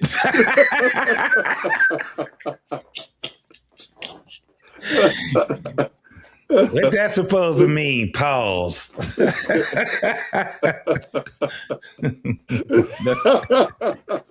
Y'all stupid as hell for no reason. I promise you. Yeah. But yeah, JT, you definitely got a point, man. We got to do our part. And that's all I do. I just stay in my lane, I do my part, and guess what? Yeah. Shit, it works for me. And if it One don't thing work that we for you, I can don't know what to tell you. One thing that we can definitely agree, I'm talking about the people that actually, you know, we care about one another, is that it gets very frustrating for us. Mm-hmm. But you gotta ask yourself, what we gonna do? Shit, I'm gonna You keep know what I'm moving. saying? You gotta keep moving. You know what I'm I'm saying? gonna And keep you moving. know, that's just basically what it is. I don't think there's no one good answer, right? I just think that we just gotta keep trying, man. It was a job that was done on us, you know, on our people, and you know, still is being done. But we just got to fight against it, and we got to figure out. We got to have our strategies going on. But you know, we talk about this a lot, and it comes down to you got to start small. You know what I'm saying? And it starts with your family, bro. And that's one of the things when your family is just broken and fucked up, bro. It's just makes it that much harder. You know what I'm saying? And that's why I think I'm gonna bring biblical principles into play. That's why I look at after so much research and understanding, I'm still in that search of just getting a greater grasp. When God say He won't have no other leader that's gonna come before us, like Moses, is gonna be him the next time. I believe that. And then when we look at the fact of us coming together, it's gonna require them to apply so much pressure on us, because without that, if it's a little leniency in any way, man, we going on the opposite side, and we gonna serve their gods, and we gonna do everything they got going into play, because that's an edge up when it come to our people, because they not gonna mess with us. Smurf, what you rebuilding, a damn alternator? A small engine. I knew it was something because I'm looking, I see that. I'm like, okay, I see veins over there. I see, yeah. Okay. This be, you know, when we be talking, I be fidgety. So I got to I do know something. it was. I was scared to ask if you was out there rebuilding guns and shit. Because one time I heard some shit, click, click, click, click, click, click. Like it's nigga rebuilding. I can't do that on Trey panel, but I would. Yeah. Sometimes I be wanting to clean them up, but I heard the click clack, and I'm like, oh, what are you over there doing? Putting that rear sight on there. Yeah, I got a big block that I'm playing with. So. Oh, okay. That's what's up. That's what's up. Yeah, man. Interesting, bro. That was pretty interesting what you brought up, Trey. But I'm gonna tell you, that the young brother, I think I did a couple of shows on him last year. On Smart? On Smart, yeah. Okay. So wait, I want to still see if did he pose the question about answer the question when he said which one is more effective, the activist or the internet portion. Nah, they still having a conversation. Y'all want to? It ain't number. Yeah. Go ahead. Let's finish it. Yeah. Yeah, go ahead, bro. White folk. Yep. King Leopold. White folk, Adolf Hitler, killed 6 million, right? White folk have done so much to black people here in this country. Yep. Should we like white folk? Should we forgive them? Should we like them? Great question. How do you feel about it? My question is, I mean, my answer is yes, because I don't believe that every single one of them believe or are racist or had anything to do with what King Leopold did and what, you know, the people did back in the day. That's just me, though. Where y'all stand? Yeah, I think you have to first treat everybody as a human being first, but then understand each other's motives. So understanding that, you know, just like a woman who would take advantage of you because you're a man, a white person could take advantage of the system that they have because you're black. And it's sometimes passive, sometimes it's in your face all the time, sometimes it's once every 10 years you might run into a scenario, but you have to be aware of what's going on and acknowledge it, or else you're doomed to fall for the bulls. You know, like just like I gave excuse me, just like I gave statement about the woman. Like if you ignore what a woman does to you, or how manipulative a woman can be, you're damned to fall for it, right? So then next thing you know, but it's nothing that we're saying that, oh, you have to trust women and every woman is bad. It's like you just know the nature of a woman. So just like racism, it's the same thing.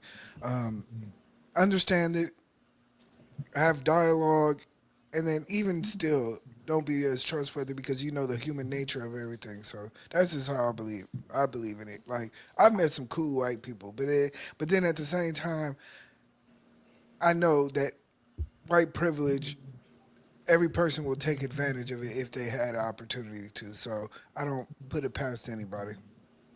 But aren't they talking about the system and not just White privilege is the system. Okay, gotcha. You get what I'm saying? Just like you go to a job and they're like, hey, this is Bubba, Mary, and John. They all kicking it. And then the promotion come up, and then no matter how much skills you have, they're going to pass you over. Not because of necessarily your skills or abilities, just because they're more comfortable with Bubba. Yeah. That makes sense. That's And that passive. person might not even be qualified. Yeah, but that's just passive racism. But it's not a bad. It's something that happens that I think we try to look past. But I remember when I was working for a bank. I was working for Bank of America, right? Mm-hmm. And it tripped me the fuck out that all these Filipinos was working in there. They barely spoke English. And the whole thing about Asians are good at math, no, they're not. They're dumb as fuck too. They don't know the 10 key, like the typing 10 key. They're not as fast. It's simply just because they communicate jobs and they get supervisor role, then their supervisor who's Filipino starts hiring other Filipinos, and then they become regional manager, executive manager, and next thing you know, you got a whole bunch of fucking Filipinos working in that motherfucker. But is that racism? No, but I also see that, hey, a brother like me was not getting a supervisor job or a team lead job either. Yeah. Because they wanted to hire Mei Ling. They own people. Yeah. So I think a lot of times that's passive racism. Abrupt. I think when we're talking about systems, that is the system though. Gotcha. So yeah, I say you through E Black? Yeah, I'm done. I didn't talk too much anyway. So I say yes, we need them. And God always had them amongst us. I think my only issue is when they try to explain what we actually have undergone. Now, our fight has always been, and they have always been around us to fight with us. It's when it comes down to trying to assimilate what you don't know about us. That'd be my only problem with them. But hell yeah, we need them to come along. Because there has to be someone to communicate when we can't communicate and they can't articulate certain things. So it's going to require Josh to be able to say, well, in our term, what he's trying to say is this, because I can understand them a little bit clearer because I've been around. So they're not saying this to say this, they're saying it to say this. You know what I'm saying? And I kind of land at that point because it ain't complicated. The stranger's gonna be amongst us, and God said you're gonna have to give them a part of your inheritance. So I'm already prepared for it because I got a lot of them funny looking dudes that love me and I love them that surround me, and I ain't gonna deny them. I'm just gonna ignore them sometimes when we can't communicate effectively with each other. I land. What up, Josh? What's going on with you? How's it going, JT? I guess I got a question, and I got up late. I'm sorry, I was cooking lunch. Hello, everybody. Happy Father's Day. Yeah, I forgot you're on the other side of the world. Yeah, it was like 12, holiday. 14, 15 hours. The Father's Day was 15 hours ago. I think you guys are like 2 hours ago. It just ended. Yeah. The idea of a black leader the reason you were talking about it, JT, a little bit, and I started thinking about it. What would it look like? And I started thinking about it. It would look like, it's going to sound kind of messed up, but if you think about what produces in life, we don't think anything of it. It's boring. It's dull. It's basically a father that's basically generating his own legacy. That's producing, hopefully within the third generation, it's producing generational wealth, right? But if you're outside and you're looking at it, it just looks like a guy that's going about his life doing normal. Almost seems boring at a sense. If you look back in history, all of the people that generally put us here, at least if you're looking at the white crowd, right? The people that put us here are those type of people. You can go back and point to people that got on camera and talked and stuff, but that's all they did was talk. Probably after the fact that the work was already done. As for the concept, Josh, the people that put what in reference to the people that put us here, like you're talking about in the Americas? Oh, sure, that's one way of doing it, right? What it seems like is all of the people. So in the Black community, all of the people that I kind of consider to be pretty damn good at what they do are average. Some of them are business owners, some of them are parents, right? But they generally, from the outwards of parents, look like very average people. They don't look like anything special. They don't talk like anything special. They just go about their lives doing their thing. And they're going to generally, like if they've got kids, they're producing generational wealth, right? Like you're going to have, again, my metric is third generation, right? But that's where it comes from. And it's a very exceptional number. Right? Like you're looking at like maybe if you break down a Black population, you count out about 12% of the men. These are like really low numbers, which would be kind of like similar to what it would be in the white culture too. Yep. I mean, there's nothing spectacular about them, but they're the ones that ultimately have this long legacy, and they're ultimately the one that grounds their ideology into their kids and grandkids, and it just builds that way. But from outwards appearance, it doesn't look like anything. Yeah. It's not popular. It's not appealing. You couldn't even tell kids to, hey, look, life is going to be very boring. You're going to go up. You're going to get a job. Eventually, you'll get a business, right? You're going to have a bunch of kids. You're going to be annoyed the hell by them, right? You're going to have a nagging wife because that's what they do, right? We tell young people this, right? But it's not appealing. Who would want to go in that direction?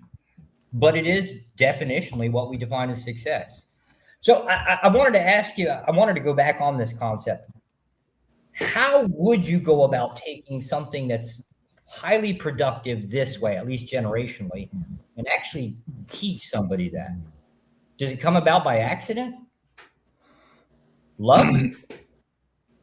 Are you saying as far as teaching someone, as far as what? That thing that produces it, because my next step is going to go right on to systems. No, it's going to be exactly what you just said. It's going to be boring and tedious. Right. It's a very tedious. That's how it looks. It looks. How tedious. do you promote it? How do you promote it? That's my question. Oh, shit. Well, yeah, you do, JT. What it is this. A lot of times for us, it's symbolic by let me say it like this, because I'm thinking of me and I'm thinking of my mentee, and I'm thinking of the goals that's set. And when I say certain things, like I've been retired since I'm 36, I own this amount of property. Come over here, let me show you my cars. Let me show you my 401k. Let me show you how my investment goes.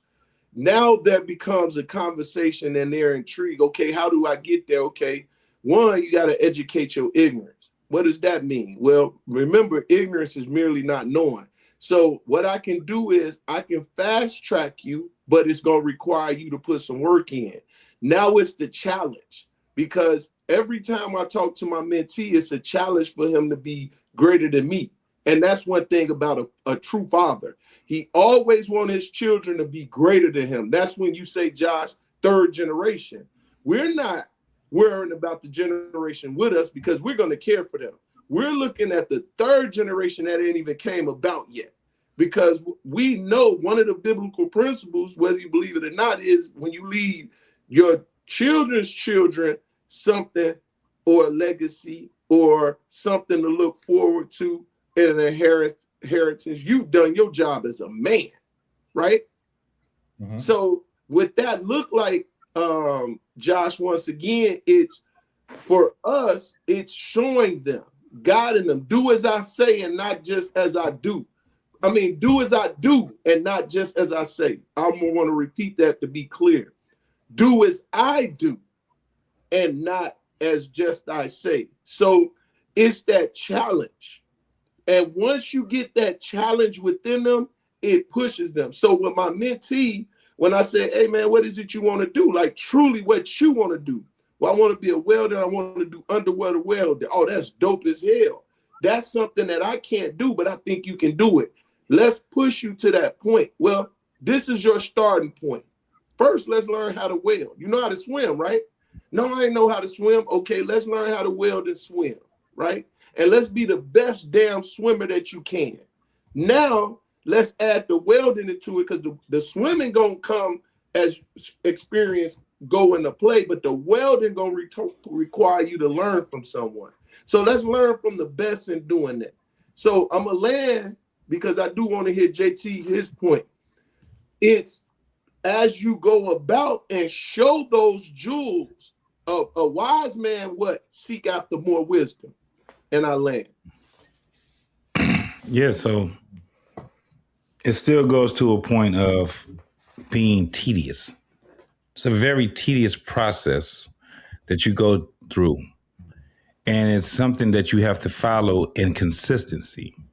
And we already know that with consistency comes, it's boring once you've done it enough times, right? It's just like second nature. But what it comes to is what you said, Pete Smurf, that you have a unconditional love for someone that's not even here yet.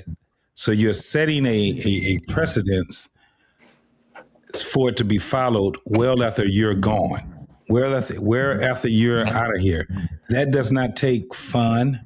That does not take happy. That does not take any of that shit right there. It takes being a person of work. And you deal with things because they're challenging, right? And you welcome the challenge because you have a bigger scope on where you need this to go and where it needs to sustain. So that's the problem that I have, that a lot of the stuff that we talk about, yeah, it can be fun trying to get it done, but once you start sustaining it, for instance, the leadership, right? At some point, your leadership will be just sustained. Everybody is going to go based off of everything that you've laid across. And even after you're gone, you got hundreds and thousands of people that are just doing that. That is a boring, tedious thing. It's nothing. You get what I'm saying? So it goes to what Josh was just saying. How does it look? How does leadership really look? That's basically what it looks like. It's tedious, it's boring. You go through it. It's for instance, when you're the household type of thing, right? Yeah. When your household is running good, it's boring. Yep. That's why motherfuckers ain't getting together. That's why motherfuckers, because at some point they yearn for some type of drama and flow and drama and something like that. Because, but if you were just doing everything to the T, right? We got it all going. It's nothing that's so spectacular. It's just something that you say, this is what it's supposed to be. But when you start hearing people saying they want to be happy, they need excitement in their life and all these different things, a lot of things, and a lot of times when we look at this shit, where it goes to happiness and sad and being exciting, going on trips and all of this shit, what happens when they come back off of all the excitement? And this motherfucker still got bills to pay. And a lot of them didn't even prepare to make sure that those bills were going to be paid even when they come back from off of their little excursion or whatever it is. So now they got to go and play catch up, right? Yep. because they didn't do what they were supposed to have done. They knew that they were supposed to do it. It wasn't that they didn't know it. It's that because it's tedious and boring. Doing right is tedious and boring. Let's keep it 100. You know what I'm saying? It's not this whole thing. Now, there are spoils of it, right? You have things that and the thing is as you go through your journey, you pretty much get a chance to appreciate these things, right? Yep. Think about it. When you got your kids, they done did everything. Your grandkids have did everything that was supposed to have been set out. Great grandkids and all these different things. One of the things that people treasure more is that, okay, when I'm at the end of my life, I can be surrounded by my family. That's a joyful thing. That's not a happy thing. You know what I'm saying? But a lot of people think that they're going to live forever. And so what they try to do is, like, they got this whole thing called YOLO. You only live once type of thing. Yep. You only live once. And that gives them the license to just start doing things off of the path of doing things that are right, righteous, things that are just because that shit is boring to the majority of people. That's why when you tell somebody that, okay, you know, you can think about this. You can make a lot of money being a doctor. Mm-hmm. A shitload of money being a fucking doctor. People would look at the money, but do you know what it takes to be a fucking doctor? Yeah, tell them you got to be in school for 10 years. That shit just turned them straight off. That's just right. And then you got another 12 years after that. Another, you know what I'm saying? Yep. And when you get your ass in there, the shit is boring to the most people. Yep. That's why when you go to, you will see it in college. You'll see motherfuckers sitting there talking about they got the aspirations to doing some shit. I want to be an engineer. They go to college, they take the classes that are supposed to be being an engineer. By the time they get into their second year, what do? Change. Yep. I want to change over to social worker. Because these classes that they took to be an engineer was too goddamn tedious, because it's not hard, it's tedious. Yep. You have to be able to get yourself. So that's the same thing about being a leader. The shit is tedious and boring. That's it. But trying to get to be a leader is what we were talking about. Motherfuckers ain't trying to let you be no fucking leader and you talking righteousness. It's the same thing where if you have women saying, I want a man that is what's that number one thing they say they want a man to be nowadays? God fearing. Oh, that's you don't want that nigga. Guarantee you don't want him. Nah, because he goes. You don't want him. Yeah, because you don't want him to be held to the fire. Because he been using scripture like a mofo, and you not his attention. And that life is not exciting at all. I'm talking about a motherfucker that is straight up and down. No, you don't want that. You know what you can't do? You can't. Almost everything you doing. Yeah. You definitely can't wear what you want to wear. You know what I'm saying? Yeah. Let alone present yourself a certain way. So it does. I agree with what Josh just said. No, if motherfuckers sat there and they said, no. Even when you look at it where you put, the first time that you get into, there's certain levels of leadership, right? Mm-hmm. And you've been in the military, just like I've been in the military. You see motherfuckers, they done fast track, got into, they little buck sergeant shit. They come to find out they don't want this shit. The shit was worse than them being a fucking specialist, wasn't it? Yep. Yeah, because you got a lot of other shit you got to do. And the shit gets tedious. Look at all them damn meetings you got to go to now. You ain't coming home at no 5 o'clock. Yeah. You ain't making it home till 9:30 at night. Literally. And you still got to be in PT at 6:30 in the morning. And you got to hit it. And you got to hit it. You got to be there before everybody. Yep. If you're 10 minutes early, you're still late. Yep. It gets boring when you're doing that. So most people are not disciplined enough to even want that type of leadership. So that's why when we see people talking about it, it's a whole different ball game.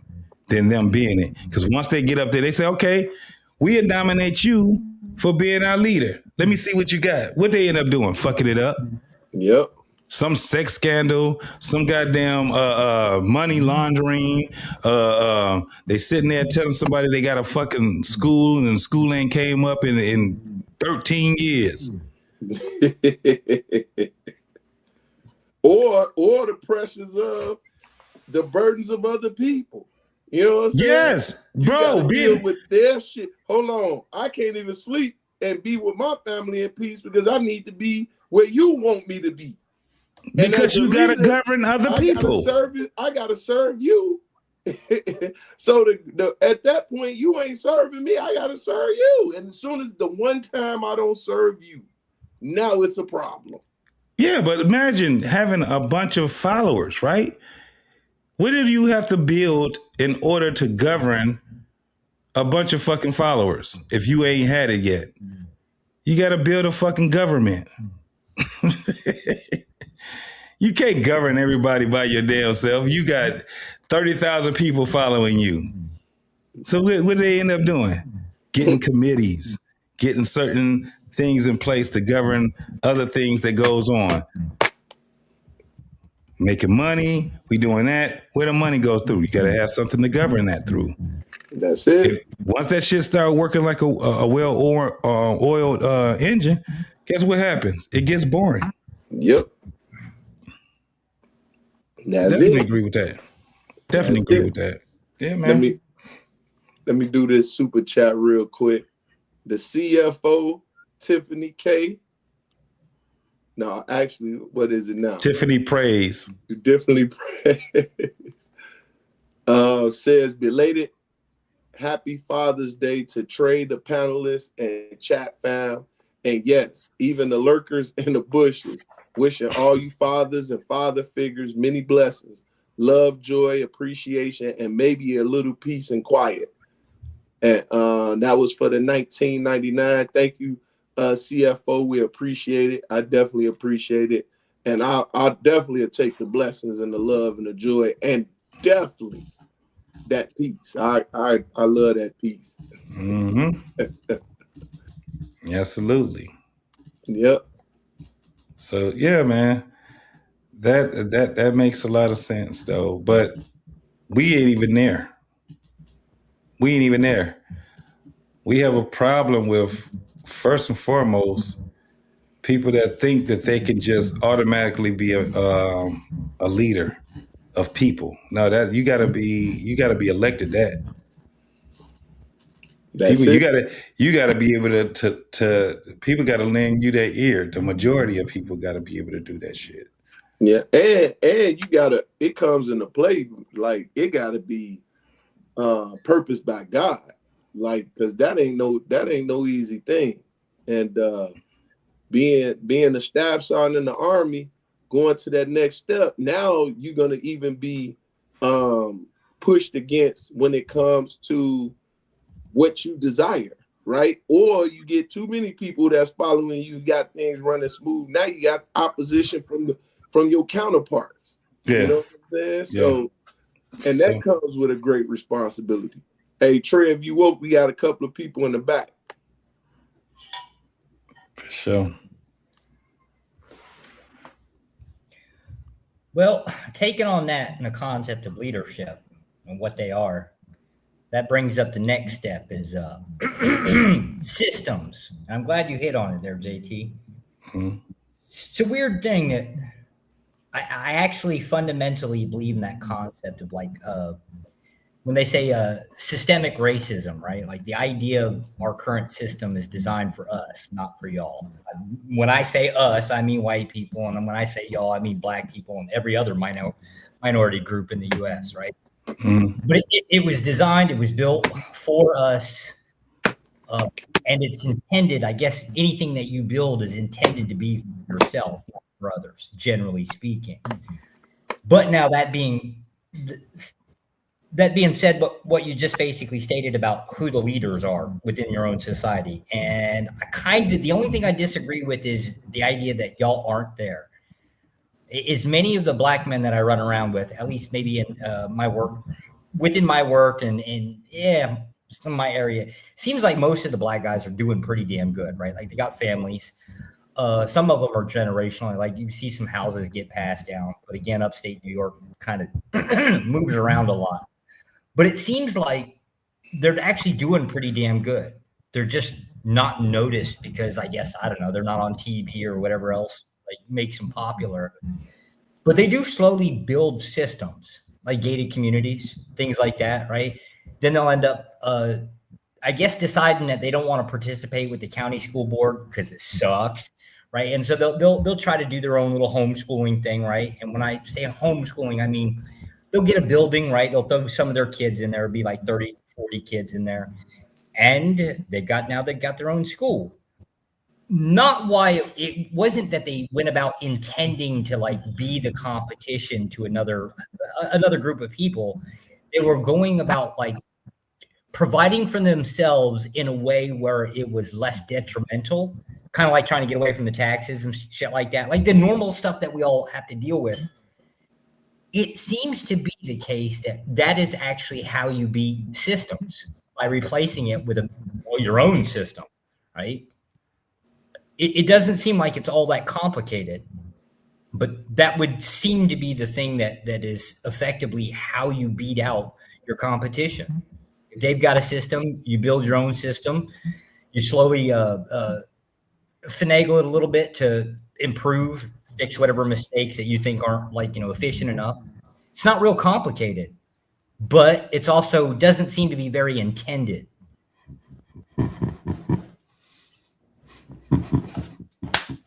What's up, Mr. Cole? I'll let Josh go on. So you saying that we are already there?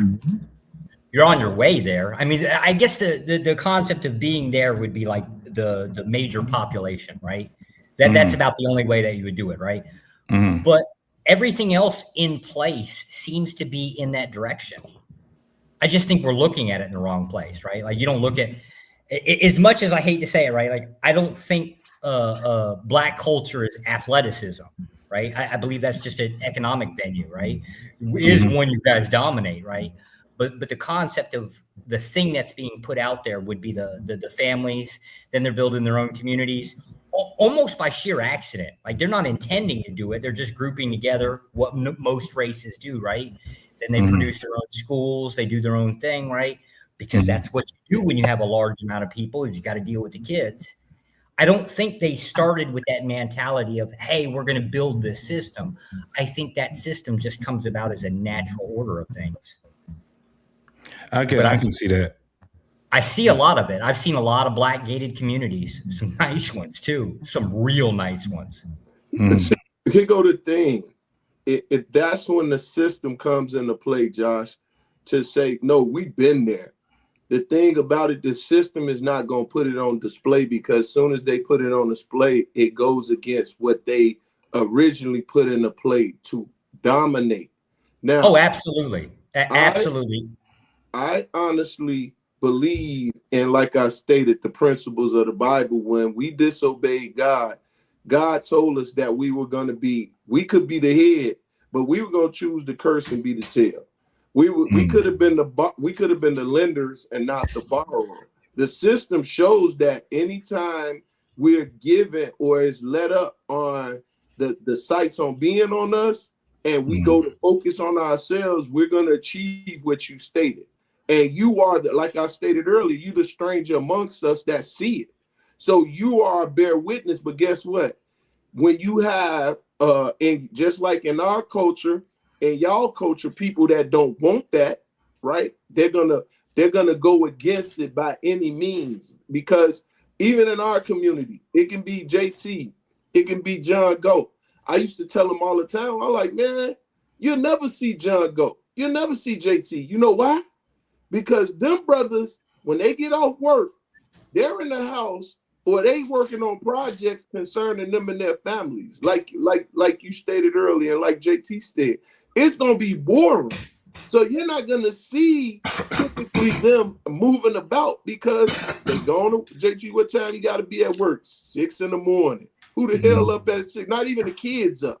And then when you get home from work, more than likely it's gonna be 5 after you run your errands, 6, 7. Now it's, you know what I'm saying, daylight saving. You're not seeing JT until maybe it's time for him to barbecue, maybe to cut the grass, maybe, you know what I'm saying, working on the car, maybe due to the fact that we got a little bit more relaxed these days in the sense of, you know what, I done made a little extra money. I get somebody else to cut my grass. Well, while I'm at work, I'm just gonna get my car worked on, and I catch, you know, drop my car off. My wife take me to work. So now you're not seeing JT, but the whole time JT own and go on majority of the houses in the Black community. You see what I'm saying? Yeah. So you're not gonna see it. And when I used to say that, I used to get so much kickback, but I'm like, yo, I'm watching Mr. John, I'm watching JT, I'm watching Mr. Durrell, I'm watching Mr. Earl every day. Yeah. So it's a certain focus that you got to definitely have. So Sam, listening to what Josh also said, I'm like, okay, I can get it now. That was my thing earlier in the show when I said, what do you do? Give up? I don't see people, you know what I'm saying? A lot of people, we just keep doing it, you know what I'm saying? And it gets frustrating. It gets, you know, sometimes you just be like, why do I even bother, right? But then you go right back to it because you love your people. And that's the whole thing. To do something for it, and that's why I told people, I said, you know, my concept of what unconditional love is to do something for a group of people that's not even here yet, right? And so you try to set forth the things that you try to edify and be better at, first and foremost, yourself, and then you try to edify your children. And, you know, we get nephews and nieces and things like that. It's kind of like we build off of that. That's how things end up working. And I think us having this thing called hope is what keeps us going also, right? We hope something, you know, the best possible end results happen. So that's what keeps us going too. And it gets frustrating when you have people that you care about, but they don't care about, you know, their people like you care about them. If that makes any sense. That make a lot of sense. That make a lot of sense. That was one of my biggest things when I went back to the community to advocate. And I was trying to explain to one of my brothers, I say, man, listen, I say, we got to do a little bit more than just our children. I say, we gotta deal with the neighbor's child. He like, man, why? Because I'm gonna focus on mine. I say, hey, who you think gonna influence your child? Let me ask you a question. Your child? Go ahead. I mean, like, you know, I deal in Black community all the time, man, and I'm hearing all these conversations, and I've been hearing it for the last couple of years since I've been on YouTube. But no one's talking about it. Maybe Angry Man's mentioned it, but there's an IQ problem, bro. Big time. You know what I'm saying? And like downstream from the IQ is, you know, the violence and stuff like that. That's what you're seeing. Yeah. I had a Black man attack one of my tenants, attack one of my other tenants. He was an older man. He attacked a 70-year-old man. It's a young Black man. Attacked the older Black man because he's frustrated. He can't pay his rent. The world has closed so many doors for these young Blacks. They walk around out here angry as hell, ready to explode on anybody. That's probably what happened with Carmen and Anthony. Hey, don't tell me to move. I'm tired of being told to move. That type of, you know, that constant bombardment, like you're Black, nobody wants you around. Your mama moved to a white neighborhood. He probably didn't want to be there, probably want to be around his brothers, you know. And on it goes, man, you know, nobody's going to listen to you talking about leadership when your whole neighborhood, nobody wants to live around you. Leadership starts there, I think. Once your neighborhood gets straightened out, people will probably be more apt to listen to you and see what you got going on. That same Black man I'm telling you about who attacked the old man, elderly man, this was elderly abuse. He also destroyed an inanimate object, a microwave. You don't think he takes that violence out into the streets?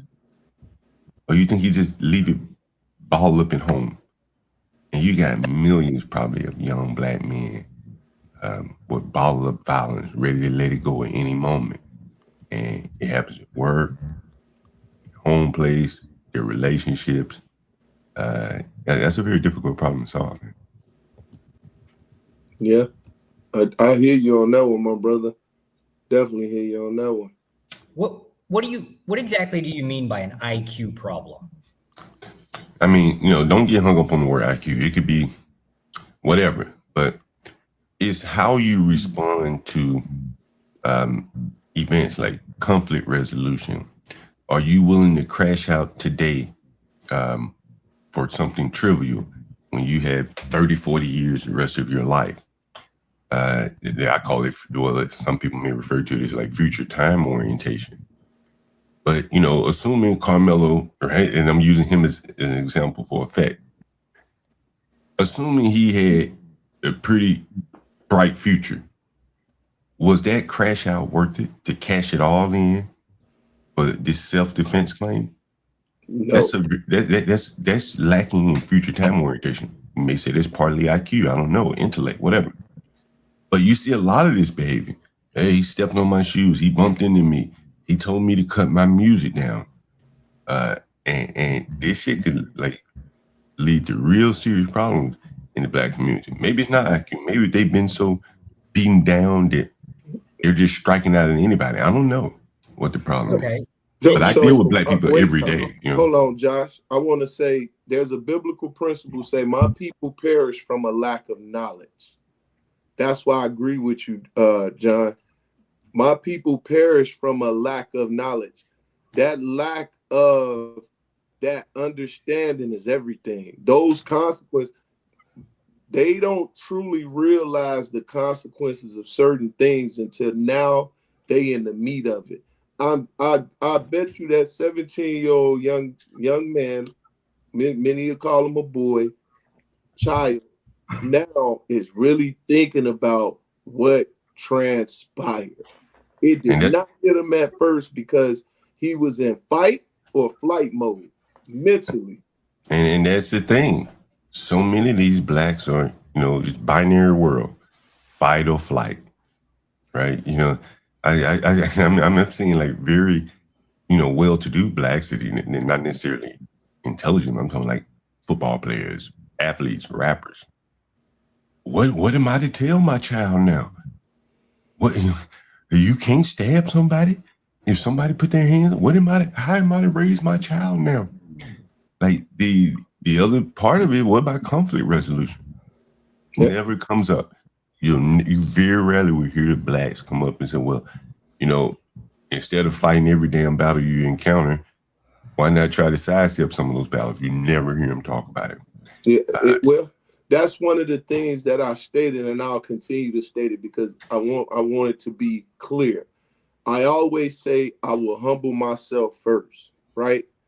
Now, the warrior in me, the competitor in me, want to try to test how I would go and endure in that fight, right? But because I have to be an example to the youth, my thing is let's humble ourselves. Let's get away from this because we don't know what the consequences could be. And we don't want to take a 50-50 chance when we got 100 in our hand at this moment. And I think that's very important to stress, right? I'm going to humble myself first. And if I can get out of this ordeal and walk away with it, and even if I'm called any name or whatever, I'll take that. I'll take that versus now I have to, people have to mourn my life, or I got to battle a system that truly, as we see, ain't in favor of me, right? Not even by a 50-50 chance. I don't want that chance. I saw a video the other day. It was a young black man. You could tell he not that street type. He was reading a book on the train or something like that. And a ghetto black man, like, I guess he asked the black man to stop playing his Bluetooth music. So clearly he didn't know blacks. because you cannot tell a black person to cut their music down. Mm-hmm. You're really taking a chance on a serious altercation in a public space. You tell a black person or ask a black person, hey man, you mind cutting your music down a little bit? Put some headphones on.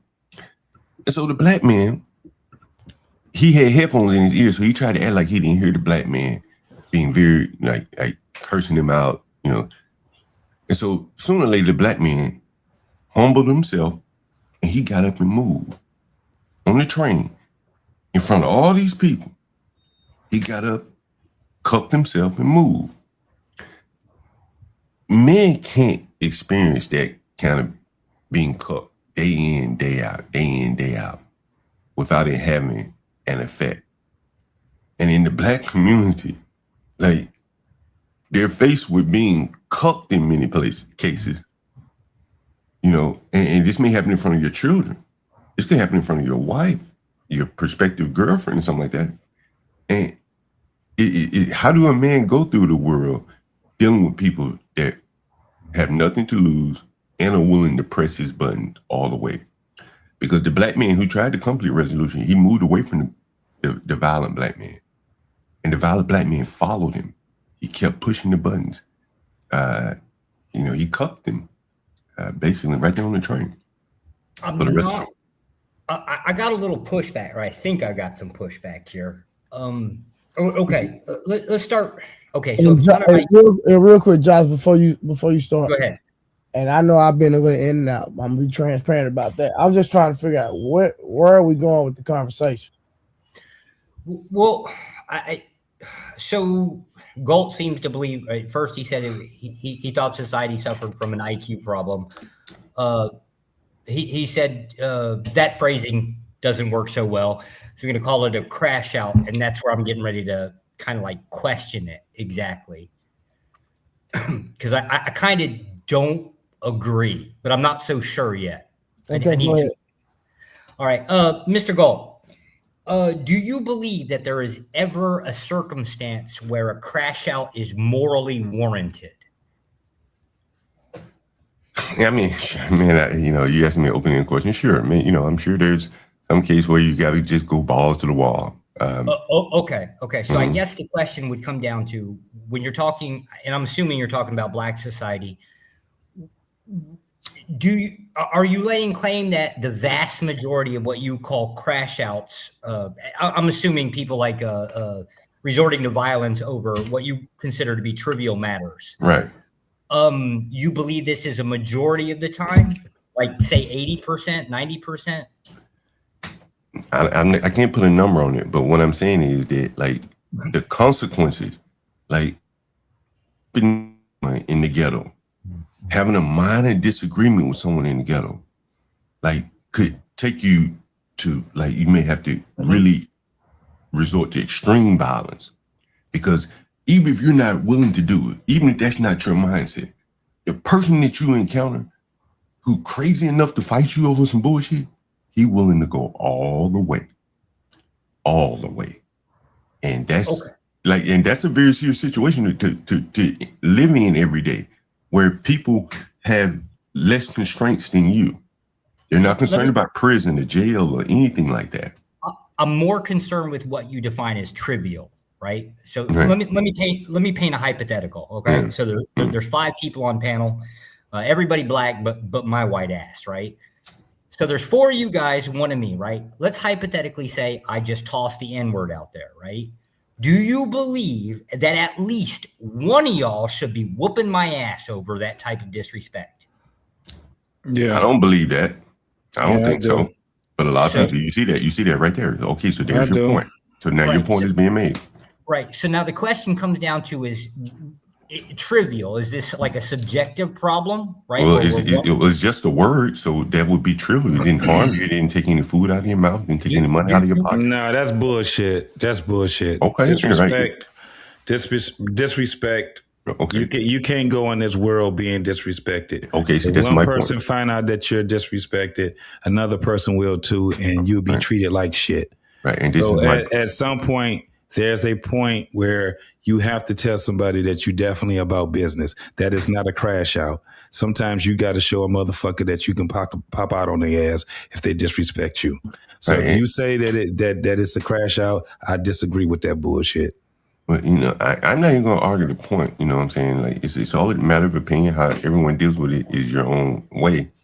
But again, in his world, words can be disrespectful.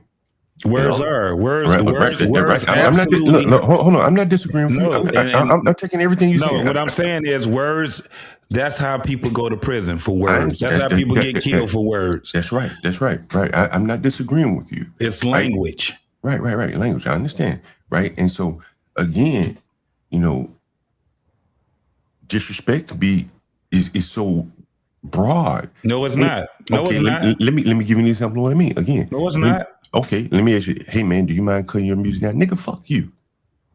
That happens all the time in the game. No, but you're conflating when you're saying that. You don't think you ask somebody to turn down their music in public. Right. I know what you're talking about. Right. I've seen it happen before. Mm-hmm. So they can be overreacting with that. But there's also a moment where just because if they're in a public place, then you may not have the right to tell them to turn down their fucking music.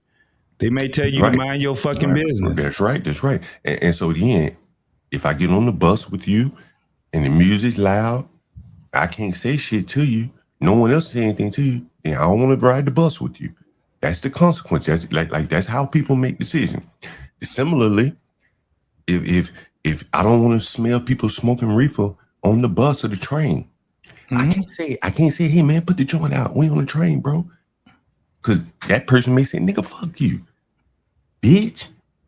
So okay, I can't say anything to correct your behavior from smoking reefer. All these things in the public space that are infringing on me, right? Infringing on you. And these things aren't necessarily crimes. Right? See, these aren't even crimes. And these type of things can lead to some real serious violence. You have to make a decision, like I said earlier in the show. You have to make a decision. So one of your decisions that you have to make is to get out of that environment. If you understand that environment is overran with a bunch of disrespectful people, you there standing there asking people to turn their music off, and you know what the consequences may come to, then you got one or two choices to make. You either gonna go ahead and oblige that fight that's about to happen, or you just shut the fuck up and move on. And see, I agree 100% with you. And what does that do? That leads to a degradation of the public space. You just move. If there's enough people that sit back and move and they go around people that respect, I got you. That's what it is. Right, I got you. So let's say this one guy wants to play some loud, vulgar music on the train. You already made that. Okay, now hold on. Let me. Okay, so in your world, right, and I agree with you, it's better to just get off the train and let him have that train to himself. The whole fucking train. No, that ain't what I said. But instead of going, but you would agree that if a man comes on the train blasting music, vulgar music out of a Bluetooth, say on the Red Line train in DC or the A train in New York, if he's that crazy to do that, you probably ought to just let him do it and go. And if it bothers you, instead of going up to him and say, "Hey man, music's a little loud. You mind turning down?" You should just go. Would you agree though? No, I'm asking you a question. Would you agree that it would be better to just let him have that train? I already stated it. I don't have to agree. I already stated it. Okay. You either go ahead and whatever's going to come your way, you better understand that it can possibly get to that way, and you oblige that. Or you shut the fuck up and just deal with it the way that you deal with it. That's the only thing that you got. And see, that's what I'm saying. Else. But you have to understand what I'm saying. At that point, the lowest common denominator has taken us all down. It could have been 100 people on that train. No one wanted to hear the vulgar music, but the vulgar music guy made everyone else back down because maybe I'm headed to work. I ain't got time to be fighting with this guy. No, he didn't, because I told you you had an option. You either tell him to turn that goddamn music off or you'll break his fucking radio. How about that? And then you go ahead and okay, so you're gonna do that. So that's what you're gonna do. Listen to what you're saying, John Galt. You're asking us a question. I'm giving you the options. The option you got is either shut the fuck up and let that shit ride, or you tell him to turn that shit off, or you bust his fucking radio up.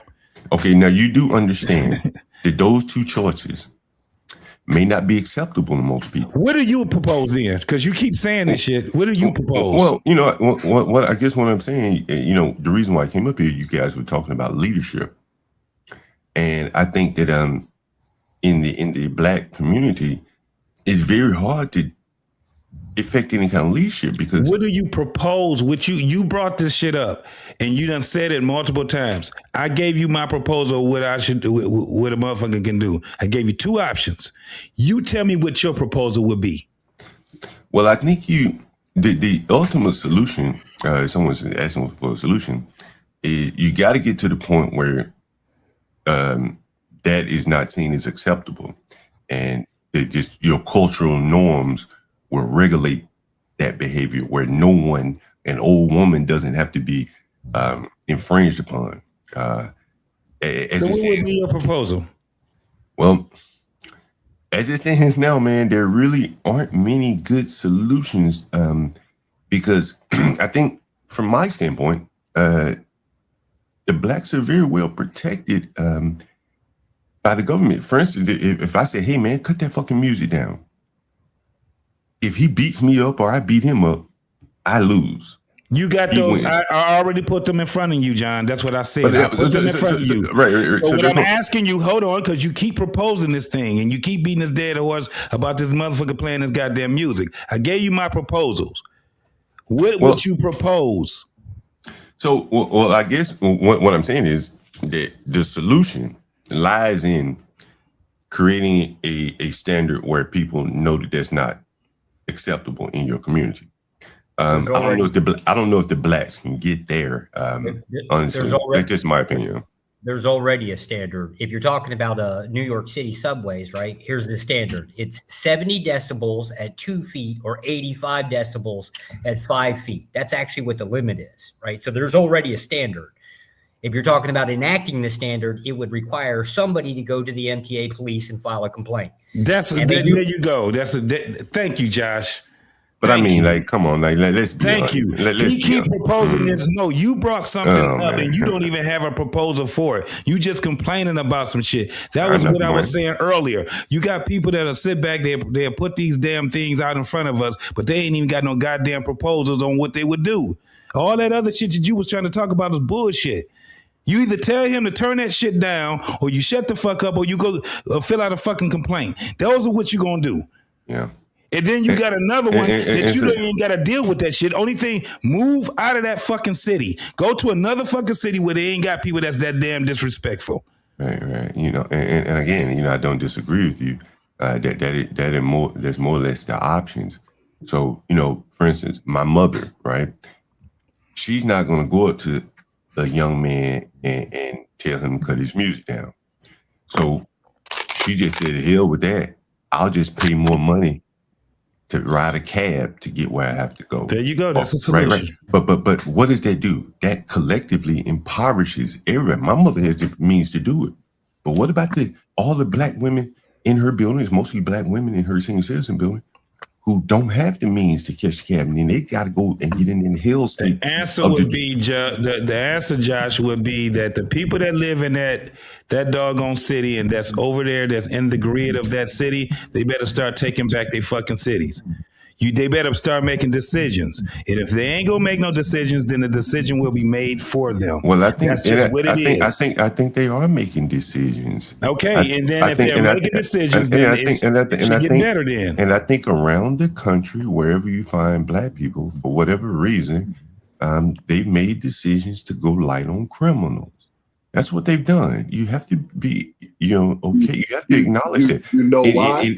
I don't care why. It doesn't even matter now. It's done. What's done is done. Okay, right? so watch this. I don't care why. So let's not go down the history lane, memory lane, trying to figure out why they did. You bringing this stuff up, bro. But it's done. But okay, so what's done is done now. You can't cut me off if we're gonna have a conversation, my brother. But I don't want to go down memory lane with you. Well, it ain't going down memory lane. It's actually current. So what's happening is this. Who is the greatest supporter of the prison system? I don't know. Black women. Okay. that same individual that you're telling to turn down the music is sitting on your sofa in the front of your house, right? So with that being said, that's the great problem. Now, once again, this is when I say men, those are our children. And when we leave our children or we go about an event and don't know that that child is ours, we're leaving a debt in society that has to be paid by someone. And guess who's going to pay that debt?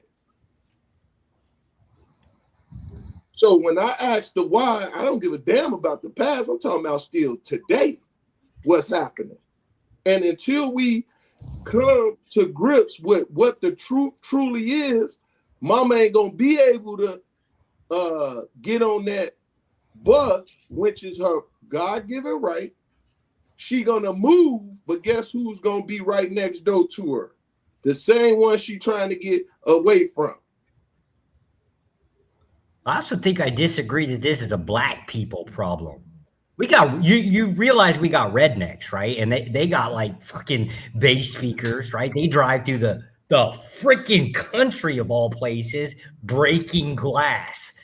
Like, I mean, we got our we got our little hellions over there, right? And I agree with you guys, we don't know about them because we're not a part of that community. No, hold on, Smurf. Okay, no, in Michigan, that's bullshit. Because I'm gonna tell you right now, these motherfuckers is just we have a problem with motherfuckers with road rage. And guess who be in there? Them white boys be out there shooting at each other and all kind of shit on the motherfucking freeways. Oh well. We have a problem with people going to the football games and the basketball games, and they be in there fighting. Guess who be in there doing all the fighting? It be white boys too. They be in there doing all kind of shit. You go to look what's happening at them soccer games. Motherfuckers get drunk and they fucking up all kind of shit. Okay. So you're kind of right with that. But the thing is that Josh, with one of the things that I always tell people is that because we're more indulgent into one another, we put the focus on us, right? We put the focus on us. We understand exactly that this shit is an American problem, but we can't even we need to get our people together so that, you know what I'm saying? I know that I'm one of the guys that'll sit back and say, no, I see no motherfuckers over there tripping too. However, if they're in my goddamn community and they going around bumping their goddamn music and drag racing down my fucking street, I don't give a fuck what color they is. It's about to be some smoke in the city. Hey, let me and my neighbors are going to make sure that to happen, right? Let me ask you a question. Have you ever done that before? Have you ever confronted a young black male for riding down your street playing music? Yes. No, not only that, I confronted a car full of women. Somebody had threw a big ass bag of fucking Burger King out in the fucking street. You know what I did? Yeah. I got back. I got in my car, chased their motherfucking ass down, and gave them back their goddamn bag of junk. I did it. See, now I feel a little bad, right? So being a white boy, right? I got problems with assholes going up and down my street like crazy, and I'm the only person in my house. It's just me, right? It's a 2-mile long paved road, right? Hey, but hey, JT, let me ask you this question. What if you didn't have a car? What would you have done? I got a car. No, I'm saying, what if you didn't have a car? I have a car, and I've been having a car since I was 17 years old. Okay. I'm not allowed to drive. If it had been me, right? I don't have a car. Well, so I have a car. If you feel that they did some wrong shit, you call the fucking police. Okay. No.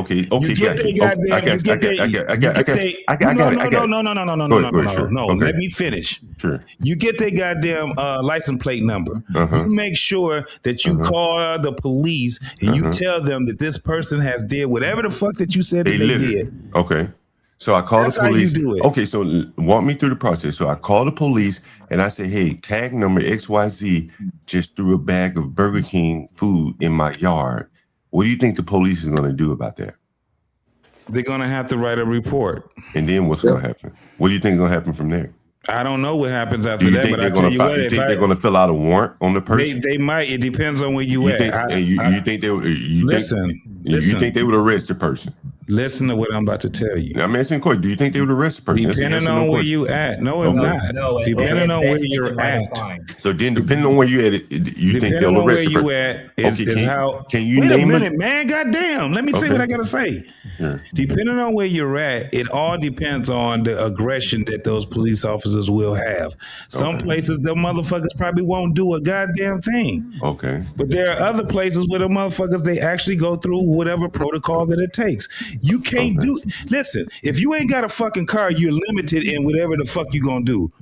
So your best bet probably is to just say, well, fuck it. Go pick the shit up, throw it in your goddamn garbage can. Okay. How about that? Okay. So so you talk about without a car and you making all these other things up. Let me ask you, because everybody doesn't have a car and everybody's not willing to go chase down someone for littering. So again, what I'm asking you is, can you name a jurisdiction where you think they would get arrested and serve 10 days in jail for littering? I don't know about 10 days in jail and arrested and all of that shit. You don't know. We're talking about something that, right? Yeah, no, yeah, that's what I'm asking. He said call the police. He said call the police. So I'm assuming because you you felt that it was. Let me tell you why. Because you felt that it was that they were doing something, and you felt that something needed to be done. Correct? Wait, no, you said you felt you did something about it, right? You gave the scenario. No, you gave the scenario about the Burger King bag. I told you what he did. I told you what I did. You said, what if a person come down, drag racing or whatever? Would you go? Would you do that? Then I said I did do it.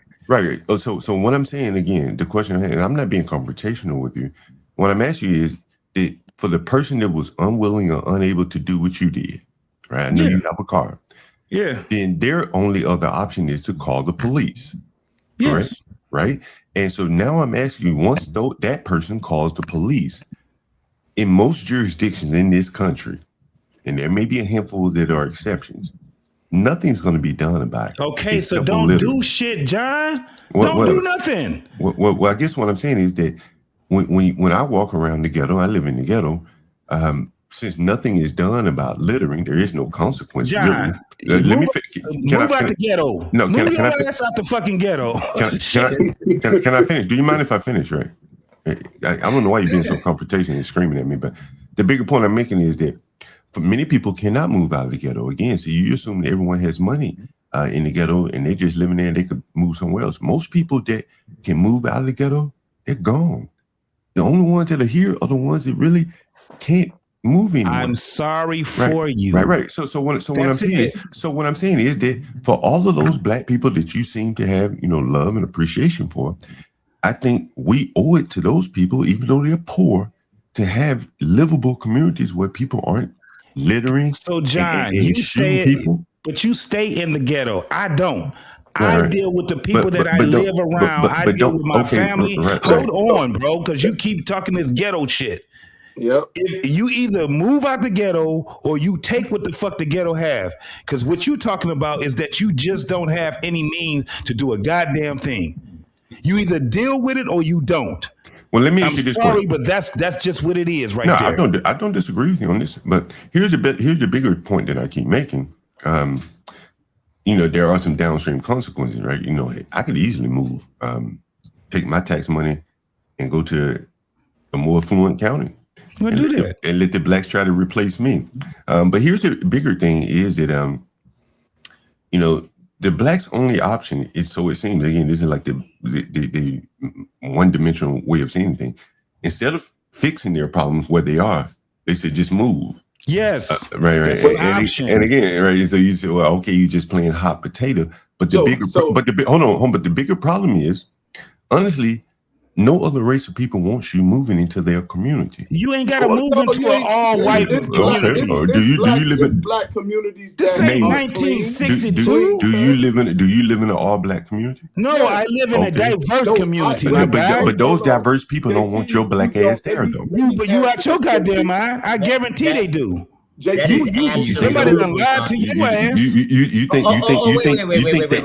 the Asians and the white people and the Hispanics really want you? Bro, I have neighbors here. What are you talking about, John? And you think they really like you? You think they really like blacks? Hold on. Let me. Have you ever asked them? Let me ask you a question. John. Go ahead. No, don't I ask me don't mean to be question. arguing. Yeah, I don't mean to be arguing. I'm sorry. Okay, so let me say this, bro. Right, but let me just say this. it seems to me that I have better outcomes than you do. You stand around the so-called blacks. You stand around the so-called destitute, and you ain't got no car, you ain't got shit, and motherfuckers be sitting there doing all kind of bullshit in your goddamn neighborhood. They don't want your ass in there. Because neighborhood I stay in, guess what they say? How you doing, JT? We have this millage coming up for the schools that's coming, and I need everybody to come because guess what we have? A neighborhood, community, not to watch, but the thing with motherfuckers, as soon as they come up with the voting, they come up with all the millages and proposals. Yeah, like HOAs. We try to keep each other informed. When somebody comes over, I can go to my neighbor. If I need to ask for something, they give me something. If they need to ask for something, and I said diverse, which means that I got a bunch of black folks, we got white folks there, and we have pretty much Middle Easterns or whatever, right? It's just very diverse. Okay, I got it. So you're let me say this. hold on for one. No, let me say something. hold on. Can I say something? Let me respond because I only got a quick point. I'll let y'all go ahead. look for a minute. Go ahead. Sure, go right ahead. Respond to this. Now, right. Let me give you a perfect example. I have my neighbor across the way, once again, predominantly black community. And he asked me, after calling them, hey, happy Father's Day, what's going on? I got something to give you and your wife, because we do plants. So he like, man, did you hear what was going on? No, please inform me. What's going into play? Hey, it's going to be a war going on around here. Interesting. What you mean a war? Hey, this is what's been transpiring. This is what's been going on. This is what happened just recently. Okay, I'm not, he like the first thing he said, man, I think I'm going to move my family. I said, I'm not moving nowhere. I invested in this community. Guess what I'm going to do? By all means necessary, I'm going to protect me and mine because I have the right to live in my community the way I want to live in it as long as I'm a law-abiding citizen. I say, but check this out. I ain't going nowhere. You can do as you please, you and your family. But what I am going to do is I'm finna make some phone calls. I got off the phone with him and I called the police sergeant that roams the community, right? Once again, I talked to my alderman. Once again, hey man, who is the watch commander for the night and the daytime? Because I'm gonna need some people to do a little roaming. I got some information in the play, right? Guess what? I go to my neighbor across the street, talk to him. Hey man, this is what's going on. If you don't know, this is what's been transpiring. We got to be on watch. Man, you on the same thing? Yes, we on the same thing.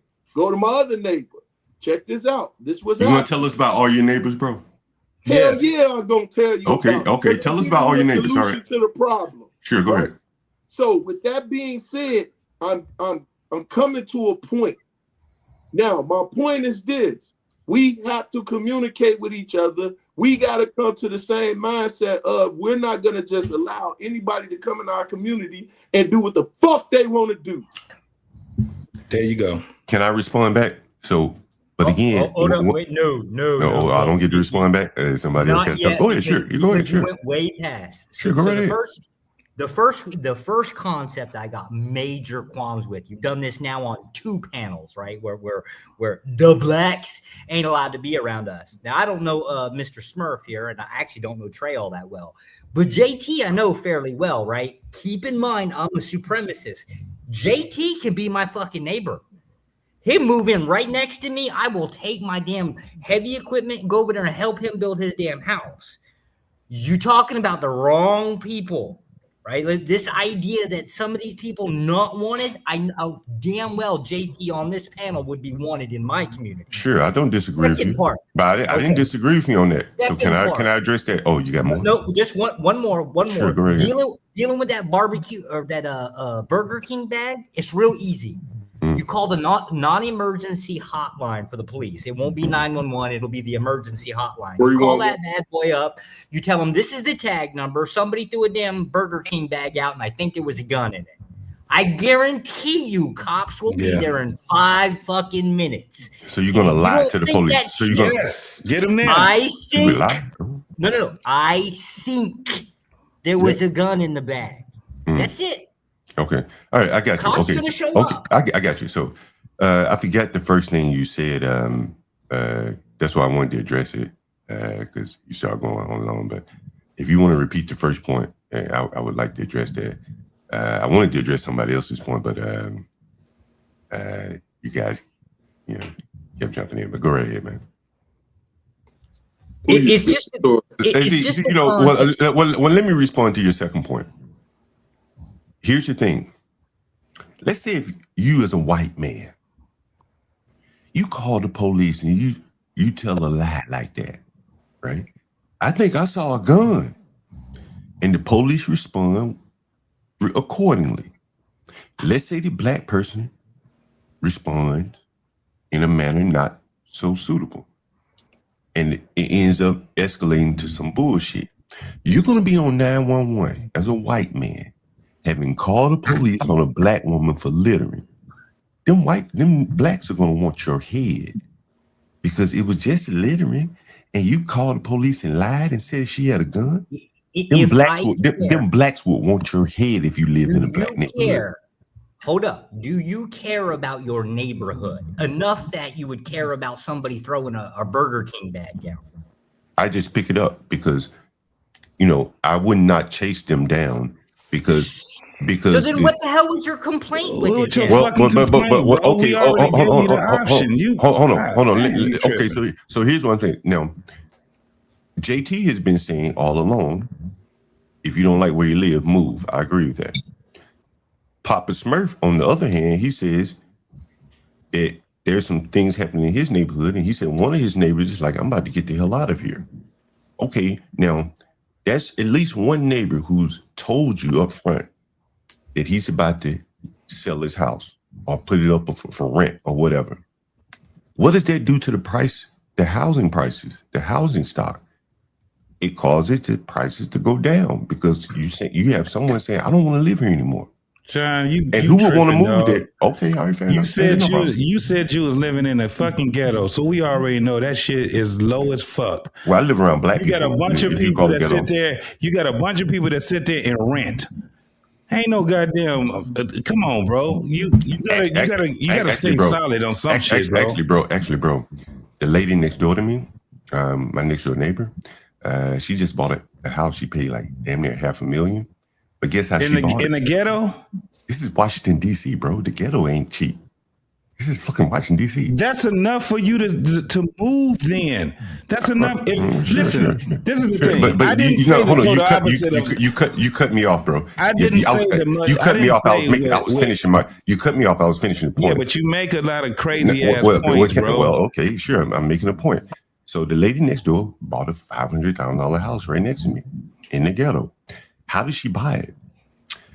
They converted her Section 8 voucher into a mortgage, right? Wait, you talking about? Wait, hold on. So, is she renting her house out? No. So you're not listening. No, I'm listening. I'm asking. So I'm asking the question, bro. I'm going to say it again. That's what I asked. So I'll say it again. In DC, that price of housing is so expensive, and no one wants to rent to Section 8 blacks, that the city now converts Section 8 vouchers into mortgages so that welfare people, like my next door neighbor, who doesn't work or anything, they converted her Section 8 voucher into a mortgage. What made her want to? Okay, so let me ask this: what make her want to stay in a damn ghetto where she gotta have to deal with a whole bunch of bullshit? I can answer the question for you. For a $500,000 goddamn mortgage. Well, let me answer the question for you. The answer is that when I say ghetto, I'm using the word loosely. As I said, don't use it. I'm taking it literally. Okay, well, all right. So what I'm saying is that, like in DC, it's a government town. It's the nation's capital. The rents are supersized, and it just drives everything higher. But the bigger point is, no one wants to rent to these blacks. I'm a landlord. I have other landlord friends. They do not want to rent to black people, and they're black. Move in. Listen. Can I finish my point? Can I finish my point though? And so the point I'm making is that the government has to come up with a scheme to house blacks. So what they do is they convert their Section 8 vouchers into mortgages so that they can go buy houses because no one wants to rent to them. Now watch this. JT, hold on. Let me say as this. fuck, Let bro, me to say be this. doing that shit. Here go the crazy part about it. They can't even afford a house in the initial part. So guess what just happened? A double entendre just happened, if I can say that. Guess what? It requires the upkeep of that house versus a landlord. That's very they true. just lost their fucking voucher, bro. Yeah. Well, no. Hold on. Even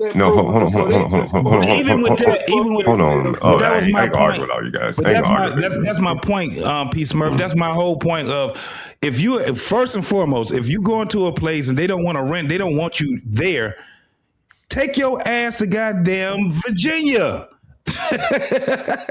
Well, it's the same. As I'm saying to you, what bro. What the fuck is it so important there to get something and go through all that bullshit over, and you got to deal with the blacks?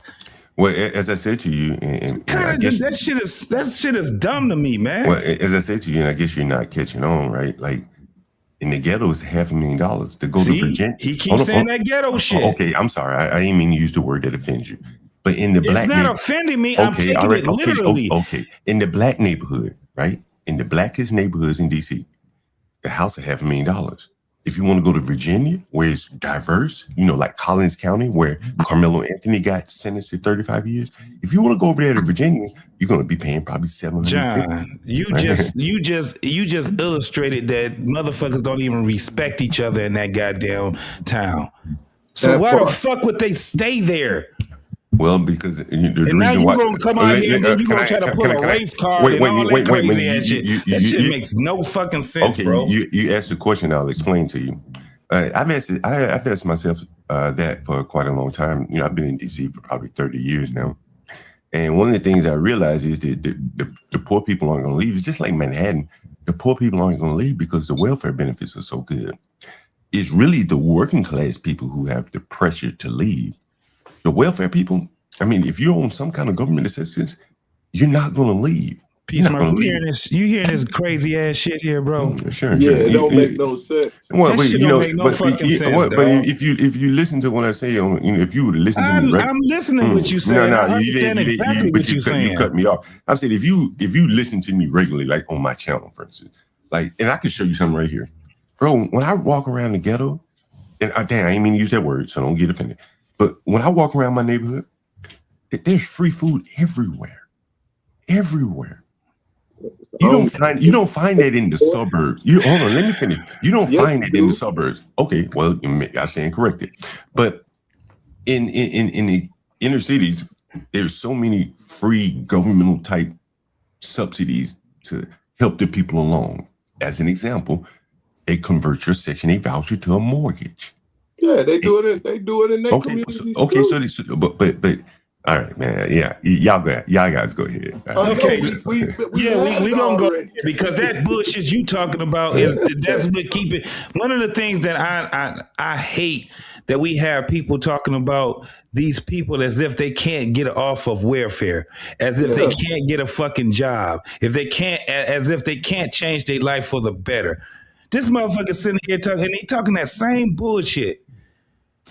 And you call it the ghetto for a fucking reason. That's why I said what I said. My whole thing is this: if it's that fucking bad, and you brought the shit, and you always do this shit, John. You bring the shit up talking about the motherfucking ghetto or whatever the fuck, and you talking about how bad it is right there. You got some options. You either stay there and take that shit, or you move.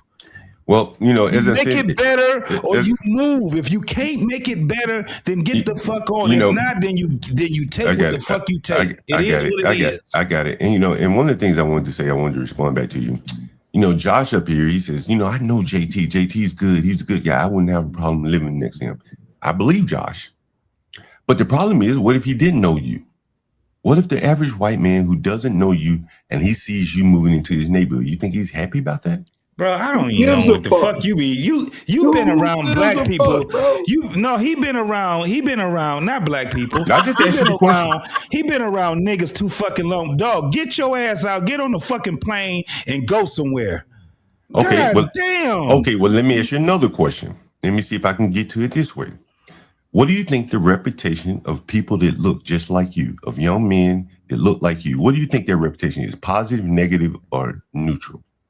Who gives a fuck? I don't give a fuck. Okay. All right. Bro, Yeah, do no you problem. know how far I've been going around? I've been around this motherfucking United States. How many motherfuckers I've been around? You know how many motherfuckers that worked up under me? You know how many places I've been, how many countries I've been in? Yeah. Do you know how much I had to deal with racism and all that other shit before too? Wait a minute. So you But I don't look at the world as one motherfucking thing. Wait a minute. So you've The dealt fuck with is you talking about? Wait a minute. Let me get this right. So you say I don't give a fuck what they think of me. Oh, wait a minute. Hold on. But you've dealt with racism. Okay. Yes. Who was being racist towards you? What you mean? Who was being racist towards me? Was it a white person? Absolutely. Listen. No. I'm gonna tell him this. Yeah, tell me. I'm gonna tell him this. It wasn't a white person. Who was it then? It was someone that was Asian. How about that? So it was diversity. And I wasn't in America. So it was diversity. I got you. No, you trying to talk about diversity. I just told you I experienced all kind of shit. I got robbed by a nigga that was my color. Okay. You got robbed by black. So are you going to talk about that too? No, you got. I've been assaulted by somebody that looked just like me. There's a black. Okay, got you. Let me ask you this question. I had a whole bunch of shit, and it didn't matter. Right. It was a bunch of motherfuckers that did some shit. I got you. So let me ask you this question. What's your point? So let me ask you this question. Have you ever experienced racism in America? No, not really. You never experienced racism in America? Okay, got you. No. Okay. So okay. Yeah, it's good to hear. I've now watch this. Mm-hmm. I've experienced bigotry. How about that? No, explain that to me. What does that mean? It's just motherfucker said back in the day, it was like, nigga. And they was driving and they was like, fuck you niggas. Also, a white man. Okay, so they hurt my feelings or nothing. Actually, we laughed. Okay, it's so like, look at them cowards over there. They mad for whatever reasons. Or whatever. I thought you said that would be disrespectful to you. What you wanted me to do? Go chase a fucking moving car? But you said it's disrespectful. It is. What do you want me to do after I said that, John? What did you want me to do? I don't know. That's what I'm asking. Chase their ass? You ain't asking a goddamn thing. You just saying shit, dog. Well, that's right. I'm not saying anything. I'm just asking you questions. No, this is Gold is basically trying to catch people in. I'm not trying to catch you anything. I'm just yes, you are. I'm just having a conversation, dog. I'm just having a conversation here. I'm just having a conversation. Like, hey, bro, I just have a conversation, man. Catch you in what? Keep posing these what if questions. Yeah. What if this and what if that? What if goddamn it somebody came and blew your head off right now? What can be done? Right? The first thing gonna be asked is what did he do? That was it. At the end of the day, the communities are what they are. That's not a ghetto. That's the neighborhood. And guess what? If it's predominantly us in that neighborhood, we are the ones bringing it down. And we are the ones that got to fight back to make it better. If we don't, just like my neighbor, he gonna want to move. I'm not moving. I'm invested. And guess what? Whatever the cost of the property gonna be, that shit gonna go up and down. But my whole thing is I got a house. Okay, so let me. Can I ask you a question? I got it. I don't need to hit a soliloquy, but okay. But I'm saying, but I want to point out to you again. I want to point out to you again is that your neighbor, based upon some rumors or some behavior, some things that are happening, wants to move. That's his problem. But ultimately, hold on. If more people think like him in your neighborhood, it's going to be your problem. And let him move. It will be your problem because it becomes gentrified, and guess what? When they come in, I'm a goddamn get my money, and then I may move, and then I may not move. Okay. So in the right in the long term, maybe you're right, but in the short term, hold on. Can I say something? Can I say something? Can I say something for 1 second? No, I wasn't finished though. Oh, okay. Sorry. Go ahead. If we're gonna have a conversation, you just can't dominate the conversation. So with that being said, irregardless of what he do and what everybody else do, matter of fact, if he move, I may buy his house. Shit. Then I can choose who I want to live in that house next. Okay, and so if the next neighbor move, I may buy their house. Okay, so you have the means to buy these houses, so that puts you in a pretty good position. But most people don't have the means to just buy. There he go again with that bullshit. That's not my problem. That's their problem. So by that means, people need to get their shit together and start standing for something because they're falling for anything. And I'm not one to fall. So what you're saying, if I can deduce what you're saying, if I can boil it all down, is that if your neighbor, I don't know if he was white or not, if he says, "Hey man, I'm about to move because I don't like what's going on around here," and a couple other of your neighbors express the same thing, you're going to more or less provide price support for your neighborhood by buying up any houses that come available. Hell yeah, why not? Okay, yeah, that's good. That's good. You know, I'm glad to hear that. Yeah, I agree with you. I'm not arguing. I'm not arguing with you. Control, and it's a brother. Right. It ain't a white guy. And that's why I didn't, you gotta make a decision. And that's why I said, I didn't want to, say who it is. But so this is a black guy that is expressing this concern to you. Yeah, that's his problem. Okay, now, can you tell me what problems was he talking about? As far as I just told you, that's why. What's happening? No, but you didn't say specifically. Yes, I did, but it was okay. I'm sorry, I may have missed it. Do you mind saying it again? Please. I'm asking you again. Yeah, do you mind saying it again? I may have forgotten. I may have missed it. There is so-called conflict or potential war between the little shorties around here. Oh, I see. Okay. See, when you said it initially, I was thinking some bigger political type thing. But what you're talking about now is like more or less local crime. I see what you're saying. Okay. So that's why I was explaining it, trying to give you a little bit detail so you can understand where I come from before I came to my point. But he wasn't trying to hear it because he was fishing. No, I heard you, but you told him that you did not want to hear a soliloquy. No, I don't want to hear a soliloquy, but I did want to hear his point. And so you would have heard it if you wouldn't have cut him off and said that you didn't want to hear a soliloquy. Well, when he said it was a war, I'm thinking on like a political level with all the things politically going on. That's where my mind went to. Yeah, but he already explained it. You didn't want to hear what he had to say. But now he's saying that young black children, I'm assuming they're black children, committing this crime of violence. Well, I don't know what they is, whether they're young black. Oh, you don't know? Okay. All I know is this is what me and my neighbor was talking about. Okay. And I started putting my ear to the wall, talking to my other neighbors, and we getting involved. Okay, but you don't have any idea of who these warring factions are.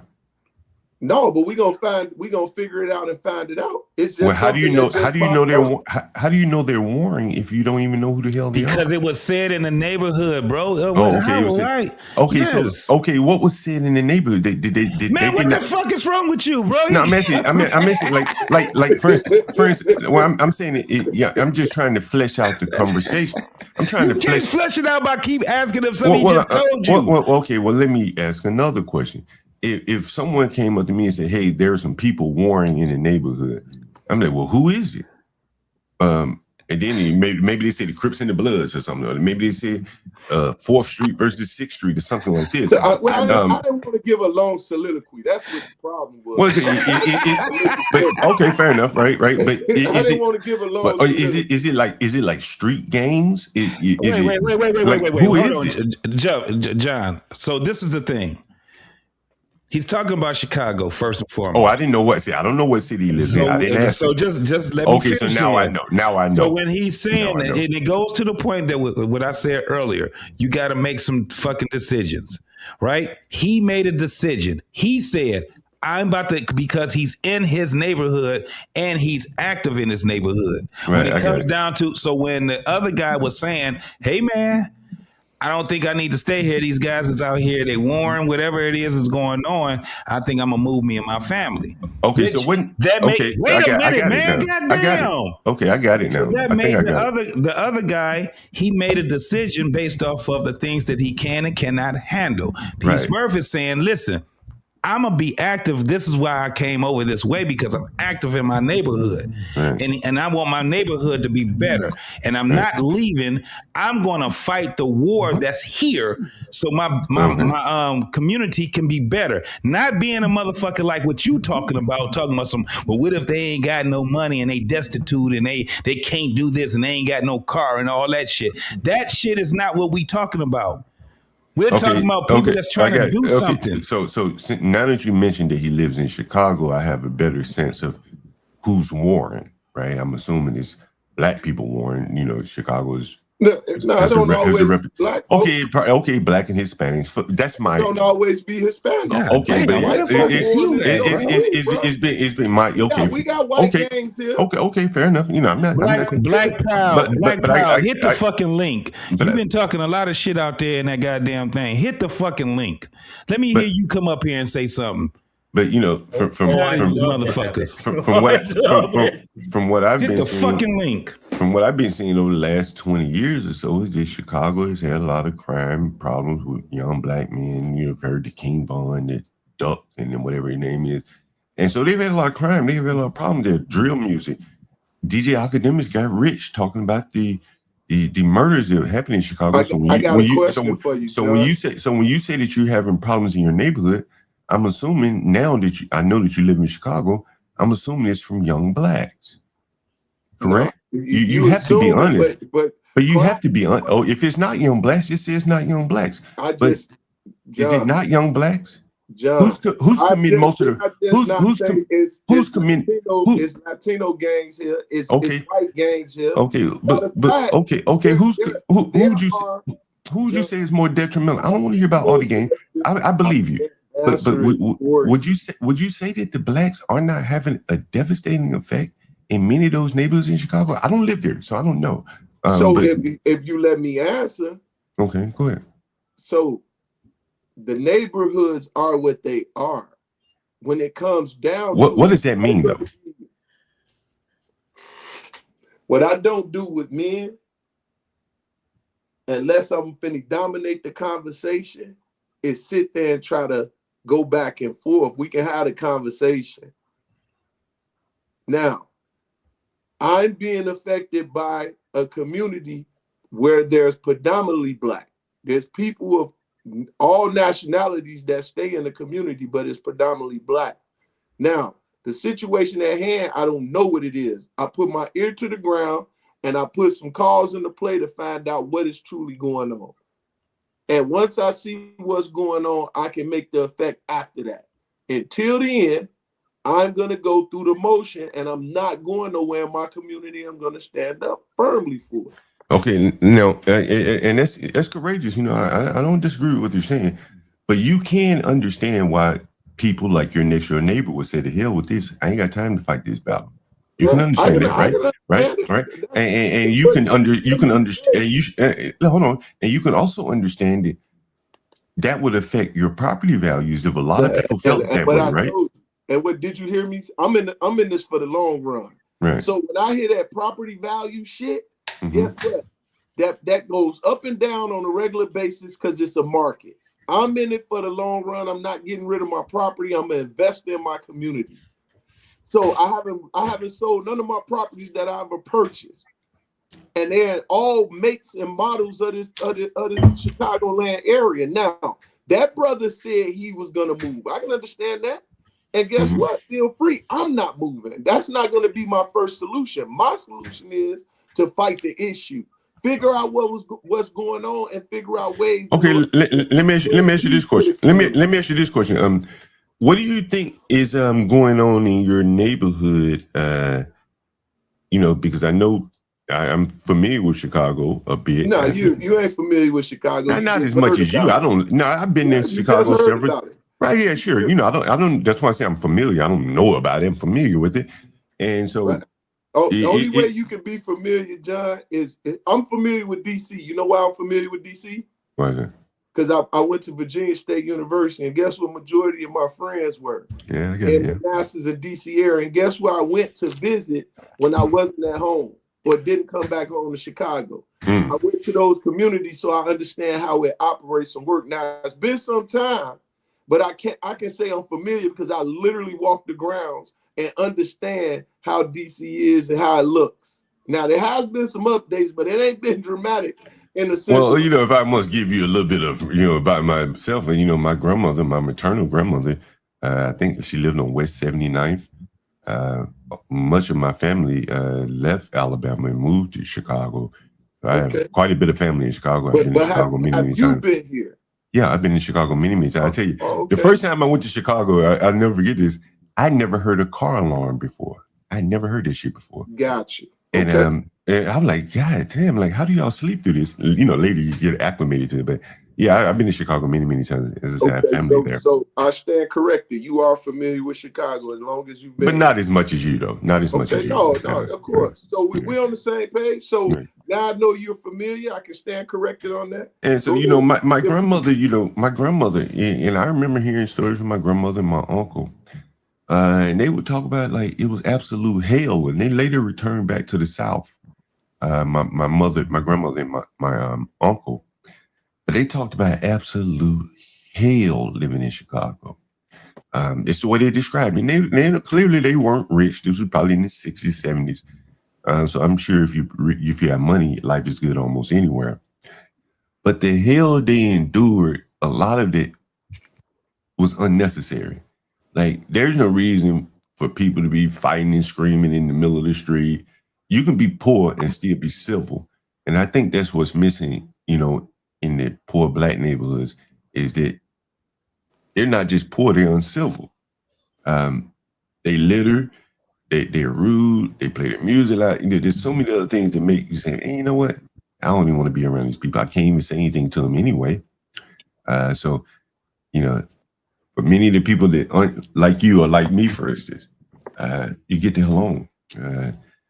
My girlfriend, I've had girlfriends that like shit. They won't even come where I live, and they're Black. Like they won't live over here.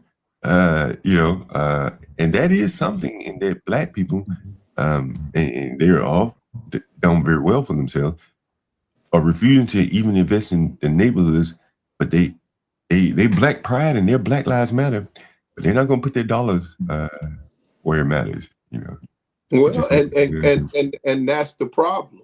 That's the issue when you leave poverty in the play, right? When you don't have the balance, when you don't have the civil in the play, and you think you're running from it, and as you run, they running from you. So every time we run to a community, guess what happens? Once again, the very person you running from is sitting on your couch today. Yeah, Carmelo Anthony. Most of these Blacks are running from Carmelo Anthony, not knowing that they have a Carmelo Anthony on their household. And watch this. They are Carmelo Anthony, because Carmelo Anthony wouldn't be who he is if it wasn't for them. Yeah, that's true. How deep it goes, no one knows. But running from the situation, as JT suggests, I don't think solve the problem. First and foremost, I didn't suggest that a person runs from a community. I said that there's options that you have. If you're gonna sit there and you're gonna just complain about it and do nothing but do what you doing, then you get what the fuck you get. Yep. Right, if you want better for your life, man, this for one, America is huge. Yep. Huge. You can go anywhere the fuck you want to. Yep. It's huge. But I think I don't disagree with you. America is huge, but by and large, the Blacks live in whatever, bro. You whatever. Keep cutting me off. You keep cutting me off. Because you be on that bullshit. All right, shit. Go You be on that motherfucking bullshit. We are multifaceted. It ain't just because you fucking Black don't mean that your fucking ass is fucking destitute. Don't mean that you're uncivilized. The way that you talk does. The way that you paint that shit does. That's bullshit. I didn't say that. I never said you uncivilized. You fucking lying to me? No, what did I say to you? In your fucking speech, that's all you've been talking about ever since you've been up on here. You do the same fucking thing. We pretty much know what the fuck you gonna say, no matter what panel it's on. You paint the picture of that. Well, and every time I come up here, you guys always say some things that are very interesting to me. Like you said, Black women were riding down your street, throwing out Burger King bags.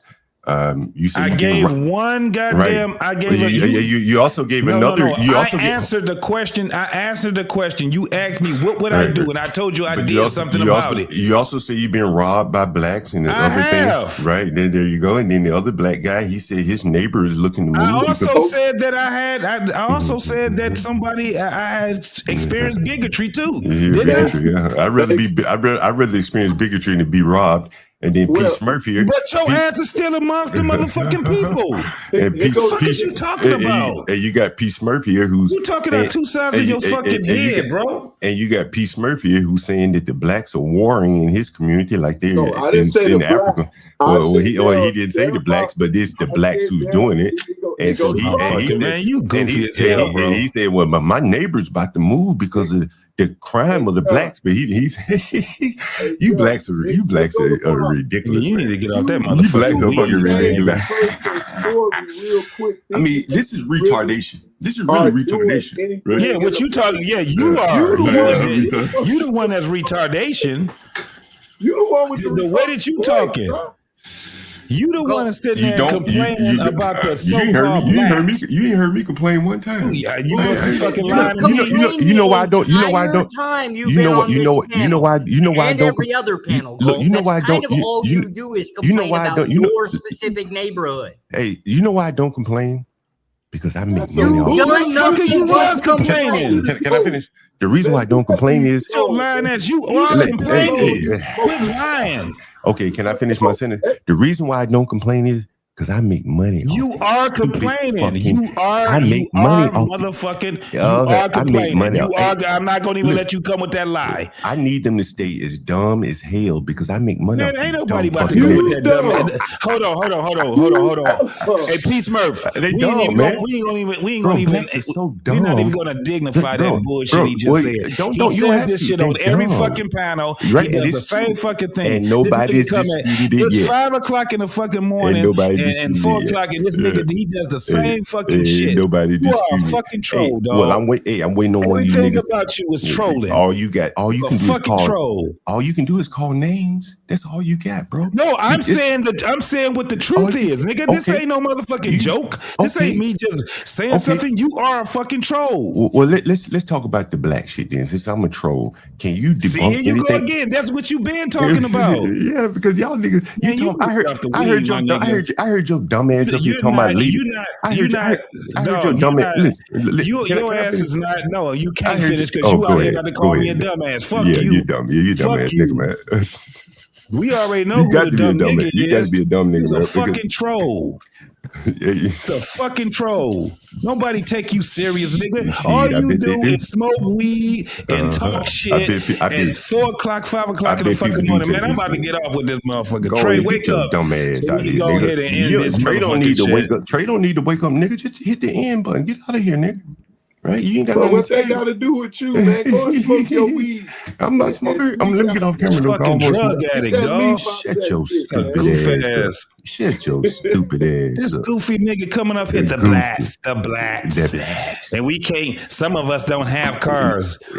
So a lot of you niggas ain't got cars. Most blacks are poor as fuck. Well, we know that your dumb ass ain't got a car. I got a car though, nigga. Bike riding. I got a Volvo, nigga. I got 2 bikes and right here. 2 cars, nigga. This is an example of coon nature right here. Nigga, I'm a coon. I'm a coon. Yes. As hell. Nigga, shit. Going on panels and just trolling. I'm mad at myself for even talking this long. You ought to be mad at yourself. Bitch. You ought to be mad at yourself, you stupid ass low IQ ass nigga. You can't even admit that blacks we already know who got the low IQ. Hey, Don't come up here. Yeah, do black got low IQ.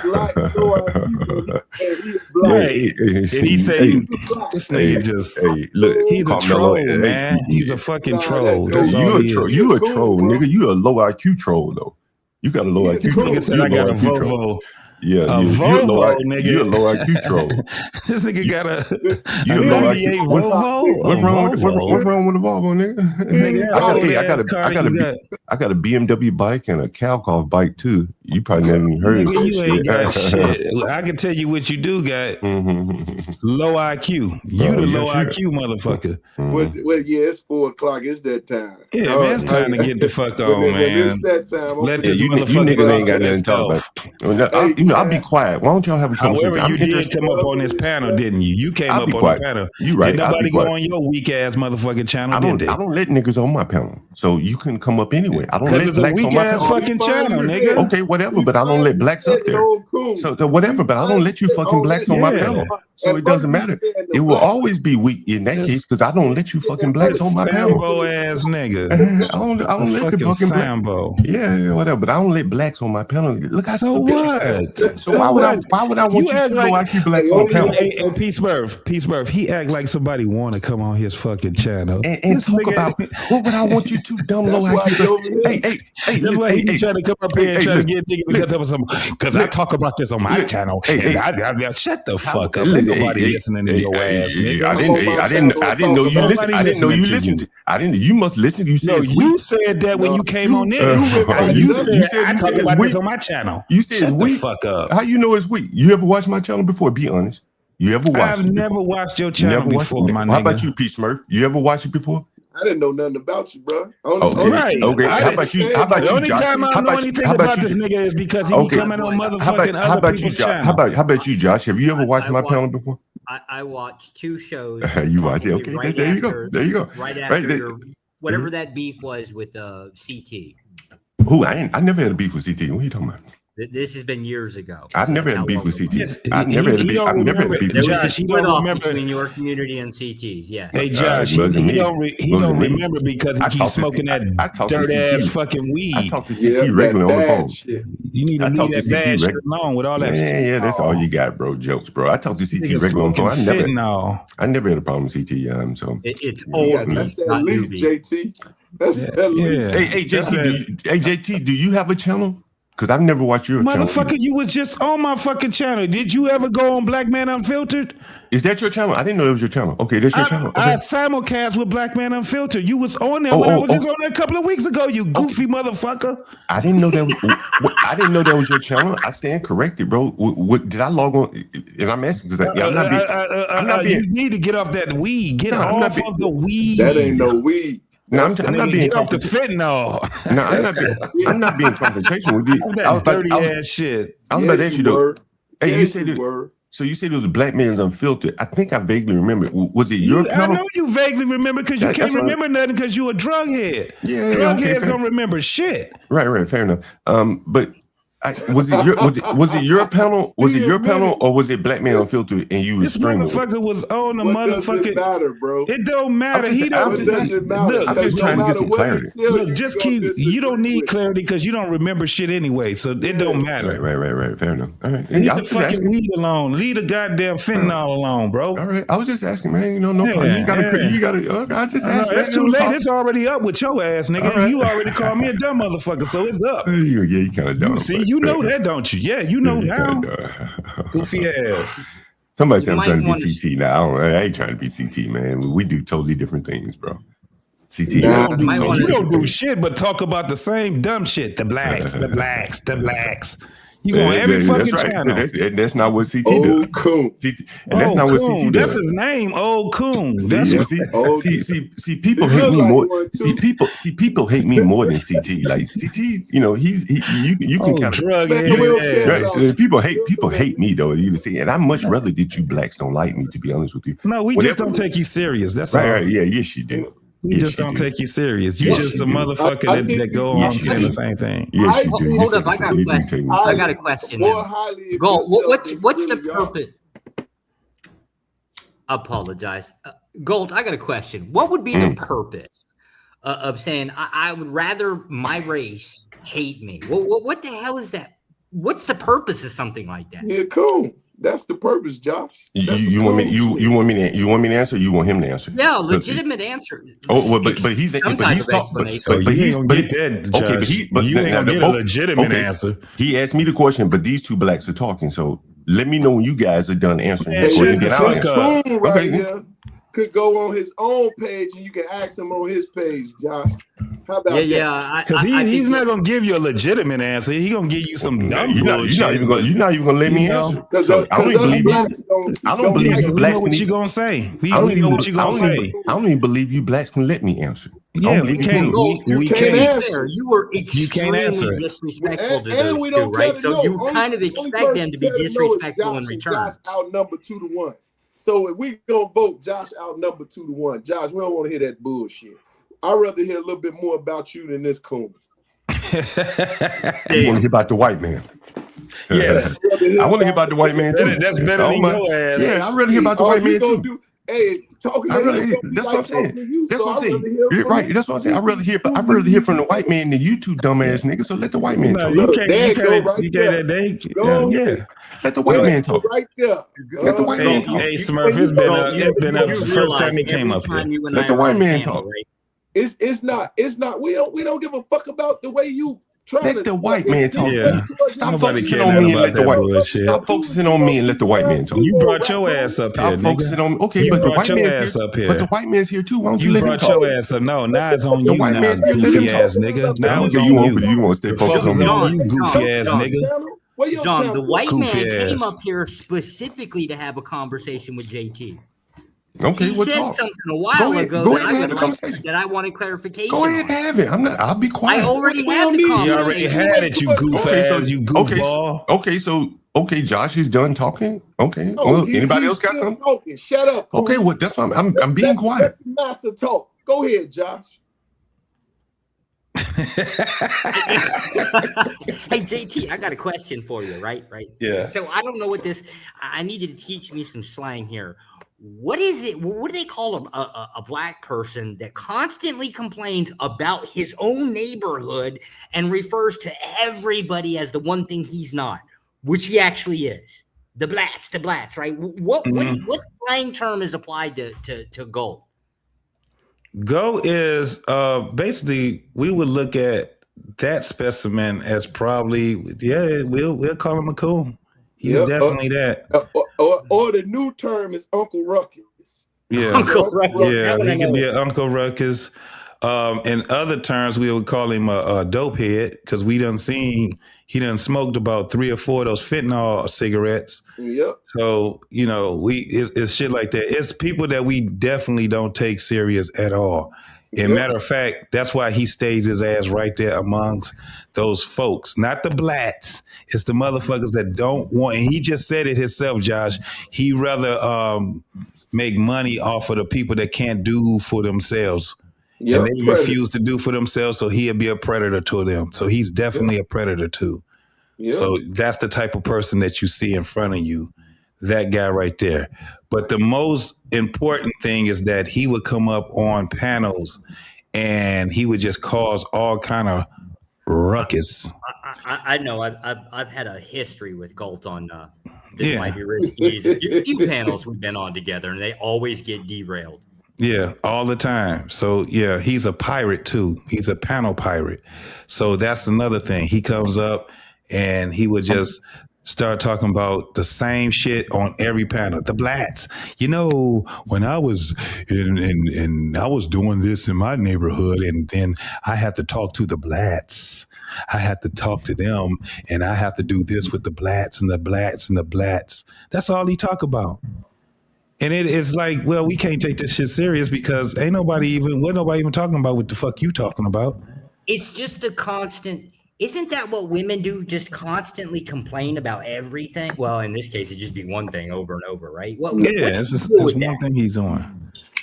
It's just one thing that happens for one that, you know, if I had mine, he'd been off this motherfucking panel a long time ago. I can't withstand this bullshit right here. Kim get rid of his ass real quick. Yeah, very quick. That was where we were having a conversation about it happens very rarely, but it just sometimes happens on a Hamp show, right? There was a discussion about the pea diddlers, right? Basically, that group of people, right? Commonly a huge white problem, right? We were actually having the conversation, and I actually thought, knowing Hamp, I thought we were going to get to some type of prescription. You know what Galt came up and did? Derailed the whole freaking thing. conversation. Yeah. Yeah, that's what he basically do. But that's what drugs do. You Yeah. know, that's a part of the drug. It goes to a part of the brain that hasn't been amplified before. That's why his intelligence in the sense of the conversation is so low. He can't have that conversation. So he got to do like a kid. Well, what about this? And what about this? And then what about this? Hold on, bro. I ain't even finished explaining this, but hold on. I need to say this before I forget. And P. Smurf, the other thing is that he's a lonely old man. That's the other thing about that. He needs to get him some little woman that would tolerate his bullshit, and then he probably will be okay when he come on these panels. But no, he's just, he's a lonely old man, and he needs to talk to people. That's all it is. But the black women they don't like naggers. Yeah. They don't. They don't. They want to be the naggers. So it can't be two naggers in one place. This is the thing that I don't understand. A person that can't stand blacks so much, they always want to be around them, though. They go on every panel where black people was at, complaining about black people. You know why, though, JT? Because at the end of the day, they can't get accepted by who they truly want to be amongst. So you got no other choice. Yeah, that's true too. Yeah, that's true too. That's true too. Why they can't have the conversation. It's difficult for them to have the conversation, so they're gonna create their own conversation. And then try to call you dumb. Yeah. Just like, my man Mr. T used to say it back in the day. I pity the fool. I pity the fool. That's basically what it is. But, I guess, he only got 3 more Christmases left. So hopefully he'll make the best out of that. You got a lot of work to be doing right now in a little shorter time you got right there, go. But, hey, man, I'm about to get up out of here, bro. Hey, I'm right behind you. I'm done with this guy. My cutoff. I'm done with him. I probably can rock with Josh, but I need somebody else to be up there. Oh, no, I'm leaving. He already took out two panels now in the last 2 weeks. I'm done with it. Yeah, no. Hey, y'all. Well, hey, chat. Love and respect. Y'all be safe and be wise out there. I pray blessings on all of y'all. No, not except for Black Proud. Except for Black Proud. Fuck Black Proud. Go to hell, Black Proud. You and John Goff, y'all both burn in hell together. Both of you goofy bitches. All right, Josh, it was nice talking to you, baby. All right, Josh, nice I see. We'll catch up again. Indeed, most definitely. Indeed. Out of here. Take care. All right, y'all. I hope y'all had a good Father's Day. Oh, yeah, it was cool. It was cool. All right, peace, Murph. Hey, we'll tell Trey you're going to have to shut the show down. Indeed. All right, y'all. I'll holler back. Fuck you, John Goff. I'll second that motion. Ladies and gentlemen, you see, this is all they got. We had a white supremacist up here, Josh, telling the niggas, I'm a white supremacist. I don't want you blacks around me. But they can only train their ire at me. That's the black problem right there. They much rather have they want to be around white people. They want the white people to accept them. And they will be more friendly to a white supremacist, you just saw it, than they would to a black. Right? I just proved my point again. I am that nigga.